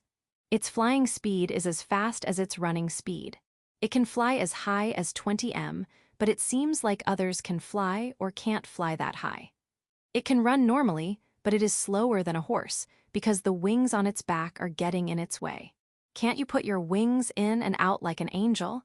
It seems like it is mainly bred in human countries and is rare in the Demon King's kingdom. So, and Spectator came. Is that a Pegasus? The first one was a civil servant girl. She looks very excited. She finally saw something that only an enemy was using. It's nice to get excited, but you are only wearing your swimsuit. Don't wander around like that. Go back to the pool. Next are the elves. How does it taste? What an honest impression. However, stop or the Pegasus will hear you. It will be scared. Also, don't wander around in your swimsuits. Next are the Oni maids. Can it fly while you're riding it? I want to know too. Lou answered that question. In human countries, they have a regiment called Pegasus Cavalry. Heck. However, Pegasus are not so powerful, and they can't fly for a long time, so they are only used in show-off ceremonies. It's rare to see a Pegasus in the Demon King's kingdom, so it is probably caught in a human kingdom. So where did this Pegasus come from? Did it fly over to the Forest of Death and come this far? Of course not. It seems like it came here as a horse from Village 5. According to Fuda, the one who's managing the teleportation gate to Village 5, the Pegasus passed through there. When I asked about the circumstances in Village 5, what I received was a letter of apology from a ranch manager of Village 5. The summary of the letter is, Pegasus is a rare horse, so Village Chief must be its owner, so I sent it. That's it. Okay, however, he should have written only that. 90% of the letter is him apologizing. It's painful to read. Am I that scary? I won't get angry with something like that. I know now how it came here, but who's the real owner? If it's a wild Pegasus, it would be great because it means it only got accidentally mixed in Village 5. However, it would be troublesome if it belonged to a merchant or a noble. Let's have Yaoko investigate. A report arrived after 3 days. It seems like one of the Pegasus imported into Shashato City escaped and is now missing. From the color and description, it is definitely the Pegasus in the village. The Pegasus was imported by the Goron company, so Michael-san went to Village 5 to contact us immediately. He took the other Pegasus. He imported a total of 6 Pegasus. It seems like they plan on selling them to nobles of the Demon King's kingdom, so their destination hasn't been decided yet. As for why he brought them all, it's because I bought them all. The children love the Pegasus. It seems like they love the feeling of flying while riding it. However, it's dangerous to let them do that alone, so they are accompanied by beast girls. As Lou said, the Pegasus can easily get tired and can't fly for a long time. They also can't easily turn when flying. The neighs of Pegasus get louder when they are tired. I also want to ride. When I try riding one, the horses, the centaurs, and even the angels sulk, so I did not do so. Chapter 560. Summer Stroll. Workshop. Majority of the mountain elves have gone to Village 5, so this place feels empty. With no workmates, I feel lonely here. While I was doing something, Kuro and Yuki sought my attention, so I patted their heads. They're there. Do you want me to stop working and play ball with you outside? You don't want to since it's hot outside. I know how you feel, but where did your wildness go? Okay, I understand. Then, let's play in the hall of my mansion. It's cool and spacious. In the hall of my mansion, a large amount of luggage had been piled up. What's that? Ah, parts made by the mountain elves. Are they going to bring them to Village 5? The mountain elves have gone to Village 5 to set up a workshop. The mountain elves are currently conducting research, development, and mass production, but we now want to outsource the mass production part. There are no craftsmen with the skill level of the mountain elves, and even if there are, those guys are certainly not free. Given that situation, the mountain elves have no choice but to gather artisans and teach them. These piled-up parts here are probably teaching materials of the mountain elves. Ah, they are parts being checked by the mountain elves if they are of good quality. Are you telling me that all of these are all the same parts? What are you going to do with all of these? It looks like they are already adjusting the production. Ma, I don't know how much time it will take to make those artisans skilled, but I guess it can't be helped. I'll check these with them at dinner. For now, let's focus on Kuro and Yuki. Given that there's a large amount of luggage here, it will be hard to play ball in the hall. What shall we do? When I asked Kuro and Yuki, Kuro said into a room. Yuki proposed to walk around the reservoir. Now, which one do you prefer? With Yuki's persuasion, it was decided that we'll walk around the reservoir. Got it. I'm wearing a straw hat. I had Kuro and Yuki wear one too. The straw hats I made last year were already in tatters, so I made new ones. It suits you. On the periphery of the reservoir, the pond turtles are all lined up, sunbathing. 12 of them, both small and big. It looks like their population increased. Was that little one born this year? Ah, don't mind us, just keep on sunbathing. We continue to walk avoiding the pond turtles. I follow Kuro and Yuki and walk around the perimeter of the reservoir. Because we are by a body of water, it's a little cool. Ah, it's because of the ice magic that the pond turtles casted in the reservoir. I told you can keep on sunbathing. But thanks. The small pond on the north side of the reservoir is a hatching ground of the lizardmen. A fence is made around it, so it is not easy to get close to. Though it has no eggs during this season, it's not a place anyone can approach carelessly, so we took a detour. When we arrived at the west side of the reservoir, several Kuros greeted me. They might be patrolling the perimeter of the village. Thank you for your hard work. The Kuros look enviously at the straw hats worn by Kuro and Yuki. You want one too? Okay, I'll make you later. However, it is impossible for me to make one each. You should pass it to the next shift. On the west side are a waterway and a road to the river. There is a pool for slimes in the waterway where the water is purified. The slime pool was full of slimes. The slimes are also suffering from the hot weather. They are using it in turns. The road leading to the river was well maintained and beautiful. HNN, these footsteps. Centaurs, it is almost time for the regular report. The centaurs are contacting us regularly, and there's always 3 of them. After greeting me, they reported that there's no abnormality and headed for my mansion. In my mansion, there's someone whose role is to receive their regular report, waiting for them. I can't stop them here. After the centaurs left, 2 Kuros appeared. I think they were the centaurs' escorts. Thank you for your hard work. They move along chasing the centaurs. The road leading to the residential area is on the south side of the reservoir. Since it was a little away from the perimeter of the pond, I thanked the pond turtle for the ice and left. In the residential area, there are a few people walking outside. Most of them are on their way to the pool. What remains are spiderlings, the silkworms of the world tree, and the Nuniudaphnes. The Nuniudaphnes are resistant to heat. However, that doesn't mean you can overdo things. Do you want to use hats? You don't. But why? A, you only want it if it's a straw hat with crude mesh. The straw hats from Village 1 are not good because they're too tight. The one I made is okay? You're good at requesting. Got it. I'll make them for you and send them later. The spiderlings and silkworms of the world tree, do you know a good windy place? You nap at those places. You'll only start your full activity once the day slips a little more. Okay. Apologies for interrupting your nap time. When I was crossing the residential area on my way back to my mansion, Hakurin, the children, and Hells came over. Hells and Mark have been here ever since they came to the village. Do you like this village that much that you no longer want to go home? Mark is also staying here. Even in this summer heat, Mark still soaks in the hot spring. The children and Hakurin had finished studying this morning, so they are heading to the pool. And Hells helping her with them? By the way, she has this thick book. A book I've never seen before. When I was thinking so, Hells flipped through the book while looking at Kuro and Yuki. I was right. Hells seems to have made a new discovery, and happily reported it to Hakurin. It seems like Kuro and Yuki are not ordinary Inferno wolves. To be precise, Kuro is an Inferno wolf emperor, and Yuki is an Inferno wolf empress.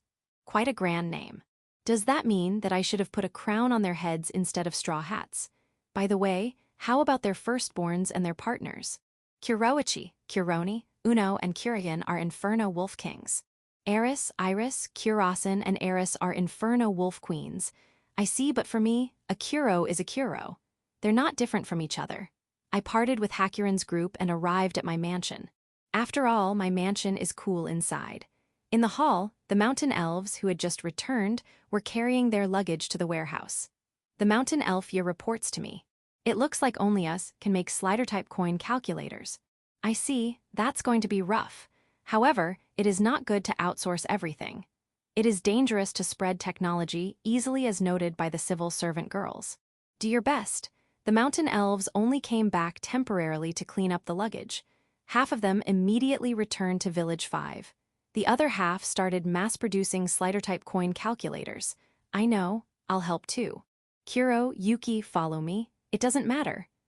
Before that, I have to deliver the straw hat to the Nuniudaphnes. I also had to make straw hats for the Kuros. I'll do my best. Chapter 561. Coin Calculator. Slider-type coin calculator, prototype. Prototype was made from the forest of death materials. Simple design and supports all coins, but uses a lot of magic stones. Had a dispute about whether to deploy them or not, and the civil servant girls won. Slider-type coin calculator, advanced mass-produced type. The mountain elves dropped all their current projects in response to the demand, and managed to complete this second type. The design became simpler compared to the prototype, and there's also a boost in performance. 8 units were made. 3 for Village 5 and 3 for Big Roof Shashato. The other 2 were deployed in Big Tree Village. Slider-type coin calculator, mass-produced type A. The royal family and nobles of the Demon King's kingdom saw the advanced mass-produced type in Big Tree Village. Pretending to be calm, they asked, how much? As a result of the bullish negotiation, production was started. To increase the mass production speed and lower the costs, part of the previous model's functions were deleted. It became a computer that counts coins circulating in the Demon King's kingdom. 24 units were produced. 20 units were given to the Demon King's kingdom, and 4 units were given to the Goron company. Slider type coin calculator, gift type. A version of mass-produced type A, but with luxurious exterior design. In order to satisfy noble users, opinions from the said type of people were adopted before manufacturing started. The exterior design was made in the newly established workshop of the Mountain Elves in Village 5. Sold with handmade special boxes worth 2 gold coins by the Goron company, but it is always sold out. Even if you make a reservation, you need to wait for at least a year to get one. There are also several redesigned and personalized versions. Slider type coin calculator, mass-produced type B. Mass-produced model made for commoners. To decrease the price, durability and design were omitted. Materials were collected around Village 5, and some parts were made ordered outside. Low-cost target. However, it still costs around 15 silver coins, and future sales is worrying. Although not related to production, wealthy merchants who were not able to get their hands on gift type tampered it without permission, resulting in computational performance problems.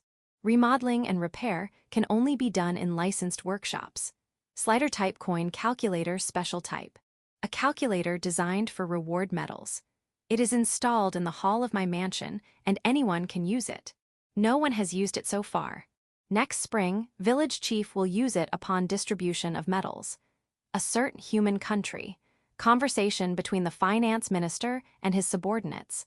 This is the coin calculator from the rumor in the Demon King's kingdom. Yes, it's quite an item dessous. Can we produce it in our country? It is possible, but that. What?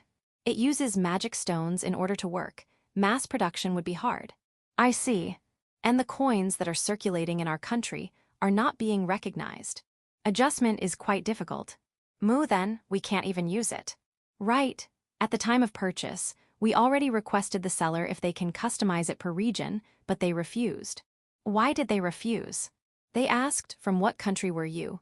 And you probably can imagine what happened next. Right. That's certainly troublesome, but if you bring it to the designated workshop, it seems like it can be customized.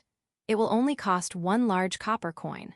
What a headache. It's like declaring our technology is inferior to the technology of the Demon King's kingdom.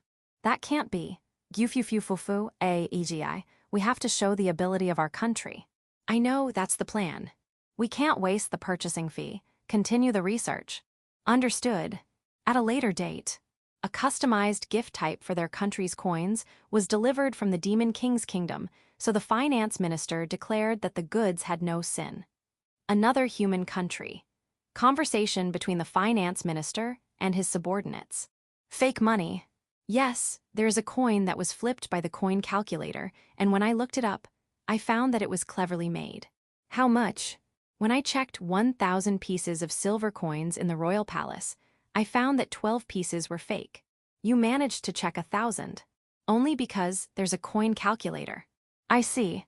That's convenient. Though I don't like that it came from the Demon King's kingdom. That doesn't matter. A good product is a good product no matter where it was made. Don't forget that. My apologies. However, 12 out of 1,000 are fake. That's too many. I agree. It's great that we realized it at this stage. Certainly not. Meet all the large commercial companies and alert them. Check the source of that fake money. It could be a conspiracy of another country.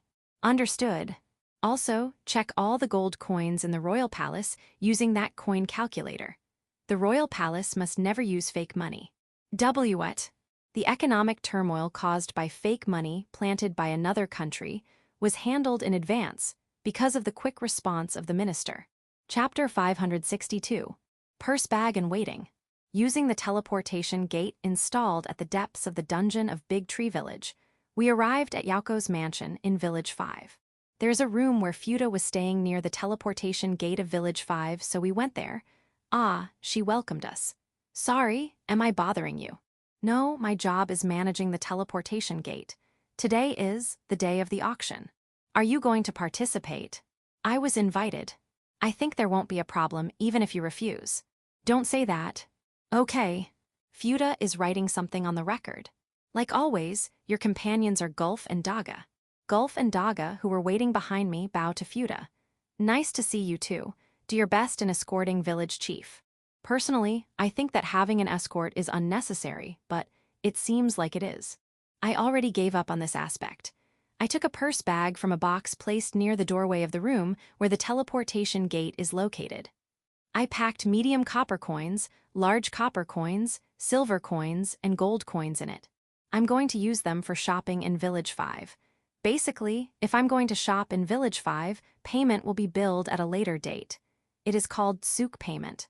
I thought it would be easier to trade on the spot, but once you don't have money in hand, I won't be able to buy anything. If you're a trustworthy person, it seems like you don't even need to pay money on the spot and will generally be billed later. My stores in Village 5, the Kuro and Yuki, Bronze Cafe, Korin's Sweet Hall, and Niz's Alchemy also accept souk payment. The Noodle shop Bratoa is an exception because it introduced a meal ticket system. Also, I learned that cash on delivery is common. Thinking about it calmly, Goron Company is also like that. Because of that, I always shop by souk payment. But a problem arises. No one's sending their bills. As for why, they said that they can't take my money because it's all because of me that they can run their business with peace of mind in Village 5. I feel happy, but business is business. It turns out that it's not only me. No one sends bills for payment when Lu, Tyr, Yaoko, the elves, the mountain elves, and the dwarves shop.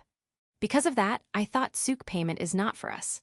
I then instructed the villagers of Big Tree Village to pay whatever they bought on the spot. Fortunately, we are not troubled with cash. The result is this purse bag and cash. The same goes for Gulf and Daga. They have their own purse bag with coins. The villagers of Big Tree Village accepted it, but they also thought it was somewhat laborious. In addition, Yaoko and the Goron Company strongly recommended we continue to pay on the spot since it is a good thing for cash to flow to the market. However, there's a problem with this as well. In order for merchants to accept our cash payment, we have to say, keep the change, so as to not cause trouble to the other party. We have so much cash that we don't need any spare change, but as a common citizen, I'm not used to it. I envy Gulf and Daga who can do it calmly. By the way, the children are not allowed to freely pack their own purse bag, and there's an upper limit. They have to be trained on the value of money. I greet the gatekeeper and go out of Yaoko's mansion. Since Yaoko is in the village hall, I'll go there to show my face. If I don't show my face when I come here, she will sulk. While waiting for the auction to begin, I received information about Village 5 from Yaoko. What's showing in the theater? Love story? Yeah, but not now. How about the event facility? Today is a group battle. 30 versus 30. There are a lot of spectators too. Being injured can't be helped, but make sure no one will die. Am I going to watch? No, I won't. If I go, they'll go all out, right? It would be better if I won't watch it. How about the medicinal herb house? It is full of patients. Ah, a lot of people are gathering there after hearing rumors. I won't go there. I'll just get in the way. Do they have enough manpower? What if I go there and help? Ah, no, I will only bring confusion. I'll do my best to not go to the medicinal herb house. Apologize to Lu? The medicinal herbs that Lu cherished were used for treatment. Life first. It can't be helped. I'll personally tell Lu. Hair growth medicine? Ado, people have trouble of their own. Let's just say it was used to treat a dark disease. Yeah, let's use that story. Let's go to Kuro and Yuki for now. Why did Yaoko accompany us? No, it doesn't matter. Kuro and Yuki is thriving, but there's still an empty seat. We ordered drinks and relaxed. Village Chief, if you want to, I can tell you the items that will be in the auction. I was already told of the eye-catching products. I'll probably buy, so there's no need. The goods were chosen by Lu, by the way. If that is the case, I'm relieved. You're rude, or so I want to say, but I made you do a lot of things these days. I have to reflect. It's for the sake of the village, no need to say anything. This auction is also the result of that. Right. This auction was originally scheduled to take place in Shashato City. I don't really want to participate, but I uttered that it might be good to see an auction. And I said that in front of Michael-san, the president of the Goron Company, who presides over the auction. As a result, the auction that should have been held in Shashato City was immediately rescheduled to be held in Village 5. I've become cooperative with this auction because of that reason. Might be good to see. Ma, let's just look forward to it and not think deeply. I have to thank Michael-san too for buying an all-time favorite piece for a high price. All for the auction. I spent my time waiting in Kuro and Yuki. Side story.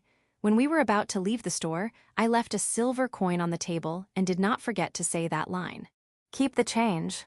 Aedo village chief, did you perhaps sold this store? That was Kainesta, the assistant manager. No, I'm just practicing. I have to get used to it quickly. Otter's note. Tsuk payment is a system where you'll be billed at a later date for all your purchases at a date range. In modern times, customers will often be asked for payment, but in this world, the most convenient form of payment is tsuk payment, no need for cash and only a number of people can calculate.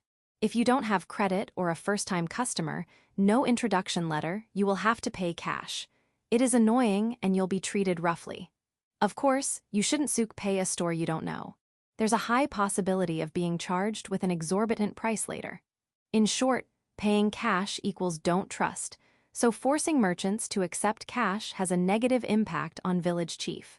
However, by saying keep the change, he is informing the store that it's not that I don't trust you. There's a reason for this. Please accept it as a nuisance fee, which became positive. Yaoko strongly recommending paying in cash is by no means to demean village chief. She's just aware of the severe outflow of money, which has been discussed several times already. Chapter 563. Auction Exhibition. The auction that will be held in Village 5 will be held at the foot of the mountain. It is at the baseball ground. The ground was cleared and many tents were erected. On those tents lie the items to be auctioned. There are two types of auctions. The first one is the competition type. In this type, people will argue prices, and the one who will bid the highest price will win. The other one is bidding. A style where you'll place your name and the price you're willing to buy the item in front of the product, and when the bidding time ends, the seller will choose from the offers. Both types are being held in Village 5. Presently, it is the bidding type, so there are boxes in front of the items exhibited. There are no boxes in front of the items that will be in the competitive style. The items are numbered, and those numbers correspond to the order they'll appear in the auction. I'm basically just looking around, so I don't care about those details. There are a lot of stuff on those boxes. Is bidding style the mainstream? No. An auction is normally held for several days, but the auction in Village 5 is only for today, so there's no choice but to use this style. I see. By the way, the reason why the Goron Company's auction is only for today is because there will be a baseball match on this ground tomorrow. Can't that be delayed? Ah, one of the teams is the Demon King's team. He'll certainly mind if the match is delayed. It can't be helped then. The four of us, me, Yaoko, Gulf, and Daga, look around the exhibit. It looks quite successful, but there's not much crowd. The number of people who will actually participate in the auction is not that many too. I heard there's only around 30. Ah, that's quite a little if you ask me. Could it be because of the change of venue? Will it be less exciting given there's only a small number of participants? Only a few % of the amount traded at the auction will be the share of the Goron Company. No, I shouldn't ask about their internal affairs. That will be rude of me. As the village chief of Village 5, I believe the auction will be exciting. When I was looking at the auction items, I encountered Yuri's group. Yuri aside, the others look like noble ladies. It seems like they accompanied their parents to participate in the auction. The 5 of them are Yuri's acquaintances, but this is the first time I've seen them. Yuri introduced them to us. I was a little wary at first, but I apologized to them in my heart after hearing they all have fiancés. Yaoko is in charge of introducing us. They didn't react that much when I, Yaoko, and Daga were introduced, but when Gulf was introduced, the noble ladies reacted positively. As expected of the sword god, "Oi, don't you have fiancés? Stop hugging or you'll be misinterpreted. Your parents will cry." Gulf looks like he's troubled. When we return to the village, I'll tell his wife. The noble ladies seem to have stayed in Village 5 a few days ago. They said that the staff of the inn are friendly and they are very helpful. Since the noble ladies are staying there, it is probably the best inn in the village, and I'm happy that they are praising it. The food was good too. The noodle shop Bertoa was especially good, but they have to line up every time they want to eat. You lined up, I look at Yuri. In order to not have a dispute with nobles, there is a delivery service exclusively for nobles. It's a store that bears the name Bertoa, so that won't do. That's what the noble ladies said. Yuri told them about the delivery service, but none of them used it. They want to go to the store properly like everyone else. In other words, These noble ladies line up at the counter to eat ramen. Is the store okay? Let's go to Noodle shop Bertoa later and work with the staff. After a brief chat, we separated from Yuri's group. I thought the parents of those noble ladies should be around, so I thought of greeting them. But I wasn't able to find them. Are they not at the venue yet? It seems like there are also people who don't come to the exhibit because most of them are notified about it in advance. There's also the chance that someone did something in order to decrease the competitor. People doing something like that for something they want, I wonder if they are psychologically okay. When the information about the exhibit arrived at my place, I was too busy that I didn't have the time to check. Instead, Lou, Tyr, and the civil servant girls checked them eagerly. They might even come to participate. Anyway, it's a pity that I wasn't able to greet the parents of those noble ladies, but since I can't find them, I can't find them. Ma, there are no problems since Yaoko already greeted them when they arrived. We looked around the exhibit again. I encountered the Demon King's group, Demon King and Beezle. There's also Tysel on the shoulder of the Demon King, but why? Father, I'm glad to see you after a long time, but why are you tied up with the Demon King with a rope? When I go out, Nick-sama said that I must absolutely be like this. I think you're old enough to not get lost. Alfred is such a worrywart. And Demon King, I apologize for my daughter. No, Lady Tysel is very helpful. I would even want her to work at the royal castle now if possible.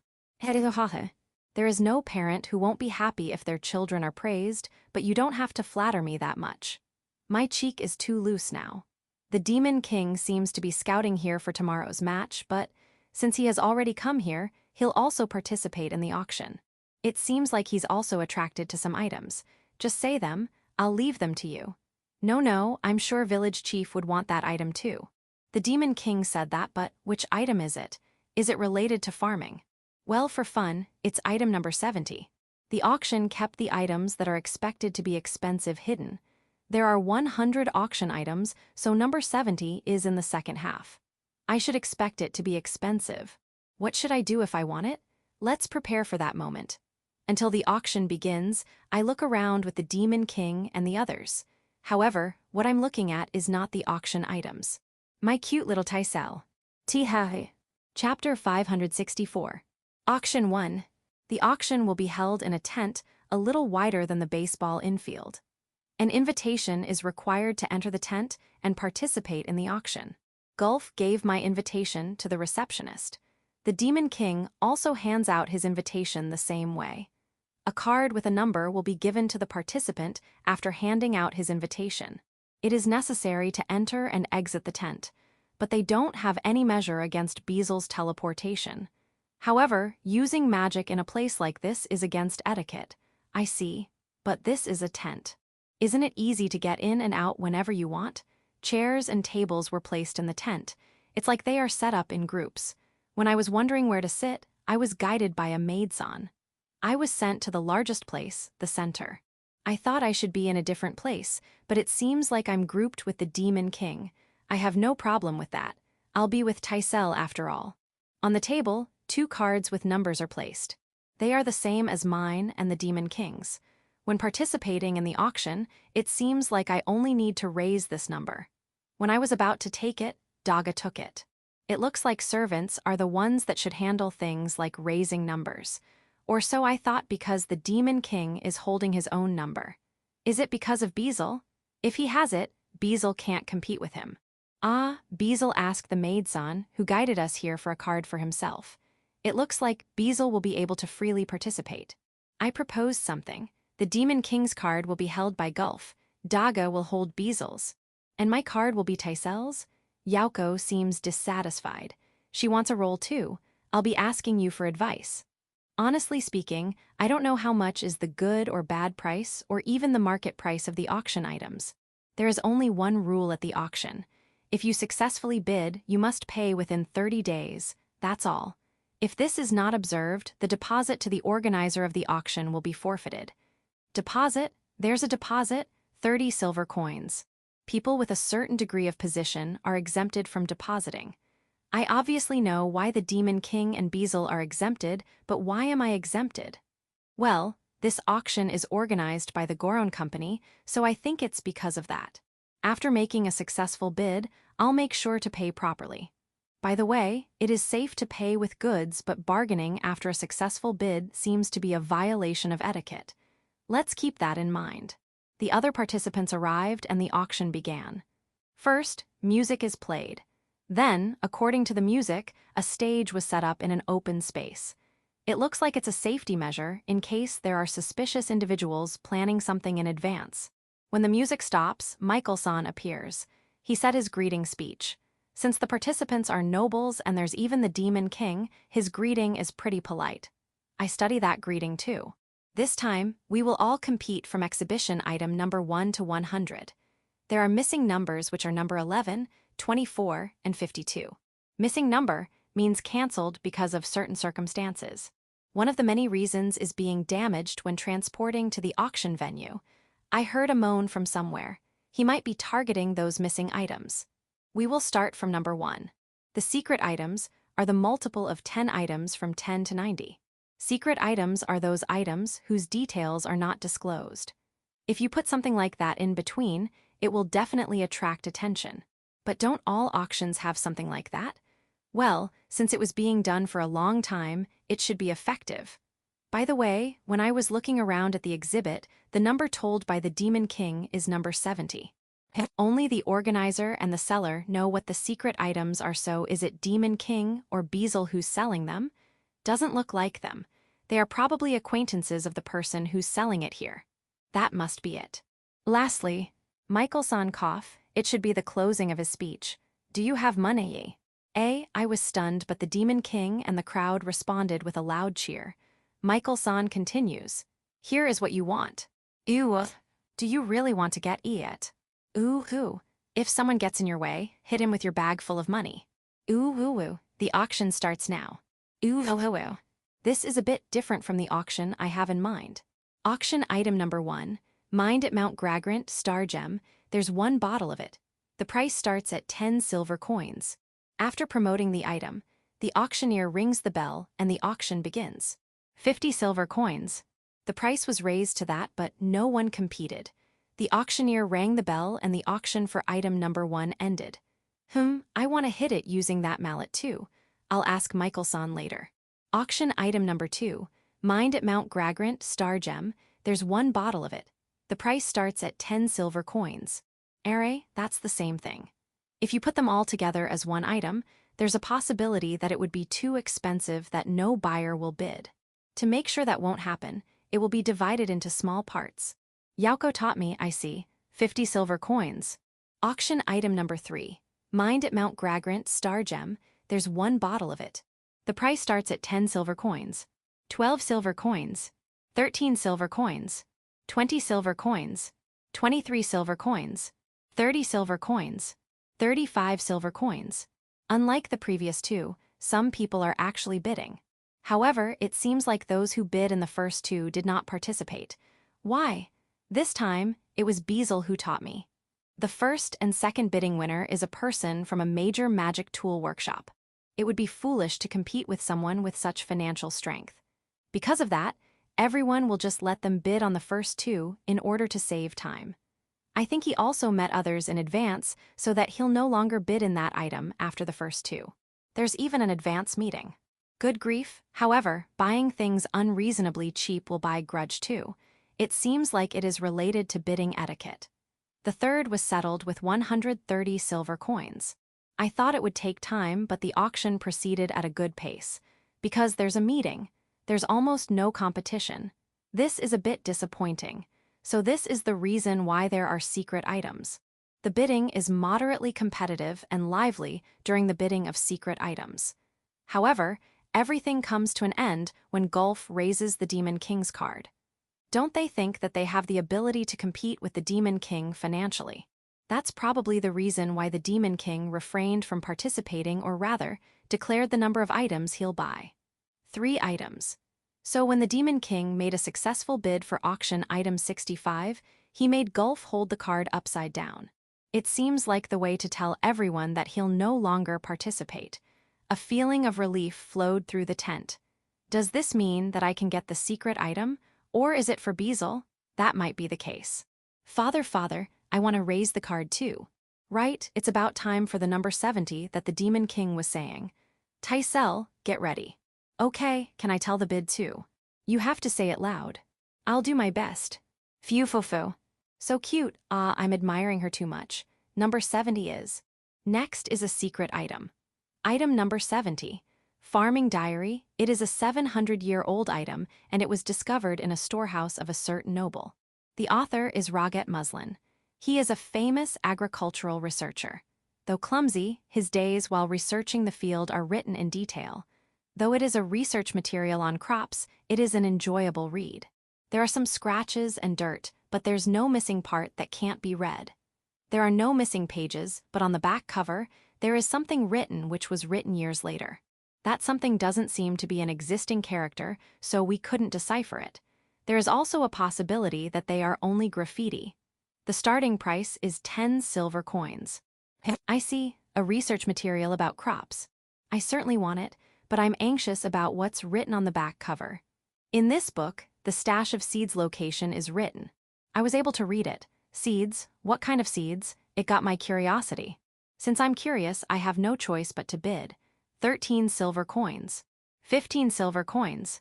Father, there seem to be 2 other interested parties. How far should we go? Until you make a successful bid. Then, 100 silver coins. Taisel shouted, and it was settled. 100 silver coins is 1 gold coin, right? That's dirt cheap. I'm not confident, but let's think again for the sake of my children's sense of money. That's what I thought. Chapter 565.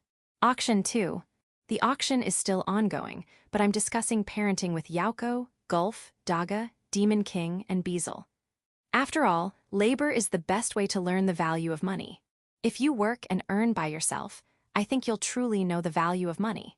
I can only nod in agreement to the Demon King's words, but has Yuri ever worked before? I had her help the kitchen of the castle. Ew.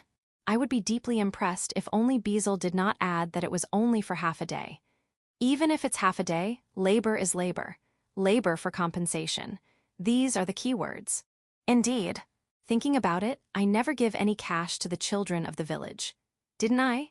No, once a year, I give them reward medals according to how much they worked. I think that would be the compensation of labor.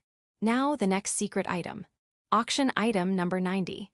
An artistically crafted stone medal. Don't underestimate this medal since it's only made of stone.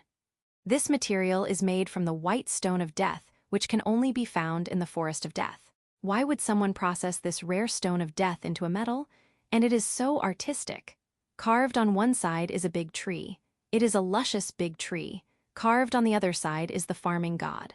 It is a splendid work that will make you feel the divine. Can you even elaborate this work? This is simply full of mysteries. The price starts at 1 silver coin. Ado, isn't that a reward medal? There's also a hidden pattern. And a pass number. It's a reward medal I gave to the Lamias. Speaking of which, I remember a Lamia saying that they were coerced by a devil working at Doraem's nest to barter. Are. The Lamia who came to report apologized, and when Gucci learned about that forced barter, he apologized too and gave the Lamias compensation. For me, I don't mind if they use it as decoration or even sell it. I was told that they traced it and found that it was given to this auction. I don't really mind, since the reward medal is of no value unless used in Big Tree Village. 15 silver coins. 16 silver coins. 17 silver coins. The price is going up. Ado, Demon King, are you going to participate? Beezle, if you want, I'll give you some. You are always helping us with your teleportation magic after all. You don't have to participate. Yaoko, can you stop Taisel from raising the price? Taisel, stop what you're doing. 30 silver coins. 32 silver coins. 35 silver coins. Other than this table, there are also those enthusiastic people. I'm confident in the reward medals, but do they really want it that much? If you are not involved with Big Tree Village, that's just a decoration. What is happening? Is it more valuable than I expected? 37 silver coins. 38 silver coins. 40 silver coins. And it looks like they are not planning to stop. Okay, compete more. I'm happy that you evaluate the reward medal I carved this much. 50 silver coins. 51 silver coins. It looks like it is about to be settled. How about I bid and take that medal myself? No, it's a waste of money. Though I'm not troubled with money, it's the village's property. I don't want to waste it. 60 silver coins. 61 silver coins. 100 silver coins. The tent quieted down. The voice came from a table that had not participated until now, and that voice is familiar. It's Lou. There's also Tyr. Rhea and Anne are also sitting next to them. When did they come here? No, rather than that, I think I give them a few pieces each year. Do they still want more? When I was thinking of that, someone raised his voice. 101 silver coins. The tent became noisy. The bidder is a merchant-looking man. 200 silver coins. But Lou crushed him like that. The merchant-looking man looks troubled. I guess he's over budget. However, Lou did not give him a chance and shouted again. 1,000 silver coins. Settled, the auction of the next item began. In the meantime, I called Lou's group to my table. Tysel is trying to pamper Tyr, who's obviously disturbed seeing she's tied with a rope to the Demon King.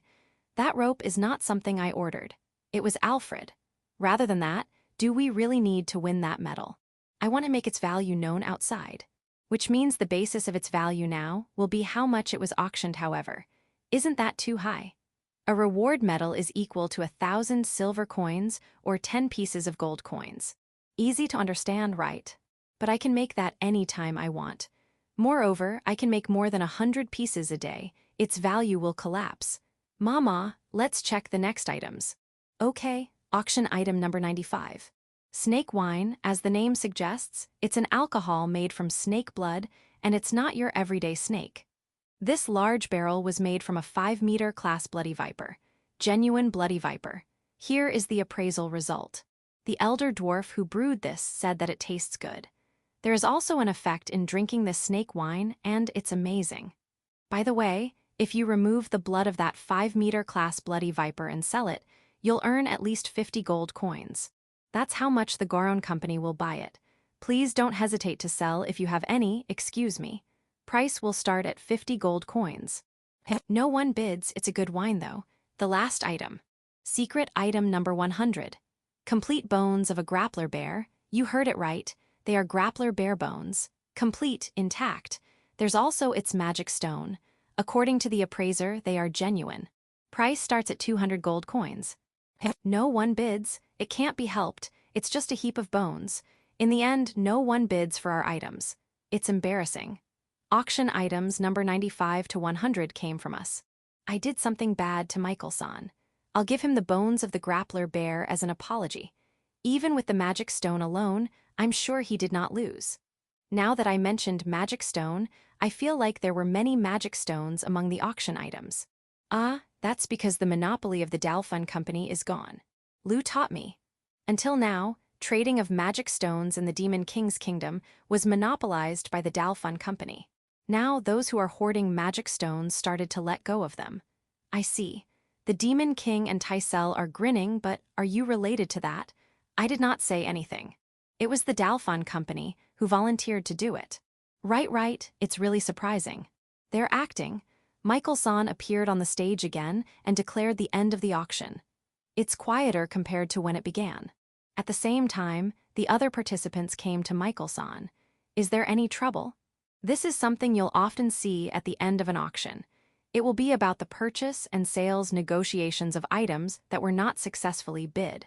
Is it okay to negotiate the purchase of items that were not sold? There's no problem with that. There are some expensive items that are too expensive to be paid for a month.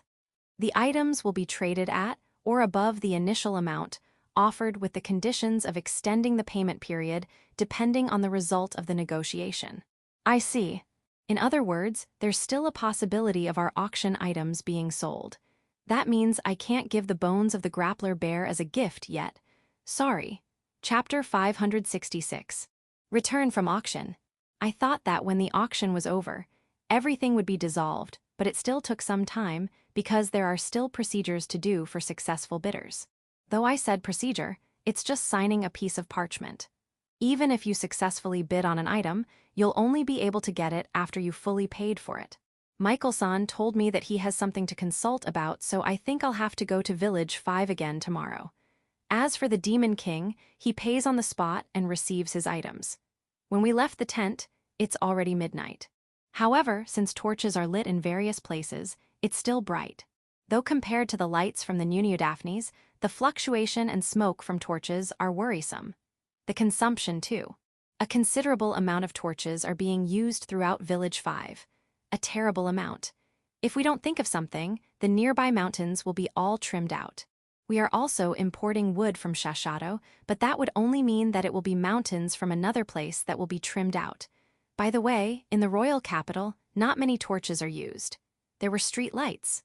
Magic light. I wonder if I should get them too. When I was thinking of that, I was asked by the Demon King what my plan was after this. The plan is to return to the village and eat. The usual. When I answered that, I was invited to eat. We'll hold it in Yaoko's mansion in Village 5, and it seems like there's a plan of inviting Yuri and Frau. I'm glad that you invited me, but is the food okay? Won't you be in trouble if you suddenly invite a number of people? Ah, you ordered them outside. I see. Then there's no problem. Is the place where you order food Niz's alchemite? Well, since Tysel is with him, I have to accept. I still want to stay with my daughter. Anne, I'm sorry. I'll eat out. Lu, Tyr, and Yaoko will be with us too. Ria and Anne will return to the village first. What about Gulf and Daga? They left the venue and were in alert mode while holding their weapons. Before we heard what had happened, a group of people surrounded us. Every one of them has weapons. Village chief, leave this to me. Yaoko said that and stepped forward. I'm the one in charge of this place. Even though you are just small fries, I won't overlook what you're doing. Before Yaoko attack, one of the thugs that surrounded us collapsed. It looks like he was hit from behind. Who is it? It's a resident. He looks like a man. When I was thinking who he was, resident-looking people appeared one after another and defeated the group of thugs that surrounded us. You bastards dare surround village chief and Yaoko-sama. You're courting death. Apparently, they are not our enemy. Ado, you can stop attacking since all of them have fainted. You'll kill them. You helped us. Who are you? Tell me your names. Hearing Yaoko's question, the man who appeared first responded. Yes, I'm Gaharoga. I sell small accessories at the foot of the mountain.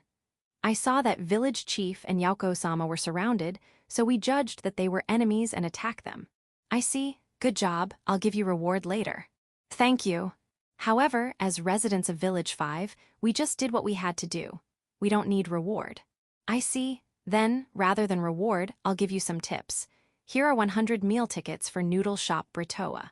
Divide it among yourselves. Yes, thank you very much. While admiring Yaoko, who's very lord-like, I look at the Demon King. I, the Demon King, am here but we're still attacked. Am I not well known enough? The Demon King was depressed. He was comforted by me, Bezel, and Tysel. It's okay, that's not true. That's right, no one would have guessed that the Demon King is here. I'm on your shoulder, so they wouldn't be able to see your face. The Village 5's guards rushed in, and everyone who surrounded us was detained. We were surrounded by 17 thugs. They seemed to be from a famous bandit group from a distant place. Why did they come here? Did they think that we were carrying money because we came from an auction? The details of the case are now being investigated. Tysel was terrified. Are you okay? Good.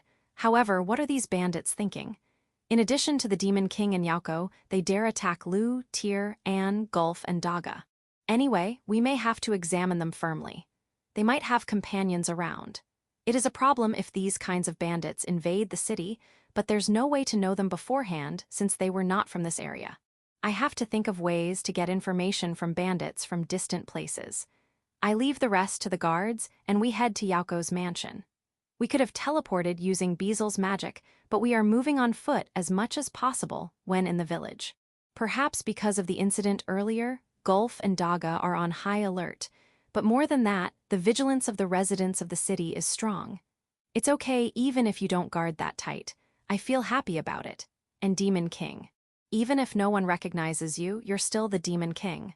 Stop telling everyone who you are while we're walking. It's embarrassing. Demon King, I'm the Demon King, the king of this kingdom, you hear that? Village Chief. Is this an election campaign? Bezel, doing this makes him look fake. Chapter 567. Footprint of the Bandits. Shit. How did this happen? My name is Astra. I'm the leader of a famous bandit group. I'll say it honestly. I'm currently being threatened. by an unidentified opponent. If you're going to ask me why, all I can say is it's because of my mismanagement of my subordinates. They seem to have done something and steal from a certain adventurer. It's a normal thing to do. However, if you want someone to take responsibility, go to my subordinates and not to me. What do you want me to do? You want me to correct my men's mistake. If we're going to do it in our own way, I'll just kick them out and we're done. That's not what you want, I understand. Subordinates, I'm so angry at you, so I'll just call you idiots. These idiots seem to have sold the stolen things from the adventurers to a merchant. It's a normal thing to do. We're going to sell it to a merchant at a certain price, but the merchant should not disclose that we're the ones who sold it. And the unidentified opponent wants us to steal it back. Troublesome. In addition, the merchant who they sold it to will sell it in an auction in a certain city. The unidentified opponent ordered us to chase the merchant to recover the stolen thing. It's difficult, but we have no choice but to do it. If we don't do it, we might just become a corpse in this place. The strength of the unidentified opponent is overwhelming. Believe this or not, the unidentified opponent annihilated my over 100 subordinates. However, if you want to recover what was stolen, shouldn't you hold back a little bit? By chance, is the unidentified opponent a musclehead? This makes things more dangerous. Let's do our best. Our target is only a merchant. We can take care of it. 8. There are about only 30 of us who can still move. I left half of them to treat the others who couldn't move and started to act. The target merchant is heading to the place where the auction will be held, but since he's still trading on the way, we can't predict his route. Since the number of my subordinates has decreased, it is also impossible to say choose randomly. But we know where the auction will be held. We just need to go there ahead of him. It's just a little far away. The travel expenses will be no joke. If our money runs out, we just need to do our usual banditry. But of course, I want to minimize our actions since we're outside our territory. If we do poorly, we will turn the bandits of that area into our enemies. If that happens, we'll live a fugitive life and we can't even sleep properly. That would be a problem. And so, we cut down our spending and even find temporary jobs while traveling. It was a long journey that lasted 2 months. When we arrived in the city, I was a little tearful, feeling a strange sense of accomplishment. However, our aim is not to arrive at the place where the auction will be held, but to retrieve an item from a certain merchant. First of all, negotiation. If it is useless, we can only steal it. If we do it grandly, we will offend the bandits of this place. However, we will only rob a merchant that lives in our territory. They might be able to accept it. Anyway, we waited for the merchant to arrive. The auction is more than a month away. We decided to look for a day job to earn our stay.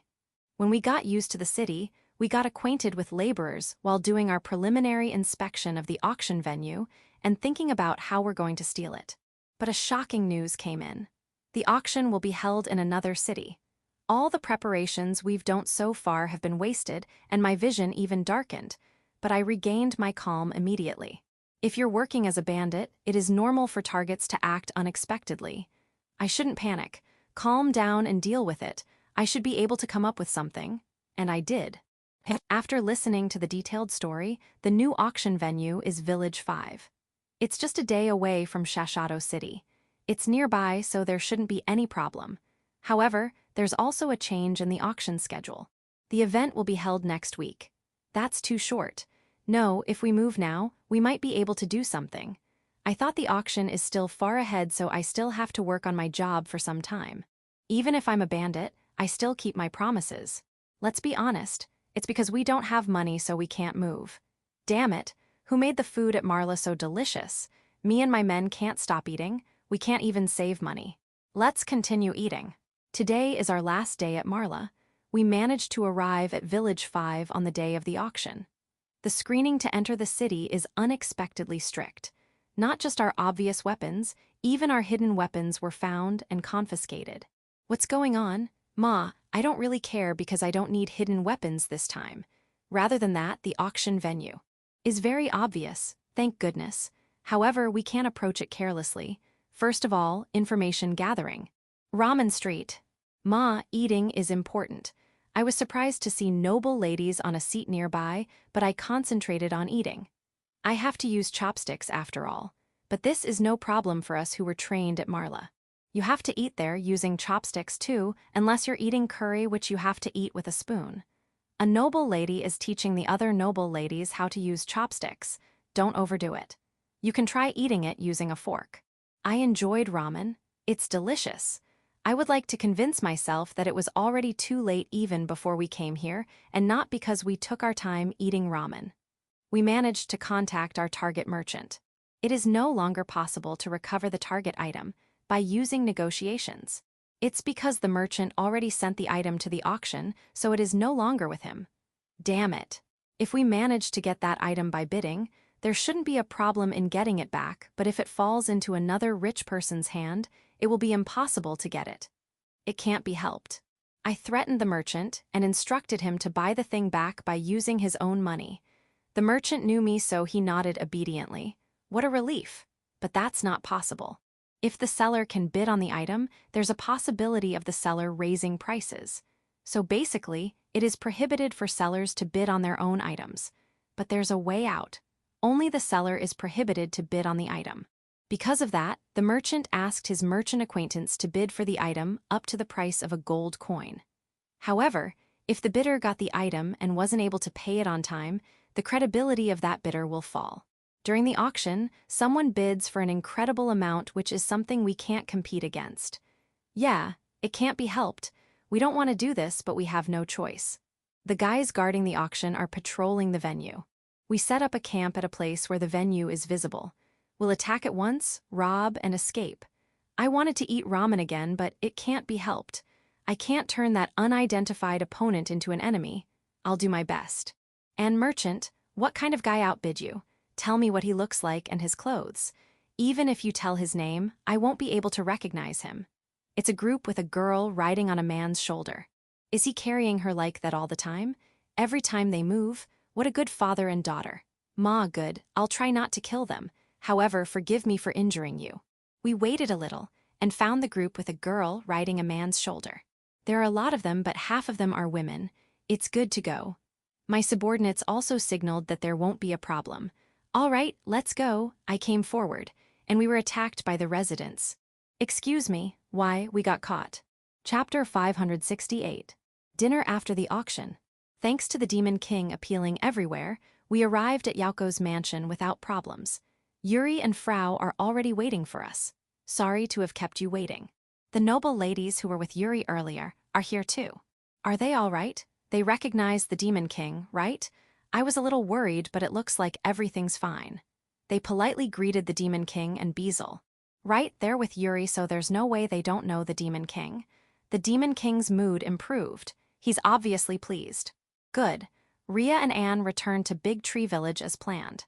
Before returning, I invited them to eat, but they said they still have a job to do. What is it?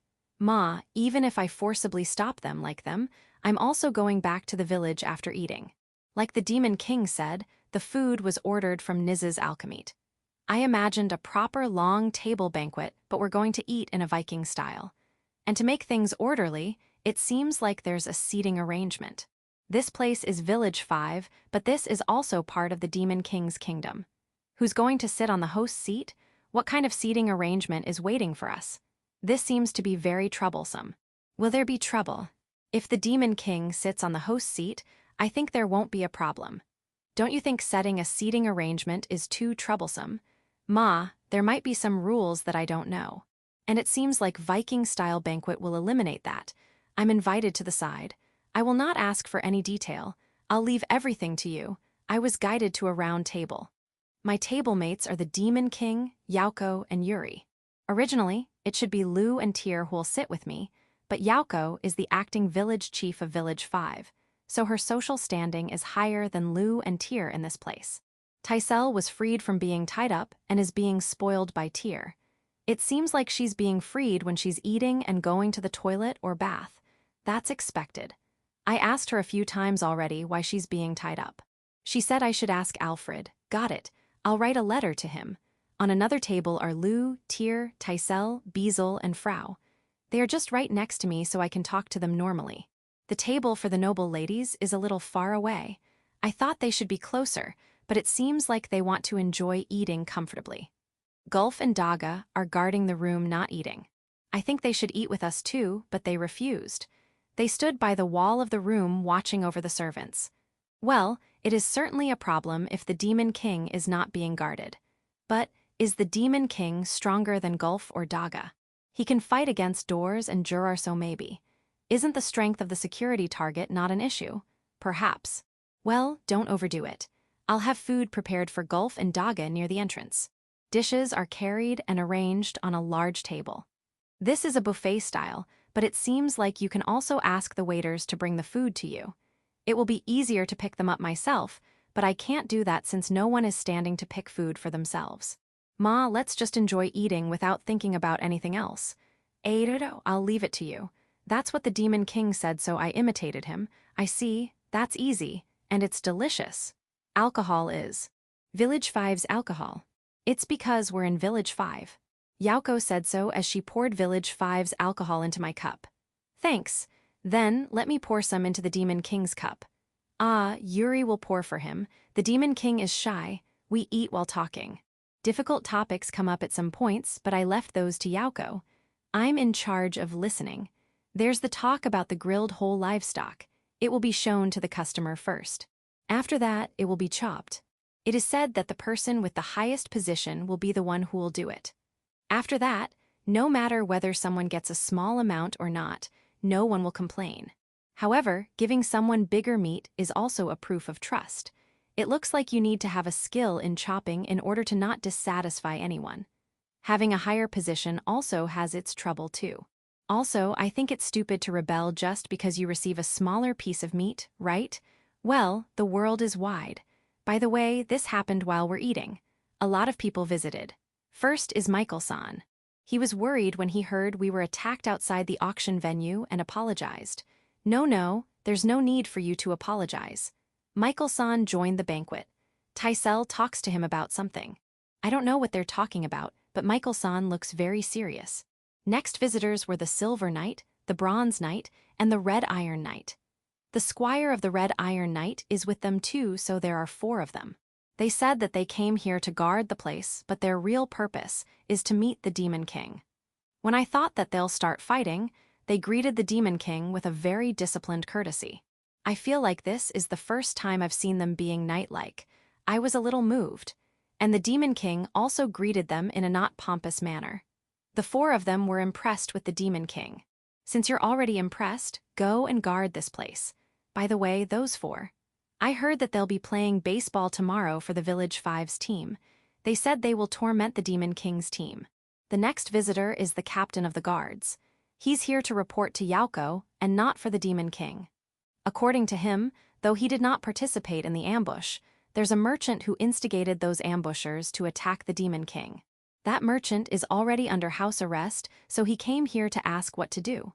After that, he reported the investigation progress of the bandit ambushers. Yaoko thinks a little before talking to the Demon King. I will leave the disposal of those attackers to Village 5. I will not complain.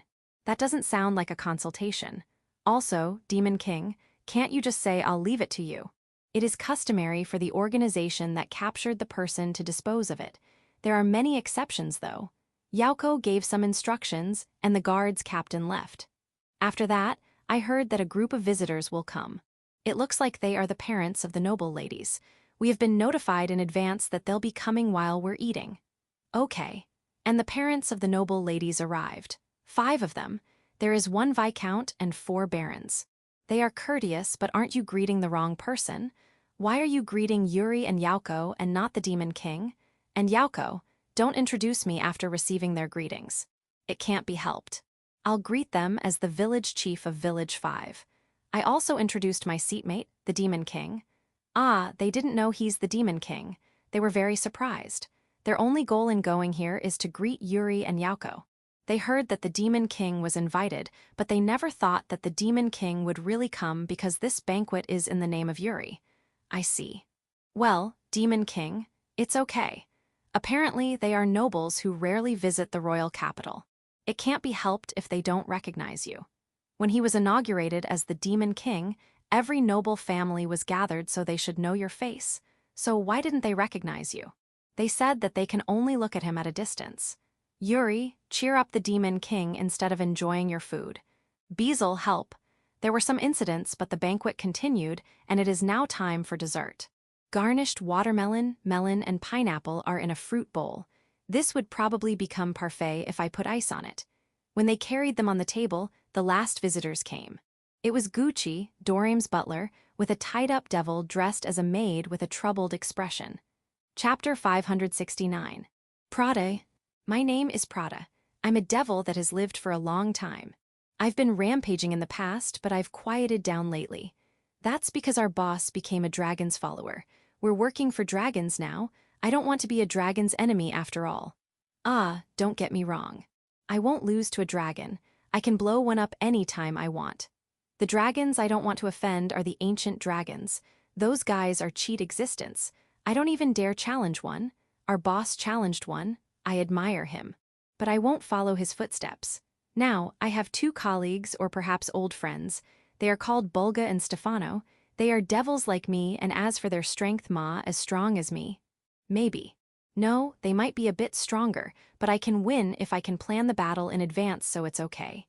The two of them have been on a business trip as maids of Rasudi-sama. Rasudi-sama is the daughter of that dragon. She rampages every now and then, and I thought that there's no way someone will marry her, but she's already married before I knew it. Let's leave Rasudi-sama's story aside. Bulga and Stefano seem to be enjoying themselves on their business trip. Every time they came back, they boasted how the food was delicious. And it seems like they can fight against strong opponents too. I'm a little envious. However, the thing that I had envied more of them is the piece of art called reward medal. I have an eye for arts. I love artistic things. The moment I saw the reward medal, I fell in love with it at first sight. I want it. I absolutely want it. However, they did not give it away. I did my best to persuade them, but I failed. When I skipped my work due to disappointment, the boss got angry. I'm sorry. The Lamias came to our place carrying a bunch of luggage. They are doing this regularly.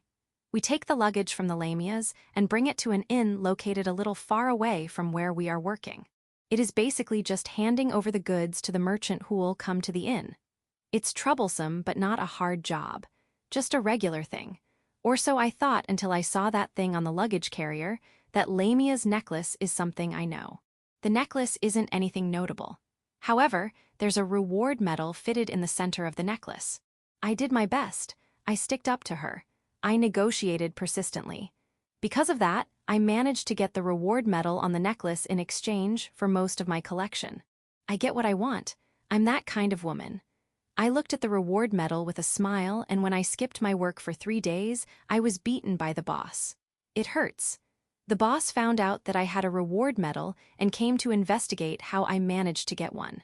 Of course, I negotiated with the Lamia gently. I did not coerce her. That was a legitimate transaction. She did not complain. Think of what I've done? I asked in a polite tone. Is everything okay? Of course.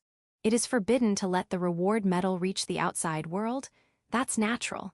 Why would I even let this go? I've already decided to treasure it. Several years later. We received the luggage like usual and brought it to the merchant and his adventurer guards at the inn. Originally, the merchant would pick up the luggage in our workplace, but the inn was built for their accommodation and to accommodate the delivery. Since there's an inn, it has become customary for the merchant and his adventurer guards to stay overnight. It is now possible for them to stay in an inn prepared by dragons. However, it is us who manage the inn. It's our job. The guests are almost the same members, so everyone's comfortable with each other. Now it's time for the game after dinner. It has become our job to crush them until bedtime. I like to play against a certain person. He likes intellectual games like reversi, chess, and mahjong. He's not bad at mini bowling either. While playing, we bet money. It's not a big amount, just enough to make the games better. Games are used for entertainment, so it is wrong to play seriously. This time, I became the fourth. Even so, I enjoyed playing mahjong with the adventurers. By the way, I have a reward medal. It is important, so I put it in a hidden pocket in my wallet. I'll be honest, I also like gambling, and I'm the hot-headed type gambler. Do you get what I mean? 3 days after the merchants and adventurers left, I noticed my blunder. After I lost to a gamble, I gave my wallet to the other party. I chase. The merchant. No, the adventurer guards, that familiar one. I know his hobby. I'll be able to find him soon. Where are you? A month passed. Though it's important, I can't skip work since it will anger boss, and I finally found him. He was in Marla in Shashato City. It was surprising to see him so drunk. However, I don't care about that now. Even if he's drunk, I need to get my wallet back. Yeah, stop drinking. Oi maid Nichin, don't be rude. Just let him drink as much as he liked today. After that, the next words of the adventurer drinking beside him made me feel despair. This guy just got his wallet stolen. Chapter 570. What Prada is good at. Hiding the reward medal in a wallet and losing that said wallet to gambling. Chasing the person who got the wallet but found that the wallet was stolen. Not giving up and tracking down the person who stole the wallet while working in Doraem's nest. After spending 2 years, the bandits who stole the wallet were finally discovered. However, the reward medal had already been sold to a merchant. Thus, ordered the bandits to get the reward medal back from the merchant. Those bandits were the bandits that attacked us outside the auction venue. That's the whole story. I asked Gucci since there's too much twist and turn in his story. Yes, everything I said was done by this tied-up maid, the stupid Prada, who hid the reward medal on her wallet and ordered the bandits to take it back. I brought her here, and you can kill her if you please. Gucci is saying some scary things. He seems to be quite angry. However, I'm not that angry myself. As for the reward medal, I'm not saying that what she did was too much. Anyone is free to use a reward medal she owns whether she uses it as decoration or gives it away. But I prefer not to use it as a chip for gambling. And she did not use it that way. Everything is just an accident. I don't intend to punish Prada, but Gucci feels like she needs to be punished. Should I say that I'm honestly fine with everything? How about letting Gucci punish her himself? I'm fine with that, but since a while ago, Prada's eyes are begging me. I'll verify this first with Gucci. What is Prada's sin? She used a band of bandits to cause this incident. I see, right. To get it back from the merchant quickly, she asked a bandit group, and that's the problem. However, from what I heard from the guards captain who came here earlier, they are not the bandit group that kills and robs, but the type that charges money as toll. Also, they only attacked since they can't take the reward medal by winning the auction. Yeah, what should I do? I looked around for help, but no one helped me. On the contrary, they took their eyes away from me. They're saying, don't get me involved. I don't want to get involved too, it can't be helped. I think Prada should work for it. She should work until she earns a certain amount. Is that all right? Gucci asked, but I told him it's okay. Is Prada okay with that arrangement? When I asked her, Prada moved her neck vertically. HNN? Ah, my apologies. I sealed her with magic so she can't speak.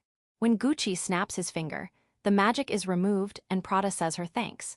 Okay, if you really want to thank me, don't ask me for a reward medal. Maybe Gucci is being this tough because Prada is like this. Now, I said she'll work, but what job should I make her do? Even if it is a punishment, making her work in something she's not good at is inefficient. But what is she good at? I asked Gucci. Prada is good at HMMM. He looks troubled. No, why do you even need 3 days to think about it? Is she that bad? The more Gucci thinks, the more Prada cries. Right, she can do paperwork. It seems like Gucci finally thought of it. It seems like she can record and edit information. No, she's not only capable of doing it, she's also good at it. Gucci apologized for not remembering immediately because there's not much paperwork in Doraem's nest, so she never had time to shine. Hearing Gucci's words was the starting point of an event that a lot of people participated in during this banquet. How would you like to work at the royal castle? I'll give you 3 silver coins per month. It was the Demon King who started it. In addition to 3 silver coins per month, Village 5 promises to provide morning and evening meals in the cafeteria. And Yaoko says her offer too. The Goron company will provide food and accommodation. It will be 3 silver coins and 50 big copper coins per month. Michael-san joined. 5 silver coins. Food and accommodation will be at your own expense. Why are you joining Taisel? I wonder if I raised her to have a wide range of common sense. Are, Frau would like to join the fray too. She certainly would like someone who can do paperwork. The bidding was heating up, but Gucci stopped them. Ado, due to an ancient contract, it will be a problem if she works in the Demon King's kingdom. He can't talk about the contract details in detail, but Gucci judges that she can probably only work for Village 5. In other words, it will be a duel between Yaoko and Frau. 3 silver coins. There's food, but only at night. 2 silver coins and 50 big copper coins. No food. Unlike the previous one, the offer is dropping every turn. Why are you looking at me, Prada? I don't know what's happening either. Lou explained. There's not much competition and she must work as punishment. No one will bid a high price. So that's how it is. Prada, I think it is time for you to decide now or else. Result. Prada will work in Village 5. 1 silver coin per month. Food and accommodation are provided. She's now Yaoko's subordinate. Do your best to earn your freedom. By the way, Village Chief, how much should Prada earn before she's released? Gucci wants to verify, so I'll answer. Since it all started because of a reward medal, she has to earn as much as a reward medal. 1,000 silver coins. Since she'll earn 1 silver coin per month, it will be 12 silver coins per year. Ado, a little over 83 years. I already feel sorry for her. Let's give her a raise at the right time.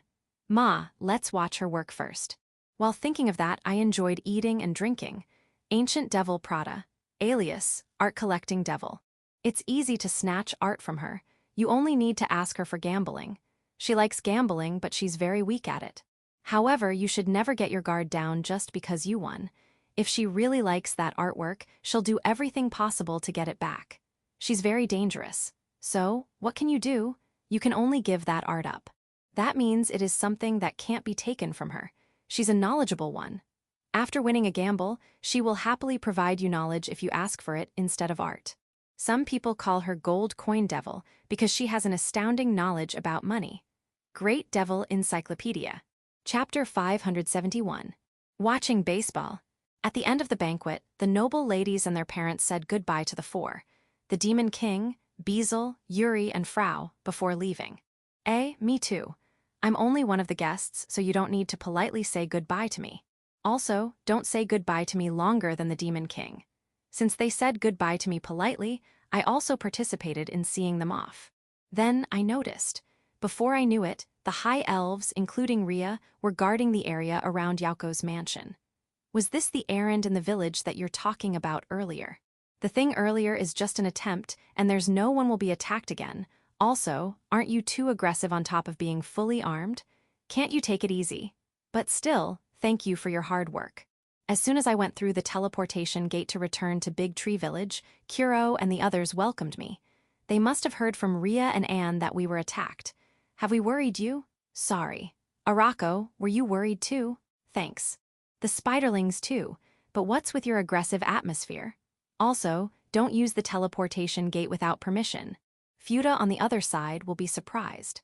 Even after returning to my mansion, many of the villagers are still worried. How did Rhea and Anne explain it?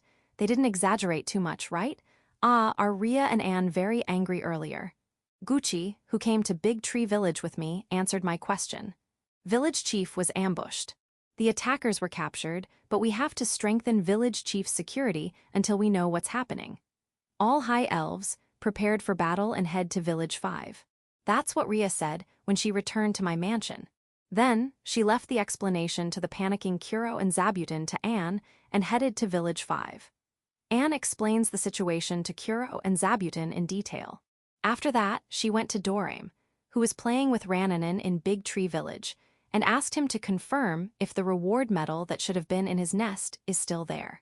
Dorame said that it should still be in his nest, and Gucci, who was with him that time, also confirmed it.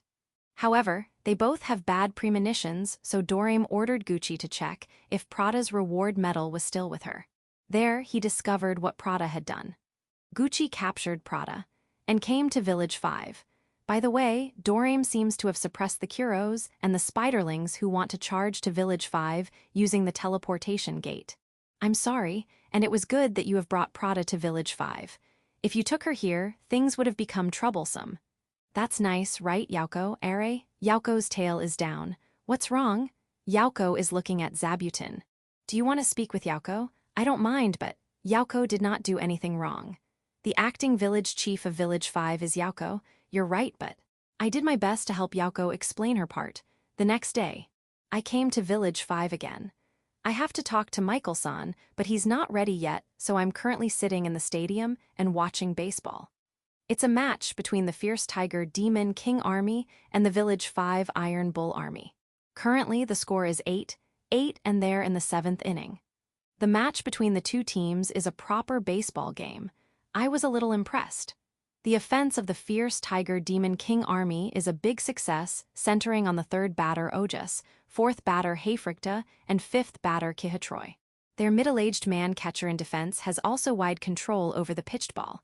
Normally, their pitcher should be either Gall, Sil, or Braun, but this time, none of them are here. Regrettable. However, even without them, the Fierce Tiger Demon King Army has good pitchers. I don't know who they are, but every pitcher who comes out to throw the ball is good. Even so, that doesn't mean that they can easily win against the stunning offense of Village 5 Iron Bull Army. Their running power, the way they use the bats, and even the way they steal base are impressive. They are also not arrogant and only devote themselves to hitting. Some people who have the bat usually offend a lot of people by swinging it around. In particular, the Silver Knight, the 1st batter of Village 5 Iron Bull Army, the Bronze Knight, the 2nd batter, and the Red Iron Knight, the 3rd batter, have an amazing base and score rates. They run really fast now that they are not wearing their armors. The 4th batter of Village 5 Iron Bull Army made a safety bunt from a no-out full base. Tackling is a bit late, so they unexpectedly only got 1 point. It is now 8-9 with Village 5 Iron Bull Army on the lead. The coach of Village 5 Iron Bull Army, Kainesta, the assistant manager of Kuro and Yuki, made a bold strategy. However, her expression is kind of bad as I can see her from the audience. Also, be careful of fully exposing your plan. Ira is shooting. The Demon King, who's the coach of Fierce Tiger Demon King Army, doesn't have Tysel on his shoulder today. That would be obstructive. She's currently sitting on Glatt's shoulder, who's next to the Demon King. My shoulder is impossible. However, you can sit next to me. Tysel waved at me, so I waved back. Glatz is waving too, but not for me. Renana is also here. Their relationship is good. I'm sorry to have kept you waiting. After the 7th inning, Michael-san came. I wanted to go to another place, but Michael-san sat next to me saying it's okay to talk here. Since Michael-san doesn't mind, there's no need to move. While watching baseball, we proceed with our business talk. It seems that there are buyers who'll buy everything that Lou auctioned. Negotiations are progressing at a price of about 10 to 20 times their starting price last auction. However, the payment deadline has become a problem.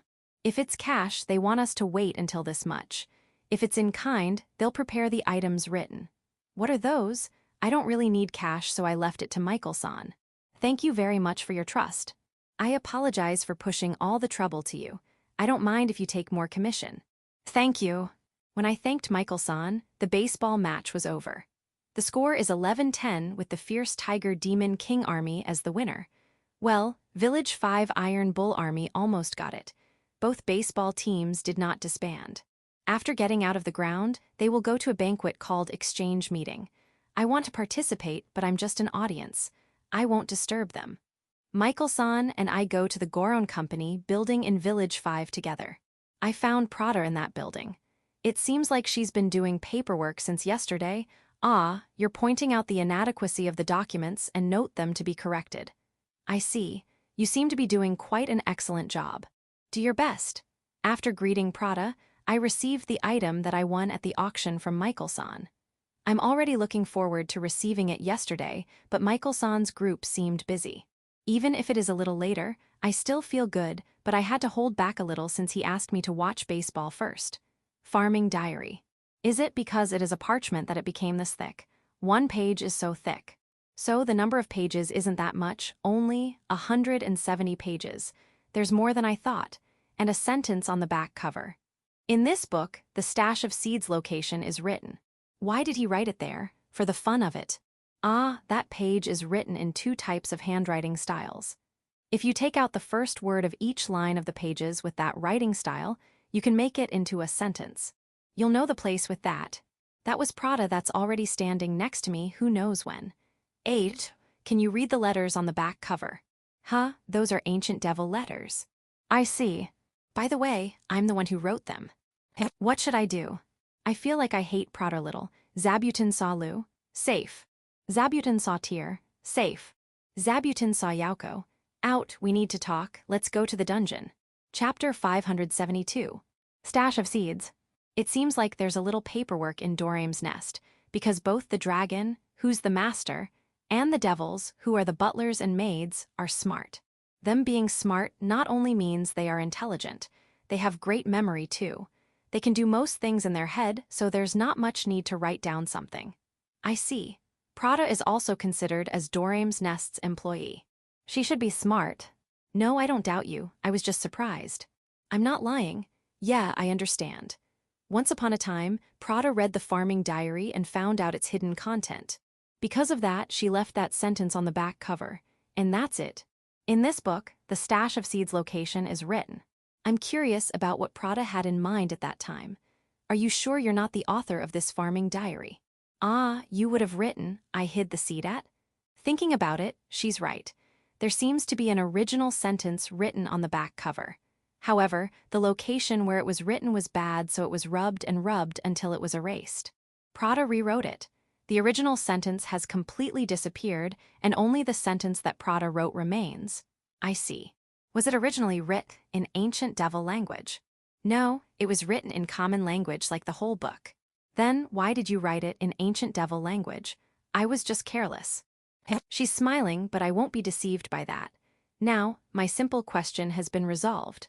Now, let's solve my big question. Prada found out that there's a stash of seeds hidden as hinted by the farming diary. Did you get those seeds? Why would I go get those seeds? Wait, don't grab my face. No, I have to. All right. Now, the secret treasure map has been solved, but the treasure was still missing. No, the thrill of finding the treasure has not been lost yet. So, where's that stash of seed? Ado, it should be. I heard the location of the stash of seeds from Prada, but it's a place that I don't know. I should research where it is. Michael-san knows that place. It turns out that the stash of seeds is in the War Zone, a place between the Demon King's kingdom and Full Heart Kingdom. Okay, I give up. I'll just pass this information to the Demon King, and that's the end of it. Why don't I get it myself? I don't want to approach a dangerous place like that. Prada. Saying that there's no place more dangerous than the Forest of Death is rude. The Forest of Death is only scary in name. It's not a bad place. You should try to visit it. Rasudi, Bulga, and Stefano are there, so you won't be bored. You'd like to see Rasudi, but you don't want to be with Bulga and Stefano. Ah, they're your rivals. Then, do your best to not lose to Bulga and Stefano. If you do your best, I'll recognize your work and improve your treatment. Also, if you have any work you want to do, just let me know. You like to be involved in the management of the museum. If artworks get lost because of gambling, it will be troublesome. You won't bet something you don't own? Then, don't bet what you own too much too. I hope you'll listen. Remember it. For the time being, you must win everyone's trust in your job first. On the way back, I saw the state of Village 5. There are a lot of guards. This might be the impact of what happened yesterday. However, you won't find Pirika. Pirika is staying in Big Tree Village to participate in the martial arts tournament of Big Tree Village. She's staying at the inn, which has not been used recently. I suggested her to just stay in a vacant room in my mansion, but it seems like it would be easier for her to use the inn considering she's training until the tournament. As for Pirika's training, not very good. She's suffering from the forest's rabbits. When I spoke with Gulf and Daga, I heard that she can't even beat a rabbit. She's not good at anything other than person-to-person battle. Every day, she's indebted to the leaves of the world tree. Even if you can be cured, you shouldn't be reckless. I moved from Yaoko's mansion to Big Tree Village and returned to my mansion. In the courtyard of my mansion, I saw Pirika treating her own injuries alone. It looks like she still lost today. Since she's treating herself alone, she's probably not seriously injured. HNN. The 4 Ainikos threw something before Pirika.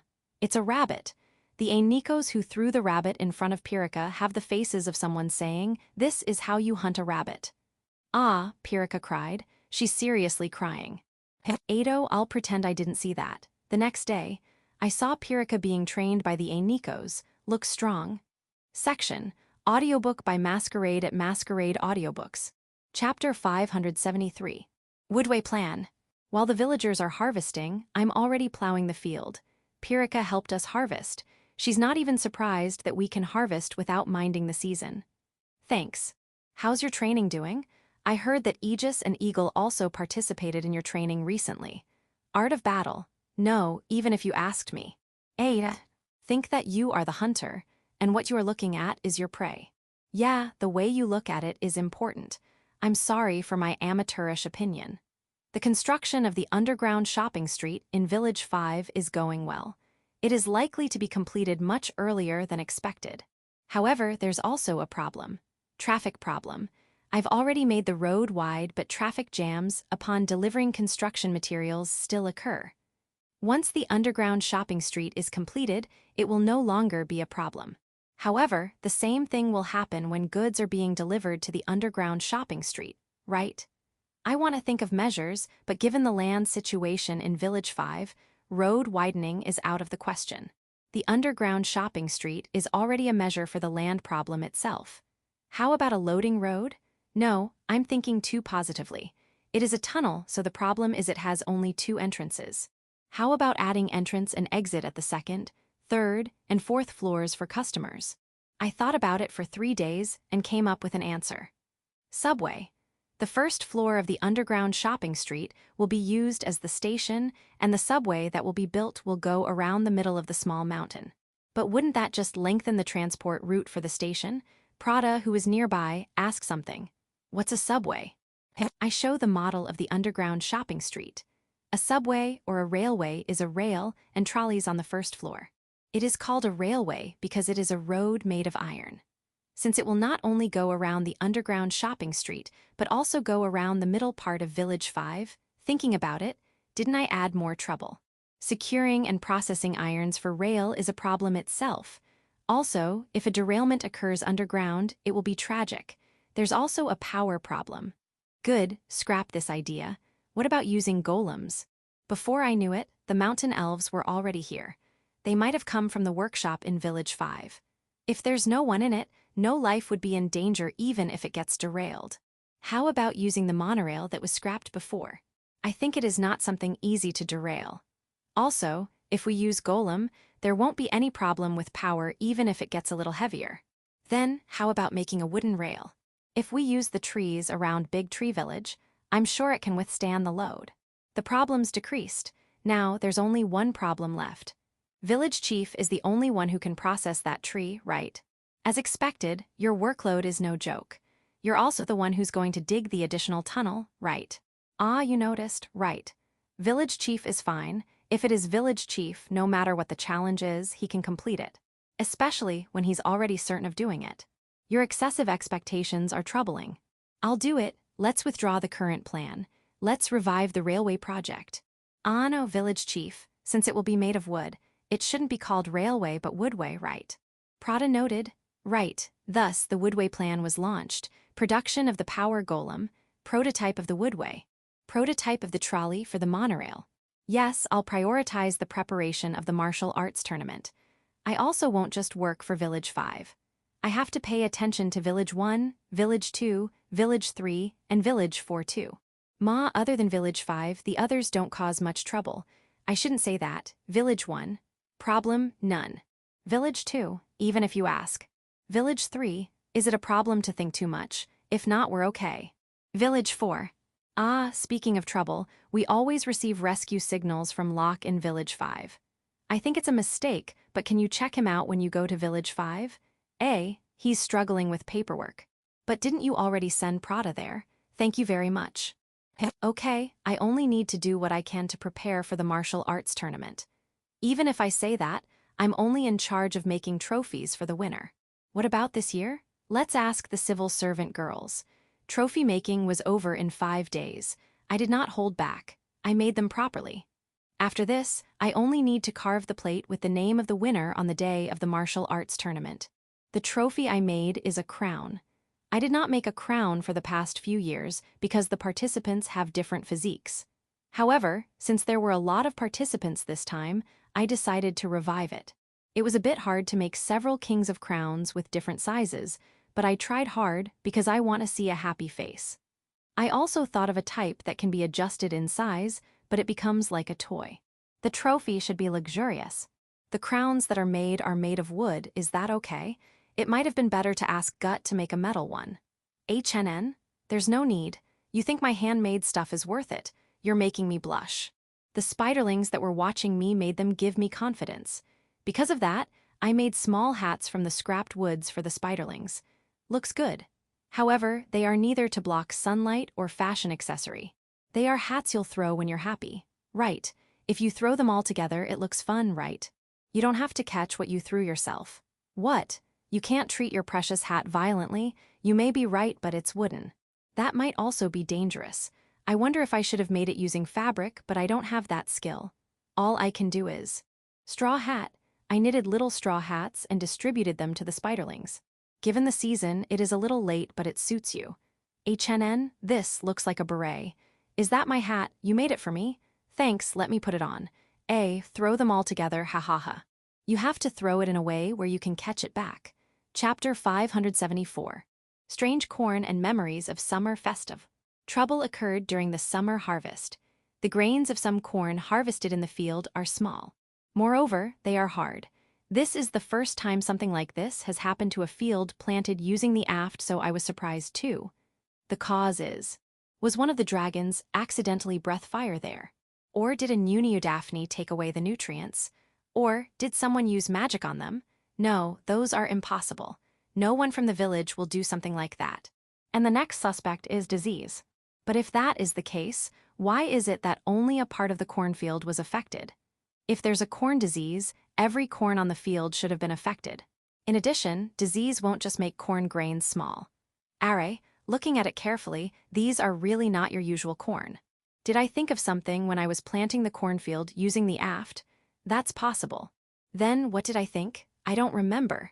I planted them in the field more than 2 months ago. I'm sure these corns are not for alcohol. Then, what did I think back then? I dried the corn, then removed the grains from the cob. Yeah, this is familiar. There's no doubt about it. I melted butter on a pot in the kitchen. I made sure the melted butter spread in the pot. Then, I put the dried corn grains. After that, I put the lid on and continued to put it on fire. After a while, a loud noise came from inside the pot. As expected. This corn is corn for popcorn. In fact, quite a long time ago, I tried making popcorn from ordinary corn and failed. I knew that I can't make popcorn unless it's a special kind of corn, but I've forgotten about it. It's not like I'm craving for it. I must have remembered it when I was planting the cornfield. Aft, thank you. And everyone was surprised by the sound of popcorn. Sorry, it's a new dish, sweets. Ah, there's no seasoning yet, so add some salt. Everyone had a taste of a pot full of popcorn. For the adults, it's a popular new food. For the children, it tastes good. For the curos, it doesn't make them full enough. Also, they don't like that the skin of the grain is always sandwiched between their teeth. For the spiderlings, it's good food. And for the fairy queen, who's picky about sweets, she asked me for more, so I guess she has no problem with it. It's good that she can also eat something salty from time to time. No, I know you prefer to eat sweets. The fairy queen was always in her adult form until a while ago, but now she's back. I'm kind of got used to her adult form, so I feel sad. No, her action is still the same, so I guess not much. Popcorn's popularity is not bad, but there's also a problem. It doesn't last long. It's not delicious if you fail to eat it after a while. Once you cook some, you have to eat them right away. In other words, you can't store it. Is it okay to offer it at festivals and the martial arts tournament? Fortunately, there is enough popcorn corn that can be served at the next martial arts tournament. The problem is after that. Majority voted to make a cornfield for popcorn. After making a cornfield for popcorn, I remembered the summer festival that was held a little while ago while I was pinching popcorns made by an Oni maid. This year's festival is race. Running race to be exact. It will be a race of the same race, mixed race, and various combinations. I was a little anxious if this would be exciting, but everything turned out okay. Everyone likes every game. The most memorable race is the race between a centaur and a horse.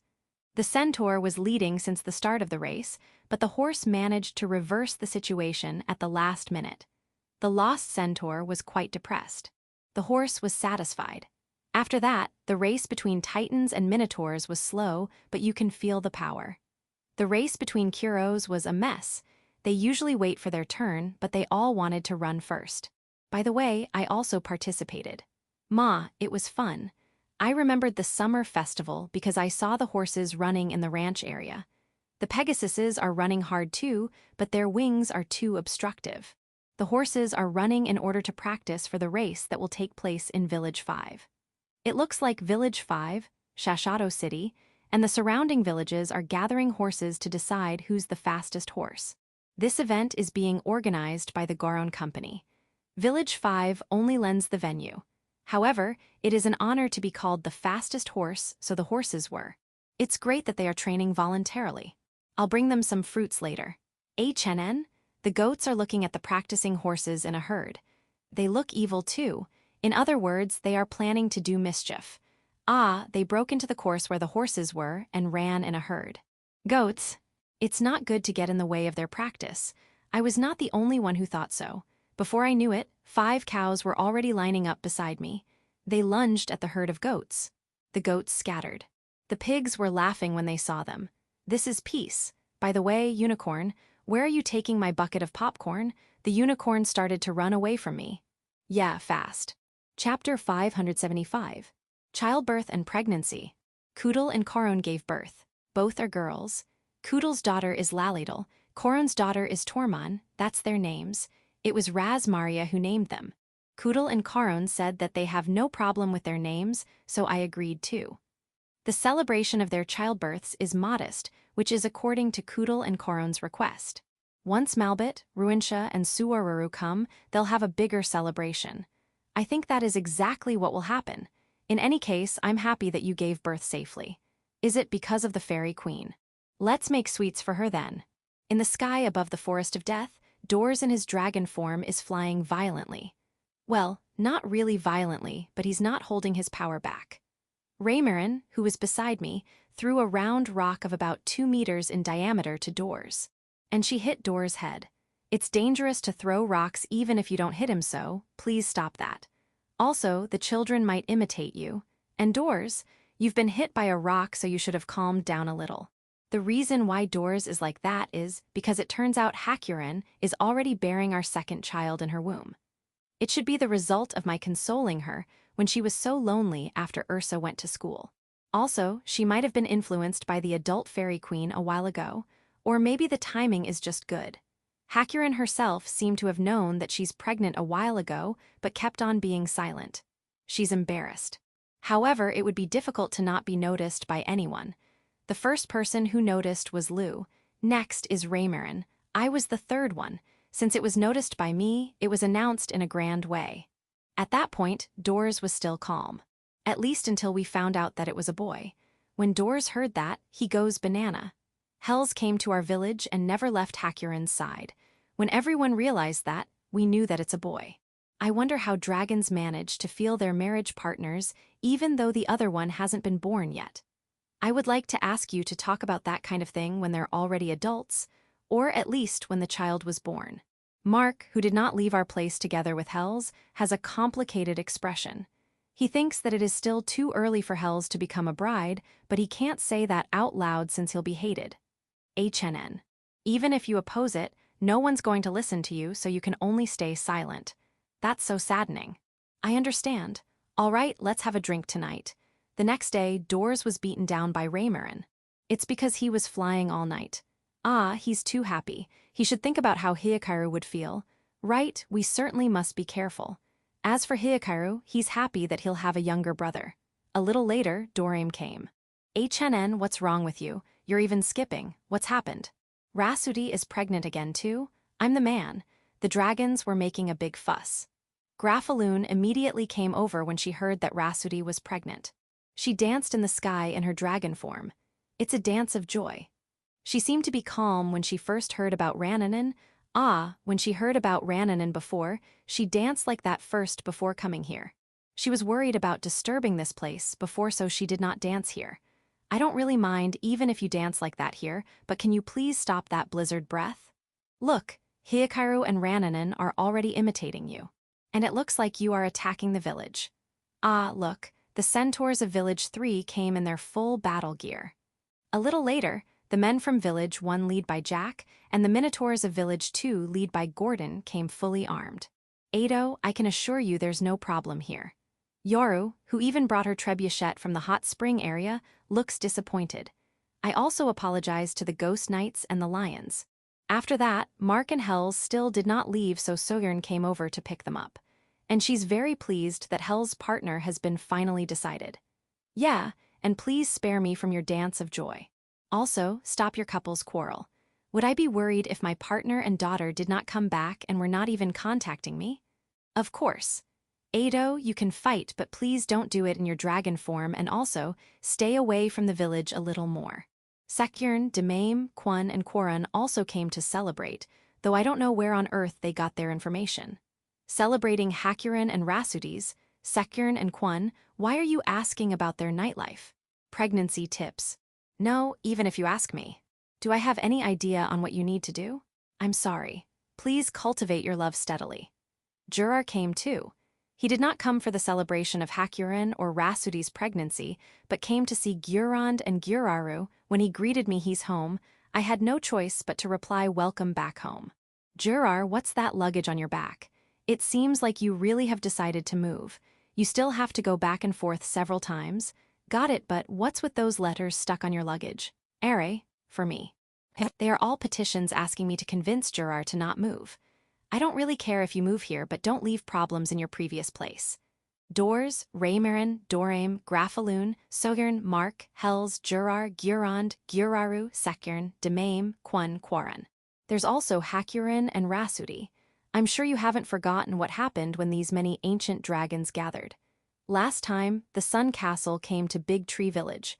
What if something happens again? It's alright since you all can just blow it up to smithereens. Doors. I know that you'll have new grandchildren, but why are you so happy? HNN? Hikaru was taken by Raymarin, so you will definitely secure your next grandson. He's my and Hakurin's child. Please don't forget that. Anyway, since there's a lot of you here, let's start a banquet. Move Laladel and Tormund to a quiet room. Koodle, don't overdo it since you have just given birth. Sorry, let me be clear. No dive bombing. There's no way bombing is necessary to a banquet. By the way, when Beazle arrived in our village, he was surprised to see a large number of dragons. No, they are not having a meeting here. It's just a normal banquet, eating like usual. Chapter 576. Name and Prototype Monorail. The Dragon's Banquet continues. We just harvested, so we have no problem with food, and they'll also pay for it. Donovan's group offers new types of drinks and listens to the impression of the tasters. You marinated a high-quality alcohol with lemon zest? You're a lot more stubborn than I thought. Not just lemon zest, sugar too. Let me take a sip. Glug glug. It's hard. That's according to me, but Doors and the others are drinking it like water. Please don't transform into dragons later and go on a rampage. Also, Hakurin and Rhapsody don't drink. You want plum wine and pickles? Okay, we only made plum wine last spring, so they might be thinking about our stock. It's okay, we've prepared a large amount of plum wine. We can only drink it in a few more banquets, according to the dwarves. Since that is the case, me, Hakurin, and Rhapsody only drank a little. Hakurin and Rhapsody were pregnant, so they couldn't transform into their dragon forms. Because of that, the village's transporting power has dropped significantly. As a countermeasure, we're going to fully utilize the universal ship, but if it is far away, it will be a problem. The transport locations are the place where Doors and Raymarin live. Doors and Raymarin often come to the village, so I think they should just bring those back with them. However, given their social position, it seems like they can't do so. But there are those who are waiting for our crops there, so we can't afford to not transport them. Thinking about it, I have no choice but to ask Doraim and Grafaloon for help. Of course, we're going to pay them. It will be the in-kind supply of village crops and alcohol. The Dragon's Banquet is free for all. Those who are not in the actual banquet are practicing for the martial arts tournament outside. Yoru, who brought the rock thrower trebuchet, is one of them, and Hikaru, who's in dragon form, is in the sky catching rocks from the trebuchet. That looks fun, but should he really be catching rocks like that? When I thought so, Raymarin, who brought out food and alcohol on the outdoor table, looked at Hikaru. It seems like this is a practice for power control. If he catches the rock and the rock breaks, it means he fails to control his power. I see, if that is the case, I won't complain. Yoro's having fun too. By the way, village chief. Raymarin asked me something while staring at Hikaru. What will be the name of Hakuren's next son? Thinking about it honestly, since he will be Hikaru's younger brother, I would have named him Hijiru, but that would be bad. So, I adjusted it a little and thought it should be Hinajiru. But that's worse than Hijiru, so maybe Hisaburo would do. I'm not confident with my naming sense, so I'll just ask Hakuren later. When I said that to Raymarin, she said great. Hakuren is pregnant, so she advised me to not push my suggested name to her too hard. Doors called out to the banquet and asked everyone to propose a name. Yeah, this is the difference between Doors and Raymarin.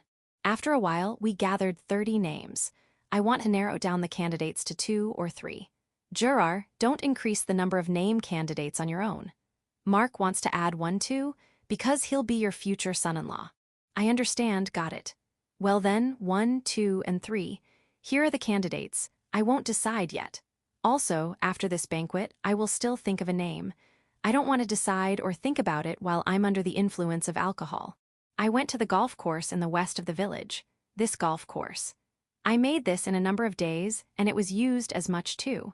The number of golf clubs and balls has increased, and the users even built their own huts. But there are problems too. At first, I had to clear the forest to make this course and leave it as it is. Now, the surrounding area is steadily developing, and this got on the way. Currently, this is only a small golf course that is full of greens. Nothing was added in the course ever since, but the Oni maids enjoy playing golf, so I want to do something about it. I have to make a certain place a dedicated golf course. Should I build a new course south of this place? If I do, I should make sure to not hit the pool or the lobster pond. Ma, that won't be so difficult because it's just cutting down trees. Demaim and Quarren helped me transport the fallen trees. After completing the golf course, I processed the cut-down trees to make the prototype monorails for Village 5's woodway. Material is all wood. I made a T-shaped timber as it is. I don't know how big is the right size, so I made it as big as possible. The upper part of the T became about 1 meter wide. The reason I made it T-shaped was because I thought the chances of it being derailed will be minimized. But that also made it hard to set something on the rails. Also, more wheels are needed than expected. The tremor is also disturbing. This needs suspension too. Since this is only a prototype trolley, the width is 2 meters while the length is 4 meters. I never meant it to be this big. I and some of the mountain elves worked hard. I was a little worried about the place where the rail was installed. It was straight east from my mansion. It even passed through the medicinal herb garden. Ma, I can only remove it if this gets in the way. I asked the Titans and Minotaurs who came for the martial arts tournament to cooperate and set up the rail. Yeah, it's really straight. Looks good. And then we finally set up the prototype trolley there. There's no power source, yet so I had a centaur pull it. It looks okay since it doesn't have any luggage yet, but the resistance is tougher than expected when luggage was put on. There's no problem even if you ride it once it's speeding up. It requires more starting power than I thought. Will there be a problem once we had a golem power it? No, that would be similar to what happened earlier. We only need to take measures. If we want to ease up the starting motion, we should disperse the weight on each wheel. In short, increase the number of wheels. Given the weight of the wheels, making it smaller will surely decrease the weight. According to my imagination, it would look similar to a turned-over abacus. This will be hard. The small wheeled trolley moved smoothly even when loaded with luggage. The centaur that pulled it can even speed up instantly. And that's exactly what happened. It's worrying to leave the rail straight. I agree with the mountain elf. We should consider curves or slopes up and down. This is the prototype, so we have to challenge every possibility. If it came from a higher position, it can move even without being pulled by the centaur dessous. That's true. If we connect the rail like a ring, it can move in one direction. Yeah, we also made a small type of trolley. A simple roller coaster was built. The starting height is about 5 meters. It is composed of several curves, several up and down slopes, and straight lines to gain momentum. At the end, the trolley has to be raised to a height of 5 meters manually, but the Minotaurs and Titans can take care of that. It's very popular with children. With regards to the monorail, there's a limit to how much curve it can run. It's great that we were able to verify the maximum curve possible. If we make smaller trolleys, I think it is possible to make the curve steeper. The purpose of what we're doing has something to do with Village 5. Don't forget that. But we wanted to make the trolley run into a vertical loop. That's not good. Do everything in moderation. Come on, it's already the martial arts tournament. Chapter 577. Sword Saint Pirika. My name is Pirika Winup. I used to introduce myself as the Sword Saint, but I have stopped doing that, because I don't think I have the ability of a real Sword Saint. Each of my former master and senior disciples was a one-man army. I haven't reached that level yet. I still need to practice. In addition, the title of Sword Saint reeks of trouble. I can't cause trouble to the village chief of Village 5, which I'm indebted to. Forget about the Sword Saint. Everything will be fine. Ever since I no longer call myself the Sword Saint, I feel things have become lighter. I also dedicate myself to training. I believe that it will make me steadily get stronger. I'm still not an opponent to Master Golf and Master Daga, but it can be said that I'm the strongest in Village 5. I'm proud to be entrusted with the guards of Village 5. Though I'm a little troubled that I'm happier being called the commander of Village 5's guards than being called Sword Saint. I understand the weakness of my sword technique. I'm too specialized in person-to-person battle, and I'm not good at fighting against something not a person. To deal with that, I increased my battle experience against monsters and demon beasts. With this, I'll also be strong against monsters and demon beasts. Fortunately, I can easily find opponents in the forest around Village 5. I periodically enter the forest and continue hunting monsters and demon beasts. My daily life as a guard of Village 5 and monsters and demon beasts hunting continue. Even adventurers began to recognize my ability, and there were even several people who wanted to learn swordsmanship from me and be my apprentice. I'm happy with my everyday life.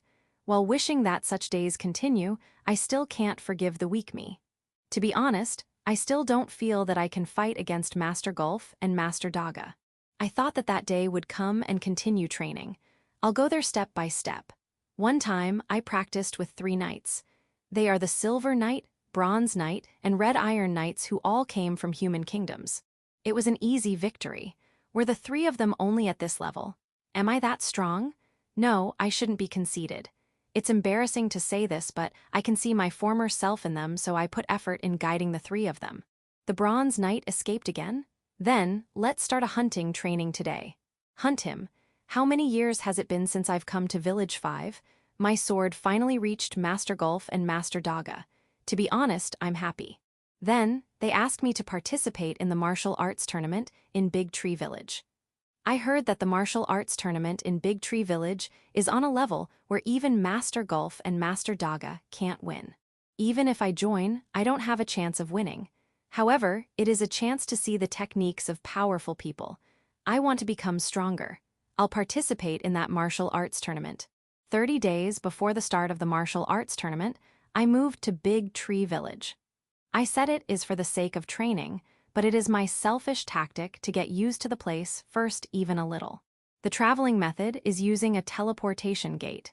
Village Chief said that the existence of the teleportation gate is top secret. Of course, I won't tell anyone.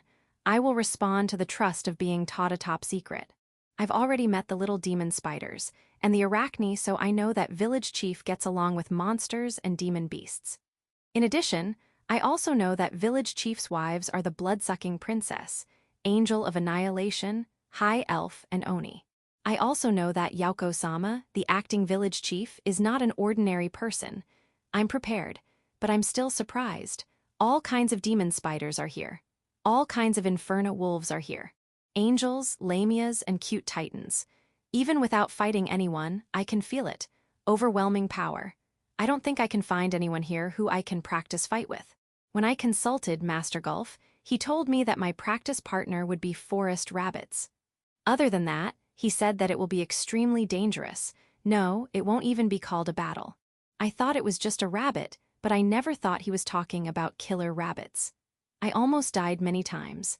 I did not die because of the inferno wolf that followed and guarded me and a certain highly effective herb. I have nothing but gratitude to the Inferno wolf who's been following and guarding me. However, if you can, I hope you can help me a little faster. With regards to the medicinal herb, at first, I'm indebted to healing magic, but after experiencing it again and again, village chief decided to give me that herb. He said that I'm forbidden to take them out of the village. Given its effect, there would surely be a dispute if it was taken out. It's so effective that maybe it can even make the dead come back to life. Ha ha ha. These are leaves of the world tree, and no way. Let's push it back in the deepest part of my mind. I can't hunt rabbits that even cats can hunt. I'm inferior to cats. That day, I found it out. However, if those cats are better than me, it means that I can learn from them. I bowed my head to the cats and begged them to teach me. After a while, a bird called Eegis came to help me with my training. Eegis can also hunt rabbits. Even if he's a round bird. The eagle beside Aegis comforted me. Thanks, I tried my best. I repeatedly did my best. However, there's no result. Though it is bad to say that I'll do it as a change of phase, I helped with the harvest to improve my mood. At that time, I asked village chief about the art of battle. Perhaps it is the way you look at your opponent. It is obvious that you should look at your opponent, especially if it is someone that can take your life away. That is something obvious. However, being pointed at how I do it. Am I not seeing something I should see? An elder dwarf named Wilcox gave me a sword. It seems like he made this sword for me. Let me see. That's what I said. It is longer than the sword I usually use. The position of the center of gravity is also further. The martial arts tournament is close, so I don't intend to change my sword. Then something came into me. With that sword, I challenged a rabbit. I feel like I can fight better than ever. Is it because of the sword? And then, I realized that I could indeed fight better than usual. That rabbit. Perhaps. I lost my fight to the death against the rabbit, so I asked Master Gulf that night. Ah no, that rabbit, it can read my movements right. HNN, alright, but to be exact, rather than reading, it can see your movement. Killer rabbits have the ability to see the future. Isn't that a magical eye? What's more, seeing the future? How can you win against something like that? I was about to scream, but I held myself back. Master Gulf and Master Daga can also hunt rabbits. The cats and Aegis too. They manage to win even though it can see the future. They have a way to deal with it. Think about it. Think. Village chief's words are correct. Looking closely at the rabbit, I finally see it. I can recognize when it is about to move. Given that, it is possible to predict how it will move next. I was able to hunt a rabbit. No injury. My Inferno wolf guard was surprised. I'm surprised too. The present me is different. I feel like I've awakened or something. It feels like I broke the thick walls that are covering me. I got stronger. Now I can cut anything. I might sound rude, but I feel like I'm equal to the blood-sucking Princess Lu and Angel of Annihilation tier. No, I feel like I'm stronger. Am I being conceited? The dragon who called himself Maxbergak responded to my question. You are now skillful enough to be worthy of the title Sword Saint. It seems like you're holding back on calling yourself the Sword Saint, but you no longer have to do that. You can introduce yourself as the Sword Saint with your chest up. Thank you very much. I bowed to Maxbergak Dono and finally remembered that I'm the Sword Saint. That's right, I'm the Sword Saint. And I will dedicate my sword to Village Chief. This sword is for Village Chief. I will never be hostile. This is my oath. Anyway, the martial arts tournament is a good place to offer Village Chief my sword. I'm sure Village Chief will be surprised too. Fufufu. Ado, I'm going to join the night section. Are, no entry. I was not listed in the night section. Did Master Gulf made a mistake? Maxbergak Dono suggested to put me in another section. Where? King's section. The Dragon King, Dark Dragon, and Vampire's true ancestor are part of it. Ah, Zabuton Dono too? Heh. 8. The Demon King is looking at me. He has a face saying my friends have increased. I won't lose. Even as the Sword Saint, there are opponents I can't win against. I learned that now. The former Sword Saint also said that there's no point in challenging an opponent you can't win against. Village Chief, even if things are like this, can I still dedicate my sword to you? Chapter 578. Victorious Demon King. From the back of the Flying Hells, Ria's High Elves group parachute down. After their descent, they quickly remove their parachutes and gather together in a good position. Each of them is fully armed and is on their way to attack a fort. The fort is a simple one. It was made 3 days ago, and the Lamias and the mountain elves are defending it. This is supposed to be the opening of the martial arts tournament. Why does it look like some sort of military training? Because it's exciting. We would have one if it was night. They were not able to set up the flag at the designated location within the specified time, so Ria's team lost. They're frustrated. On the other hand, the Lamias and the mountain elves are happy with their victory. I'll plow it now. Take the things you don't want to become fertilizer. The martial arts tournament finally started. Since the opening was long, it was held until noon. This time, in addition to the usual common section, warrior section, knight section, and brave section, there will be a king section. The king section was added because of the complaint of those who are in the model matches. In model matches, no matter what happens, they can only fight once. Initially, it was a battle royale format where everyone will fight with everyone at once, but that would be too dangerous, so it was changed to a normal tournament format. The dragons have moved to the king section, so there's no need for the brave section to, the Kuros and the spiderlings will be the ones fighting instead. Thanks.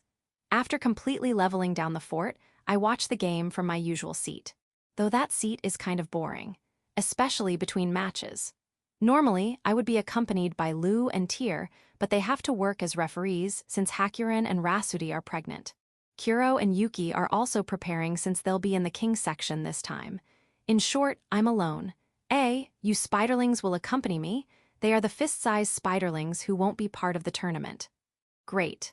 I thought Alfred, Ursa, and Tysel would come back to join the martial arts tournament, but they weren't able to. They seem busy. That's a good thing, but a bit saddening. In their letters, they said that they'll return this winter, so I have no choice but to wait for their return. Gal, Sil, and Bran were also busy, so they weren't able to come back. They were also planning to return with their wives, but it's a shame. They should also think of their wives' convenience. I don't want them to just selfishly decide to bring them here.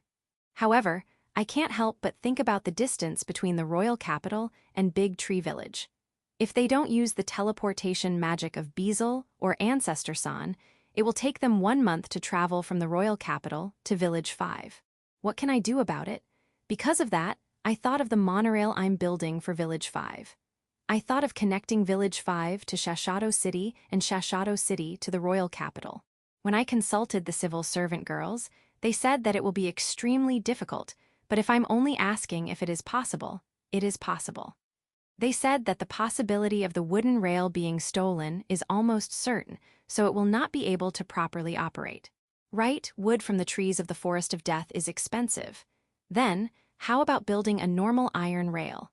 That is easier to resell, and more flashy than wooden rails, so being stolen is also certain. Thus, I felt the harshness of reality. I also caused trouble to the civil servant girls who were busy preparing for the martial arts tournament. I'll apologize at the assessment meeting.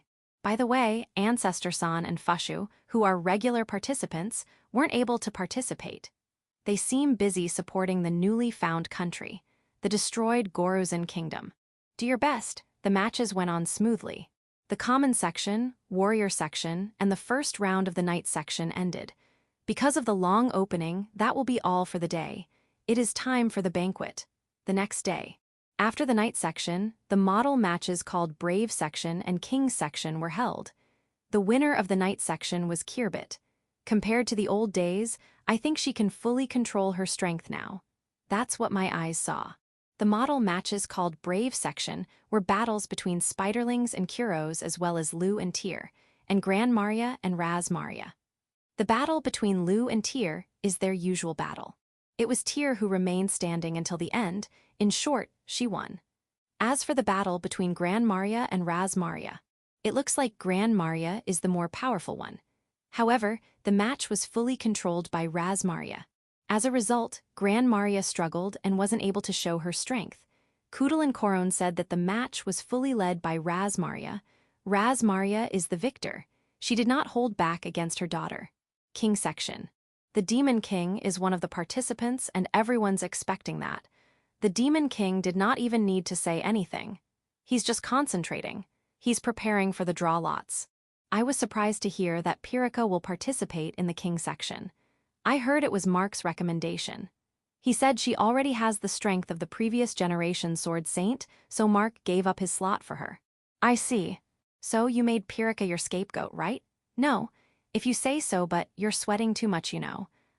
Whether you win or lose, there will be various problems in terms of position. So your solution is to not participate. Okay, I'll agree with you.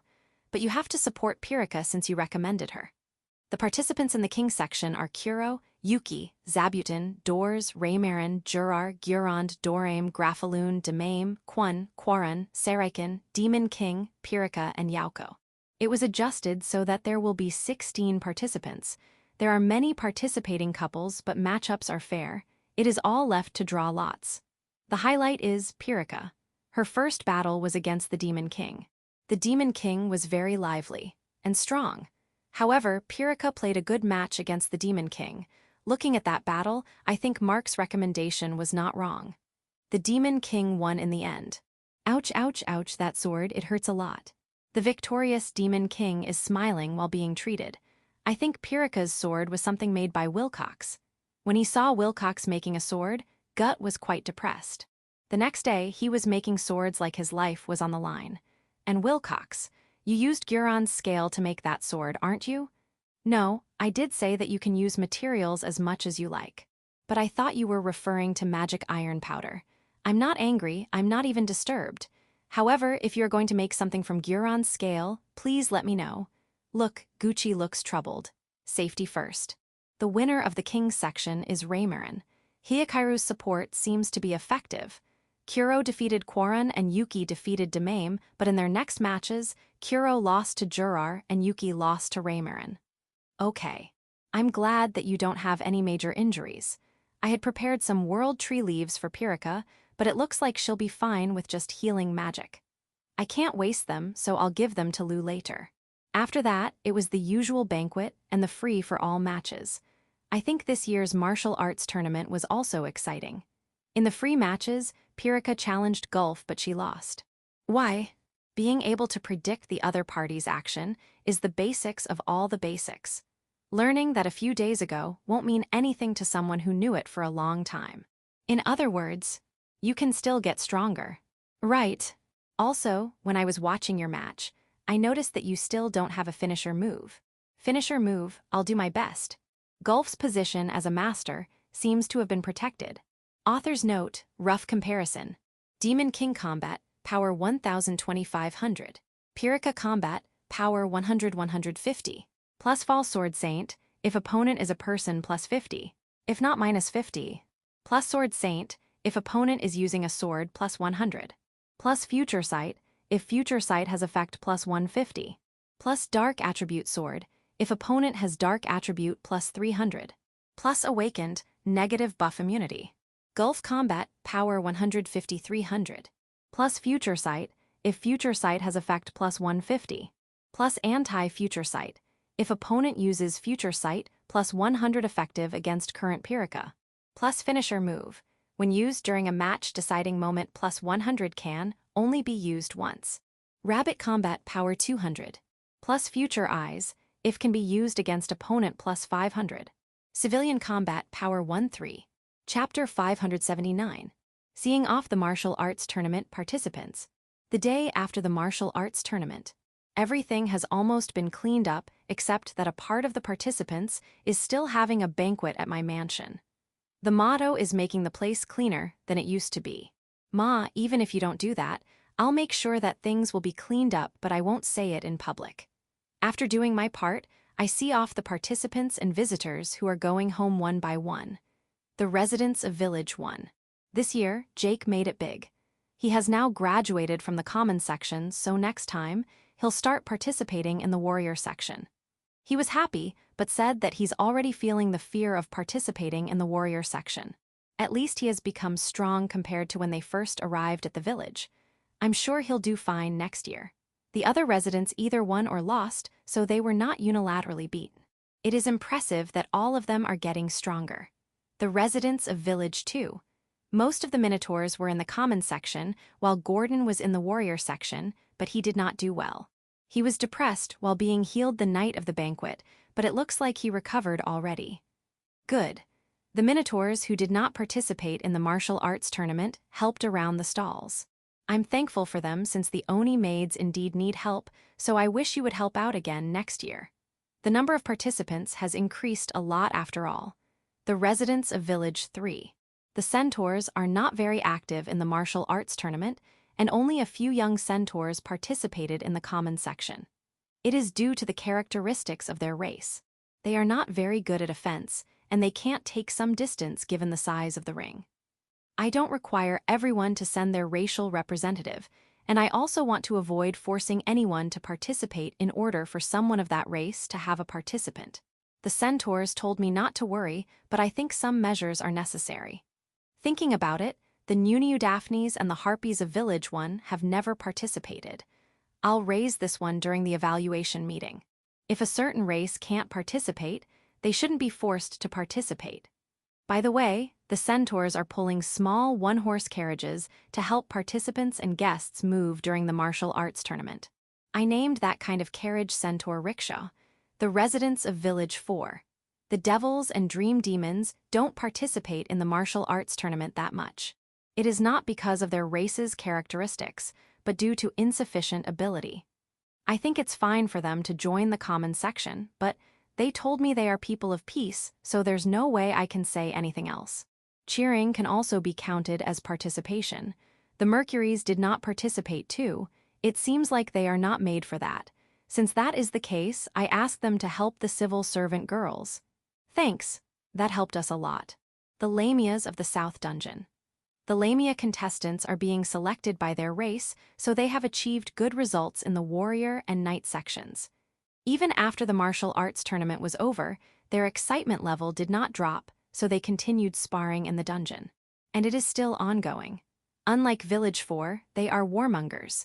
The Lamias will help with the autumn harvest so they won't go home yet and live in the dungeon. I feel like their population here is constantly increasing. However, do you have enough daily necessities? If you don't, please don't hesitate to tell us. Also, it seems like they have consulted Frau about using reward medals to make me visit the South Dungeon, but I don't think it is necessary for you to use your reward medals for that. Once I find time, I'll immediately go there. The Titans of the North Dungeon. Like the Lamias, their participants are also being selected by their race, making their participants do good in both warrior and knight sections. Unlike the Lamias, they use their excitement from the martial arts tournament in sumo wrestling, so they don't have to go to the dungeon for sparring matches. I heard that some of them participated in a mock battle with the Lamias. No, that doesn't matter. It's not like they are troubling anyone. The Titans will help with the autumn harvest too, so they'll live in the dungeon until then. You don't have enough beddings? Ah, there are not enough sizes for the Titans. We have things that Minotaurs can use, so use them for the time being. The resident of Village 5. Pirika used the teleportation gate and returned to Village 5. She still wants to stay, but Yaoko asked her to return to the guards as soon as possible. Since Pirika from Village 5 participated this time, should I expect an increase in the number of participants from Village 5 next time? But Village 5 residents are frightened the moment they see a Kuro. It will be hard to invite them here. If I and Yaoko invite them, it will become forced participation. I won't let that happen. Also, there are a lot of events in Village 5. That's also the reason why Yaoko asked Pirika to return. Let's talk to Yaoko about it next time. The Demon King has returned with Beezle. After his match against Pirika, his wounds from his match against Graphaloon seem to have healed. Graphaloon praised him for being stronger than usual. However, last night, he devoted himself to healing his wounds to the point that he wasn't even able to communicate with the Ainikos and the kittens. He'll soon return so he can play with the Ainikos and the kittens that time. Rather than that, please take care of Alfred and the others in the royal capital. They seem to be busy. I'm thankful that you are taking care of them. Also, I won't stop Tysel from helping you with your work. However, don't make her work too much. She's still a child. Thank you. The dragon's banquet continues. There's no sign of them wanting to leave. Is that all right? Aren't you here to congratulate Rasudi and Hakuren, and for the martial arts tournament? I can't see Raymarin and Gyuraru, so they are probably with Hikaru. I can't see Quaran and Demaim too. Ah, they are in the dungeon to train since they lost to Kuro and Yuki during the martial arts tournament. It looks like they are participating in the mock battles of the Lamias and the Titans. Speaking of which, Zabuton lost to Goron. Well, they only showed their fighting style with each other before she forfeited, so they are both unwounded. Zabuton only participated because Ursa should have returned for the martial arts tournament. Since Ursa did not come back, Zabuton has no reason to show off. I see. Goron can fight against Zabuton if she's in her dragon form, but it will be hard for her to do that in her human form. She's even relieved that she did not trip during the tournament. Goron is at the banquet being spoiled by Jurar. Not only them, the other dragon couples are also sweet with each other. Yeah, let's not disturb them. I'm done seeing the participants off, so I went to relax in my room with Kuro, Yuki, and Zabuton. We have to get ready for winter, but it will be fine to relax today. Ah, it's a shame that Zabuton will be hibernating when Ursa returns. I wish she'll return before Zabuton hibernates or stay until she's done hibernating. Chapter 580. Village 5's Fall. I'm visiting Village 5 at the rate of once every 10 days. Yaoko seems to want me to come more frequently, but we're preparing for winter. I also visit Village 5 as a part of our preparation for winter. In case of a blizzard, we should be ready to evacuate to Village 5. Ma, even if we don't go to Village 5, I feel like we can live without any problem in Big Tree Dungeon. Better safe than sorry. Even so, what I'm doing in Village 5 is receiving the greetings of merchants who cooperate in stockpiling food and fuel. Even if I don't receive their greetings, I'm sure there won't be a problem in stockpiling food and fuel, but people need to rely on each other, especially in times of emergency. I also have to connect faces with them. Connecting faces means getting to know each other. I need to at least know their names, how they look, and what business they are running. However, I have memory problems. I think my memory is normal. It's a challenge to remember all those merchants with my normal memory skill. First of all, there are many of them. They are 35. Then, their names are similar. I understand that siblings and parents have different stores, but why do they have to choose similar names for their stores? In some cases, I think that both parents and children are harassing me by choosing similar names for their businesses. Another thing is, they have the same fashion. Did I do something that made them hate me? When I asked the civil servant girls next to me, they denied my claim. They are wearing similar clothes because I praised the clothing store that's selling them. Did I ever praise a clothing store? I usually wear clothes made by Zabuton, so I rarely go to a clothing store. When I was thinking about when, a civil servant girl told me. There was a merchant that praised my clothes, so I praised the merchant's clothes in return. Now that she said that, I may have praised that clothing store indirectly. But that's only a casual chat. I can't even remember. I don't even remember what kind of clothes it was. Ah, the one I praised is what these people are wearing now. So that's the reason why everyone's wearing the same fashion. Does that mean that merchants are sharing information among each other? To prevent being despised by me, they are cooperating with each other. That means they are helping each other. It's not a bad thing to be closed, but should I inculcate to them to not gang up and control the price of a product? Are there merchants like that in Village 5? Let's trust them. It's not good to doubt them from the start. While trying not to miss anything important to my casual chat with the merchants, I finished receiving their greetings. I asked the civil servant girls whether there were problems with my response. They said that there's no problem, but I persistently ask. Recently, the civil servant girls no longer correct my mistakes, so there's a tendency that what I'm doing is not correct. I think they might have been influenced by Ruintia.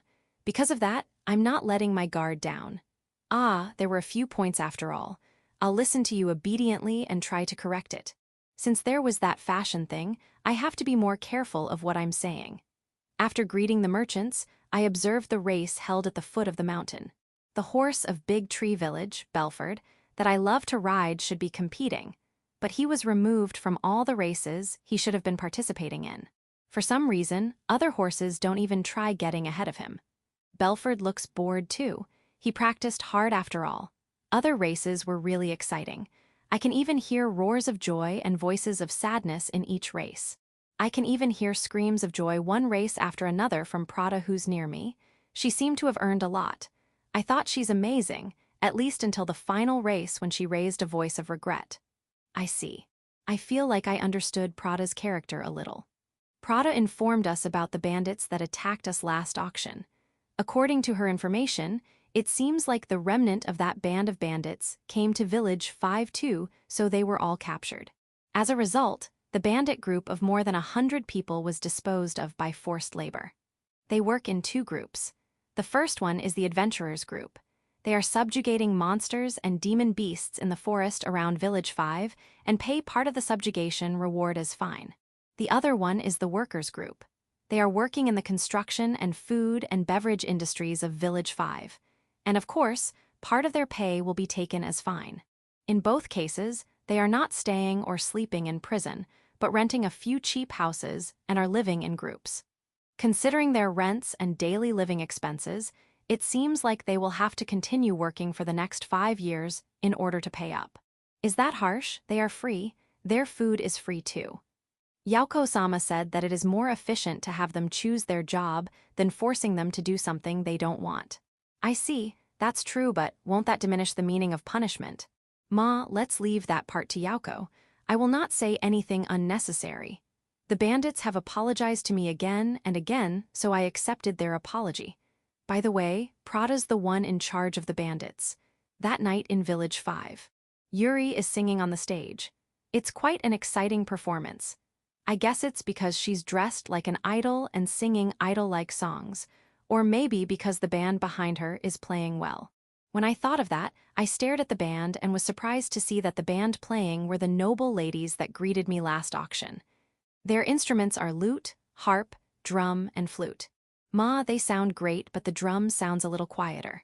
There were 5 noble ladies back then, but where's the other one? Is she a props man, or did she leave? When I asked the civil servant girls, they said that those noble ladies were members of noble families that make a living with music. In short, they came from artist noble families. They are originally commoners that gained the title of nobles after being recognized for their art. They are the type of nobles that won't be given territories, but they'll be given an annual salary in accordance with the rank of peerage they receive from the royal family. Of course, because it is impossible for the whole family to live by relying on the annual salary, they will earn money by performing in a concert or by being music tutors. Even those 4 noble ladies are famous tutors, even if they are still young. In other words, they are not even showing what they truly are capable of. Looking at them play, they indeed look at ease. However, those with high pride don't want to be taught by them because they are too young.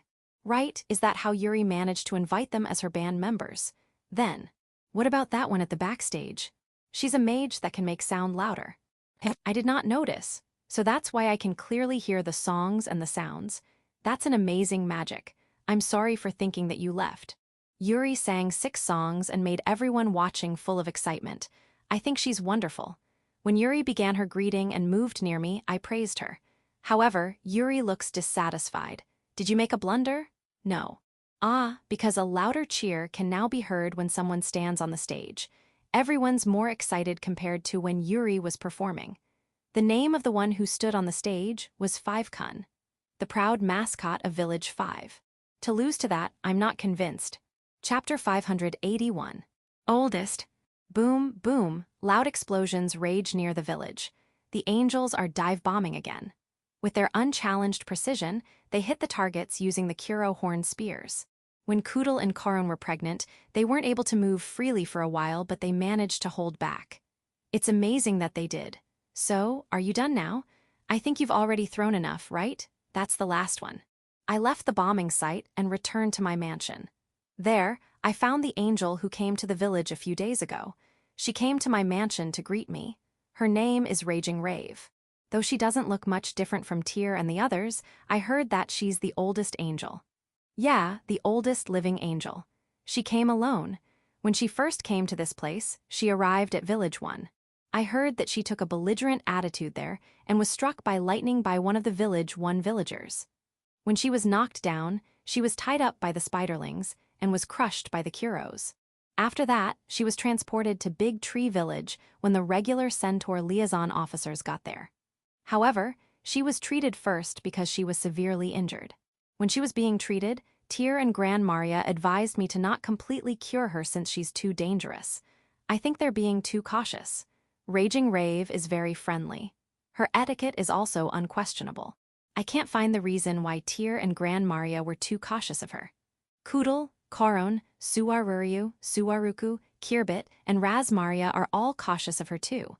Is she hated by the angels? You are of the same race, I would prefer it if you get along.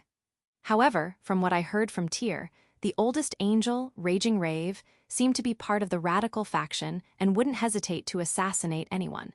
She's also the key figure in preserving their ancient way of life, and the #1 figure for opposing Malbit's policies, like stopping the angels from referring to themselves as godkins. She's also the #1 blocker when Ruintia proposes to move the angel village to Big Tree Village. Moreover, she's quite dissatisfied with bringing the World Tree to Big Tree Village. I see. I should indeed be careful.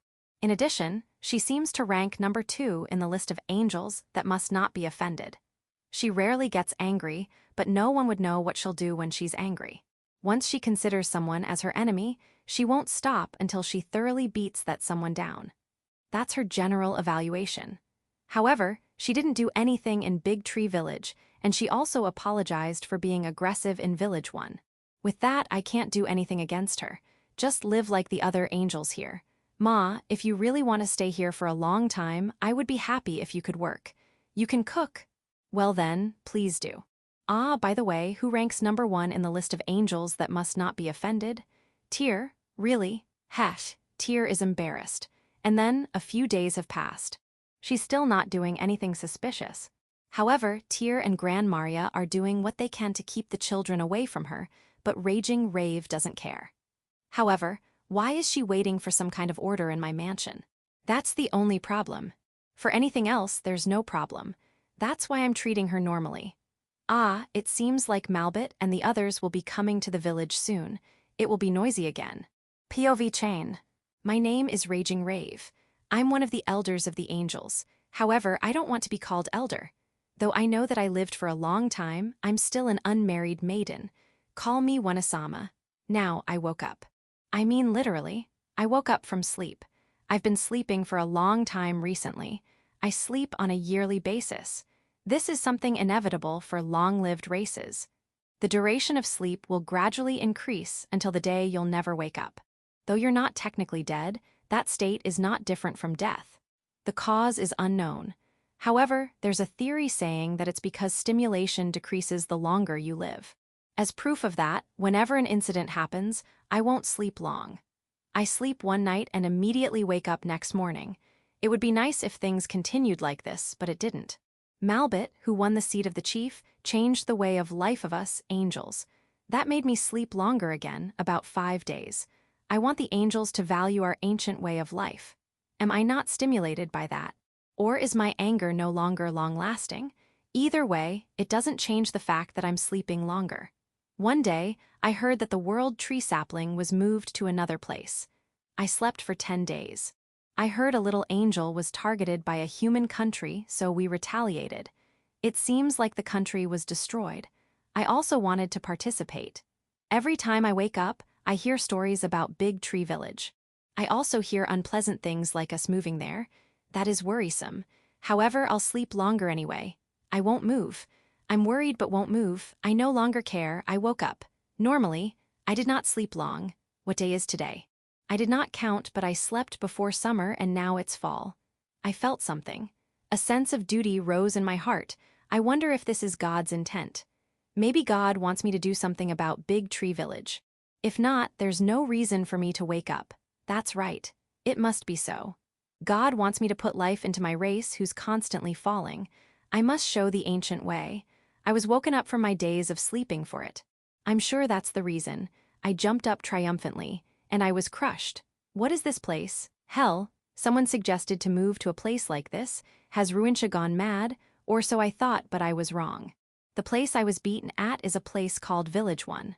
From there, I was transported to Big Tree Village via a wagon, and then I saw it, the luscious World Tree. The World Tree is being protected by golden silkworms. An ancient scene. It's a scene that was only witnessed by the descendants of gods who already perished. A scene my dead elder sisters saw with their own eyes. I can't believe that I can see it too. You're going to use world tree leaves to cure me? What a waste. I will heal by myself even if you leave me alone. Don't. I was cured by force. Frustrating. However, I feel the warmth of the leaves of the world tree. Happiness? No. I shouldn't forget my mission. I must show the fallen angels the ancient way of life. However, I can't strike suddenly. I must investigate first. Also, can you stop watching over me? I'm not a battle idiot to fight against a legion of inferno wolves.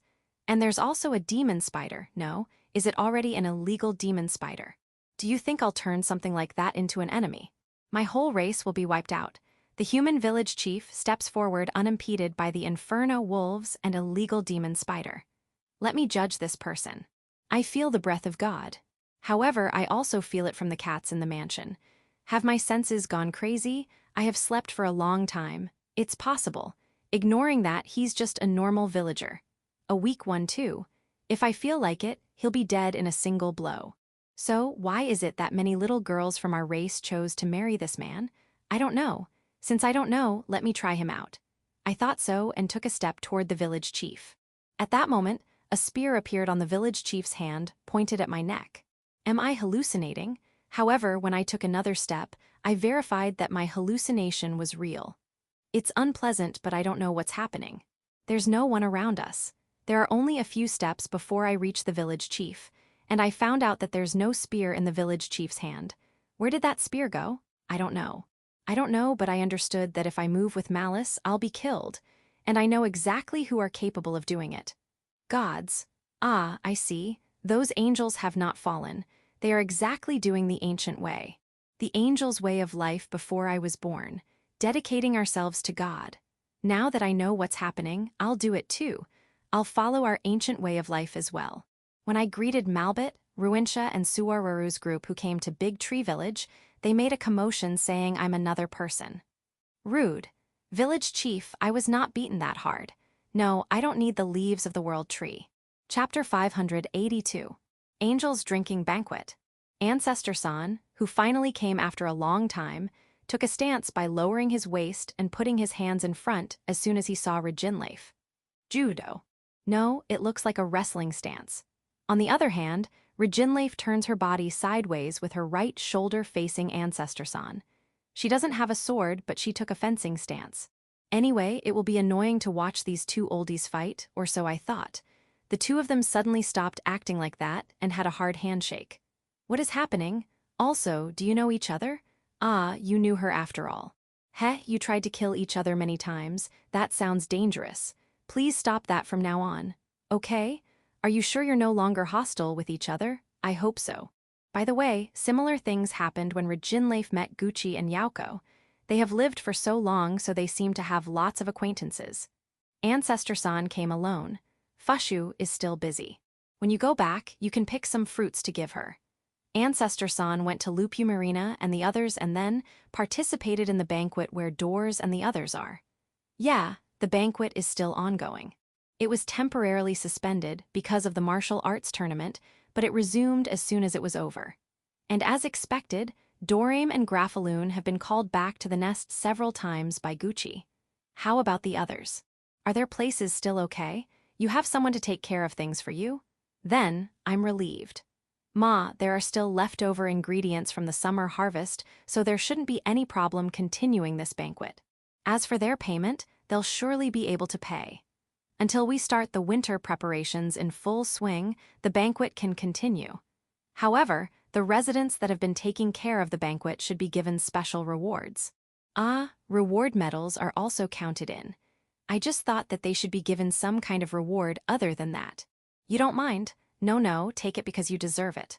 Malbit's group, who came here for Rejinleif, quickly entered the village. Every one of them is serious. Honestly speaking, I was surprised. I thought that Malbit would immediately take out the kotatsu from the warehouse while saying that she's preparing for winter. Is it because of Rejinleif? She opposes every policy that Malbit makes? I see. I know how you feel, but you don't have to be that hostile in this village. For now, I'll prepare a place where you can speak with each other peacefully. You've talked about them many times. That might be the case, but do so for my face's sake. when I prepared an exclusive drinking place for the angels, Reginleif and Malbit were drinking shoulder to shoulder. Are, didn't you have a bad relationship? Ma, it's good that they're close now, but Ruincha's eyebrows are completely wrinkled. Are you okay? Two troublemakers seem to have formed a tag team, which is extremely vexing. Hang in there, Ruincha. It is a drinking banquet, but in the middle, Koodle and Caron brought Laladel and Tormon, and a shout of joy was heard. She has seen them even before this drinking banquet, but being closer with them made her very happy. It looks like it's better to let the children approach Reginleif. Reginleif embraces Laladel and Tormon, and she's deeply moved. She said that there are more angels born in this village these years than the angels' village, so she's extremely happy. If you want to have more children, I think it's better to remove that harsh trial.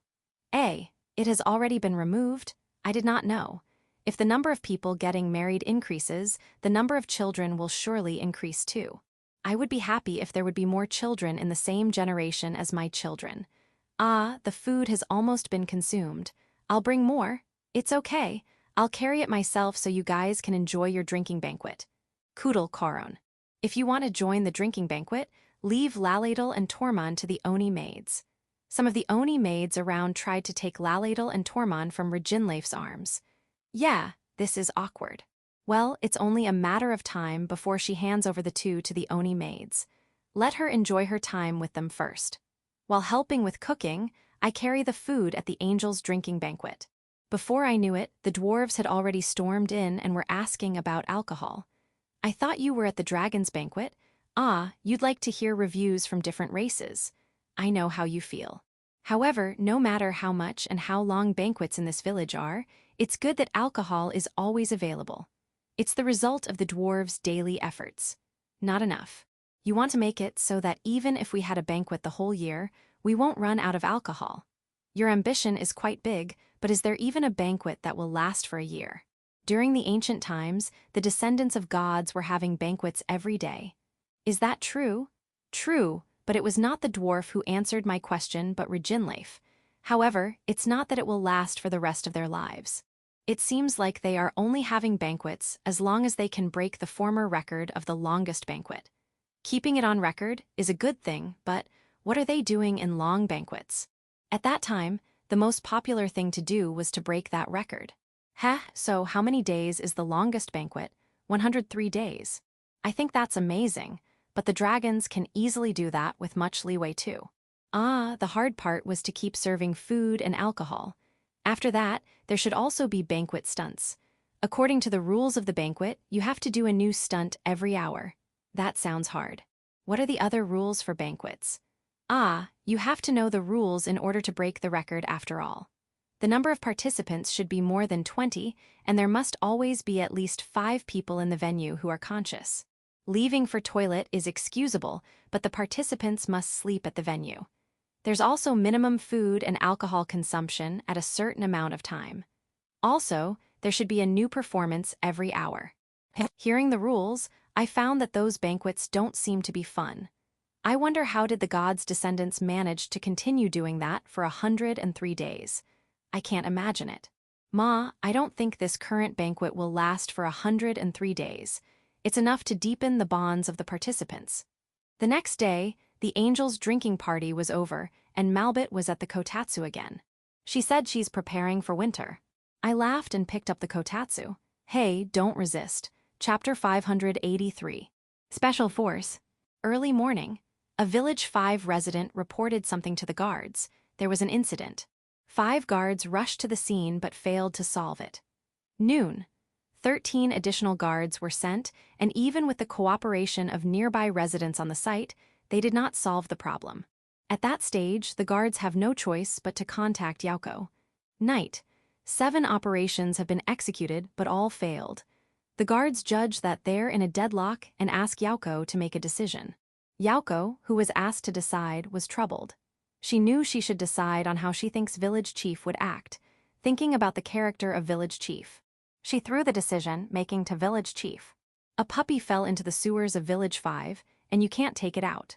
I received the report about that incident from Yaoko after dinner. The location is at the foot of Village 5. It's in a place where there are lots of houses and shops. The puppy fell in a rainwater hole of the sewer. There should have been a lid, but it had come off. Fortunately, the puppy survived the 3-meter fall below since the hole was not vertical but curved. However, the hole is not big enough for people to enter, and light can't reach the puppy, so they don't even know what exactly is its status. Its survival was judged based on its cry. They already tried different approaches to rescue the puppy, but it all failed. Now it is for me to decide whether to destroy several houses, shops, and sewer to rescue the puppy or abandon it. Is there a possibility for the puppy to escape on its own? It's curved after all. Yes, but the curvature is steep. It seems to be difficult for the puppy to climb on its own. What about magic? In order to prevent being vandalized by hostile forces, sewers have anti-magic features. It is impossible. How about you turn into a fox and dive there? Unfortunately, even in my smallest form, I can't. Hito might be able to do it, but Yaoko is reluctant to send her in a place where she can't see her. I'm also against having Hito do anything dangerous. Yeah, this is certainly difficult to decide. I asked about the rescue operation that the guards have done so far, and they have done everything I can think of. It can't be helped. I'll just have to dig a hole from the place where it might be and rescue it. The anti-magic feature has no effect on me. That won't work. My idea was rejected by Yaoko. We don't have time. According to the person who designed the sewer, if it rains, the place where the puppy is will be underwater. We just have to cover the place where it fell, and rainwater won't go in, right? Yes. However, if the amount of water flowing through the sewer increases, the place where the puppy is will definitely be submerged since it is similar to a water tank. And it usually rains in the middle of the night these days. Say that earlier. We don't have time to relax. We have to do something, and we have to do it now. Are you planning to take the path of destruction? Yaoko said that we might only need to destroy one. I understand. I'll prepare what's needed immediately. Please. When I said that and got up, a spiderling put its hand on my shoulder, no leg. What's the matter? It seems like this spiderling wants to say something. I stared at Yaoko. After Yaoko nodded, she returned to Village 5 saying she'll make some arrangements.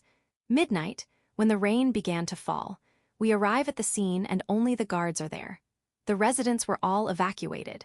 Other than the guards, there are only me and Yaoko. I organized a special force for this puppy rescue operation. There shouldn't be any problem, or so I thought. When they saw the spiderlings, the guards fainted one after another. They're not that scary. Okay, you don't have to be depressed. I focused and continued with the operation. The strategy is simple. 7 spiderlings will go into the hole, secure the puppy, and come back. That's it. So I watched the spiderlings that jumped into the hole. By the way, according to Yaoko, the guards need to stay as they are. I guess so, but they'll surely be noisy once they wake up. Sorry. A little later, I heard a cry from inside the hole. It sounds like the puppy, but, isn't it a little ferocious? Why is this puppy crying in a higher-pitched voice? When I was thinking of that, I heard an explosion inside the hole. What is happening? Are the spiderlings fighting it? Even if the puppy resisted, isn't it too intense? When I was asking Yaoko what could be happening, the spiderlings came back. 7 of them. Good, all of them are safe. And behind the spiderlings they are pulling something with their web. What is that? It's a puppy, but it has 2 heads. Yaoko said that it's a monster called Orthros. I see. Is that a common street animal? There's no way that's true. Though it is inferior to inferno wolves, an Orthros is also a dangerous monster. Someone definitely brought it here, but it probably escaped and fell into that hole. I see. I have not received any report that an Orthros puppy was brought in Village 5. In other words, this can be considered as a work of a hostile force, unforgivable. Yaoko is angry. Before the angry Yaoko, 5 men tied up with webs were dropped. When I looked up, I saw half-tatami mat-sized spiderlings lined up on the roof. In short, they caught the culprit of this incident. Thanks. However, why are you in Village 5? Yaoko secretly allowed them. They are a special force. Aren't you cool? The spiderling who participated in the rescue operation waved their legs at the spiders on the roof. The 5 men caught by the spiderlings were intruders from another country. They secretly brought the Orthros puppy in Village 5 to secretly breed it here. Their plan is to make it rampage when it grows up. And a long story. However, I feel like I've already heard about it somewhere. Ah, the incident at the royal capital where Tysel's group got involved. There's a lich over there, but I guess they didn't breed it. Should I report this to the Demon King or Beazle and have them check each city? There's a high possibility that other places have something similar happening behind the scenes. I'm worried about Shashato City. Something similar has indeed happened to Shashato City, but Mio has already solved it. Amazing. However, at least report it to me. End of Volume 12.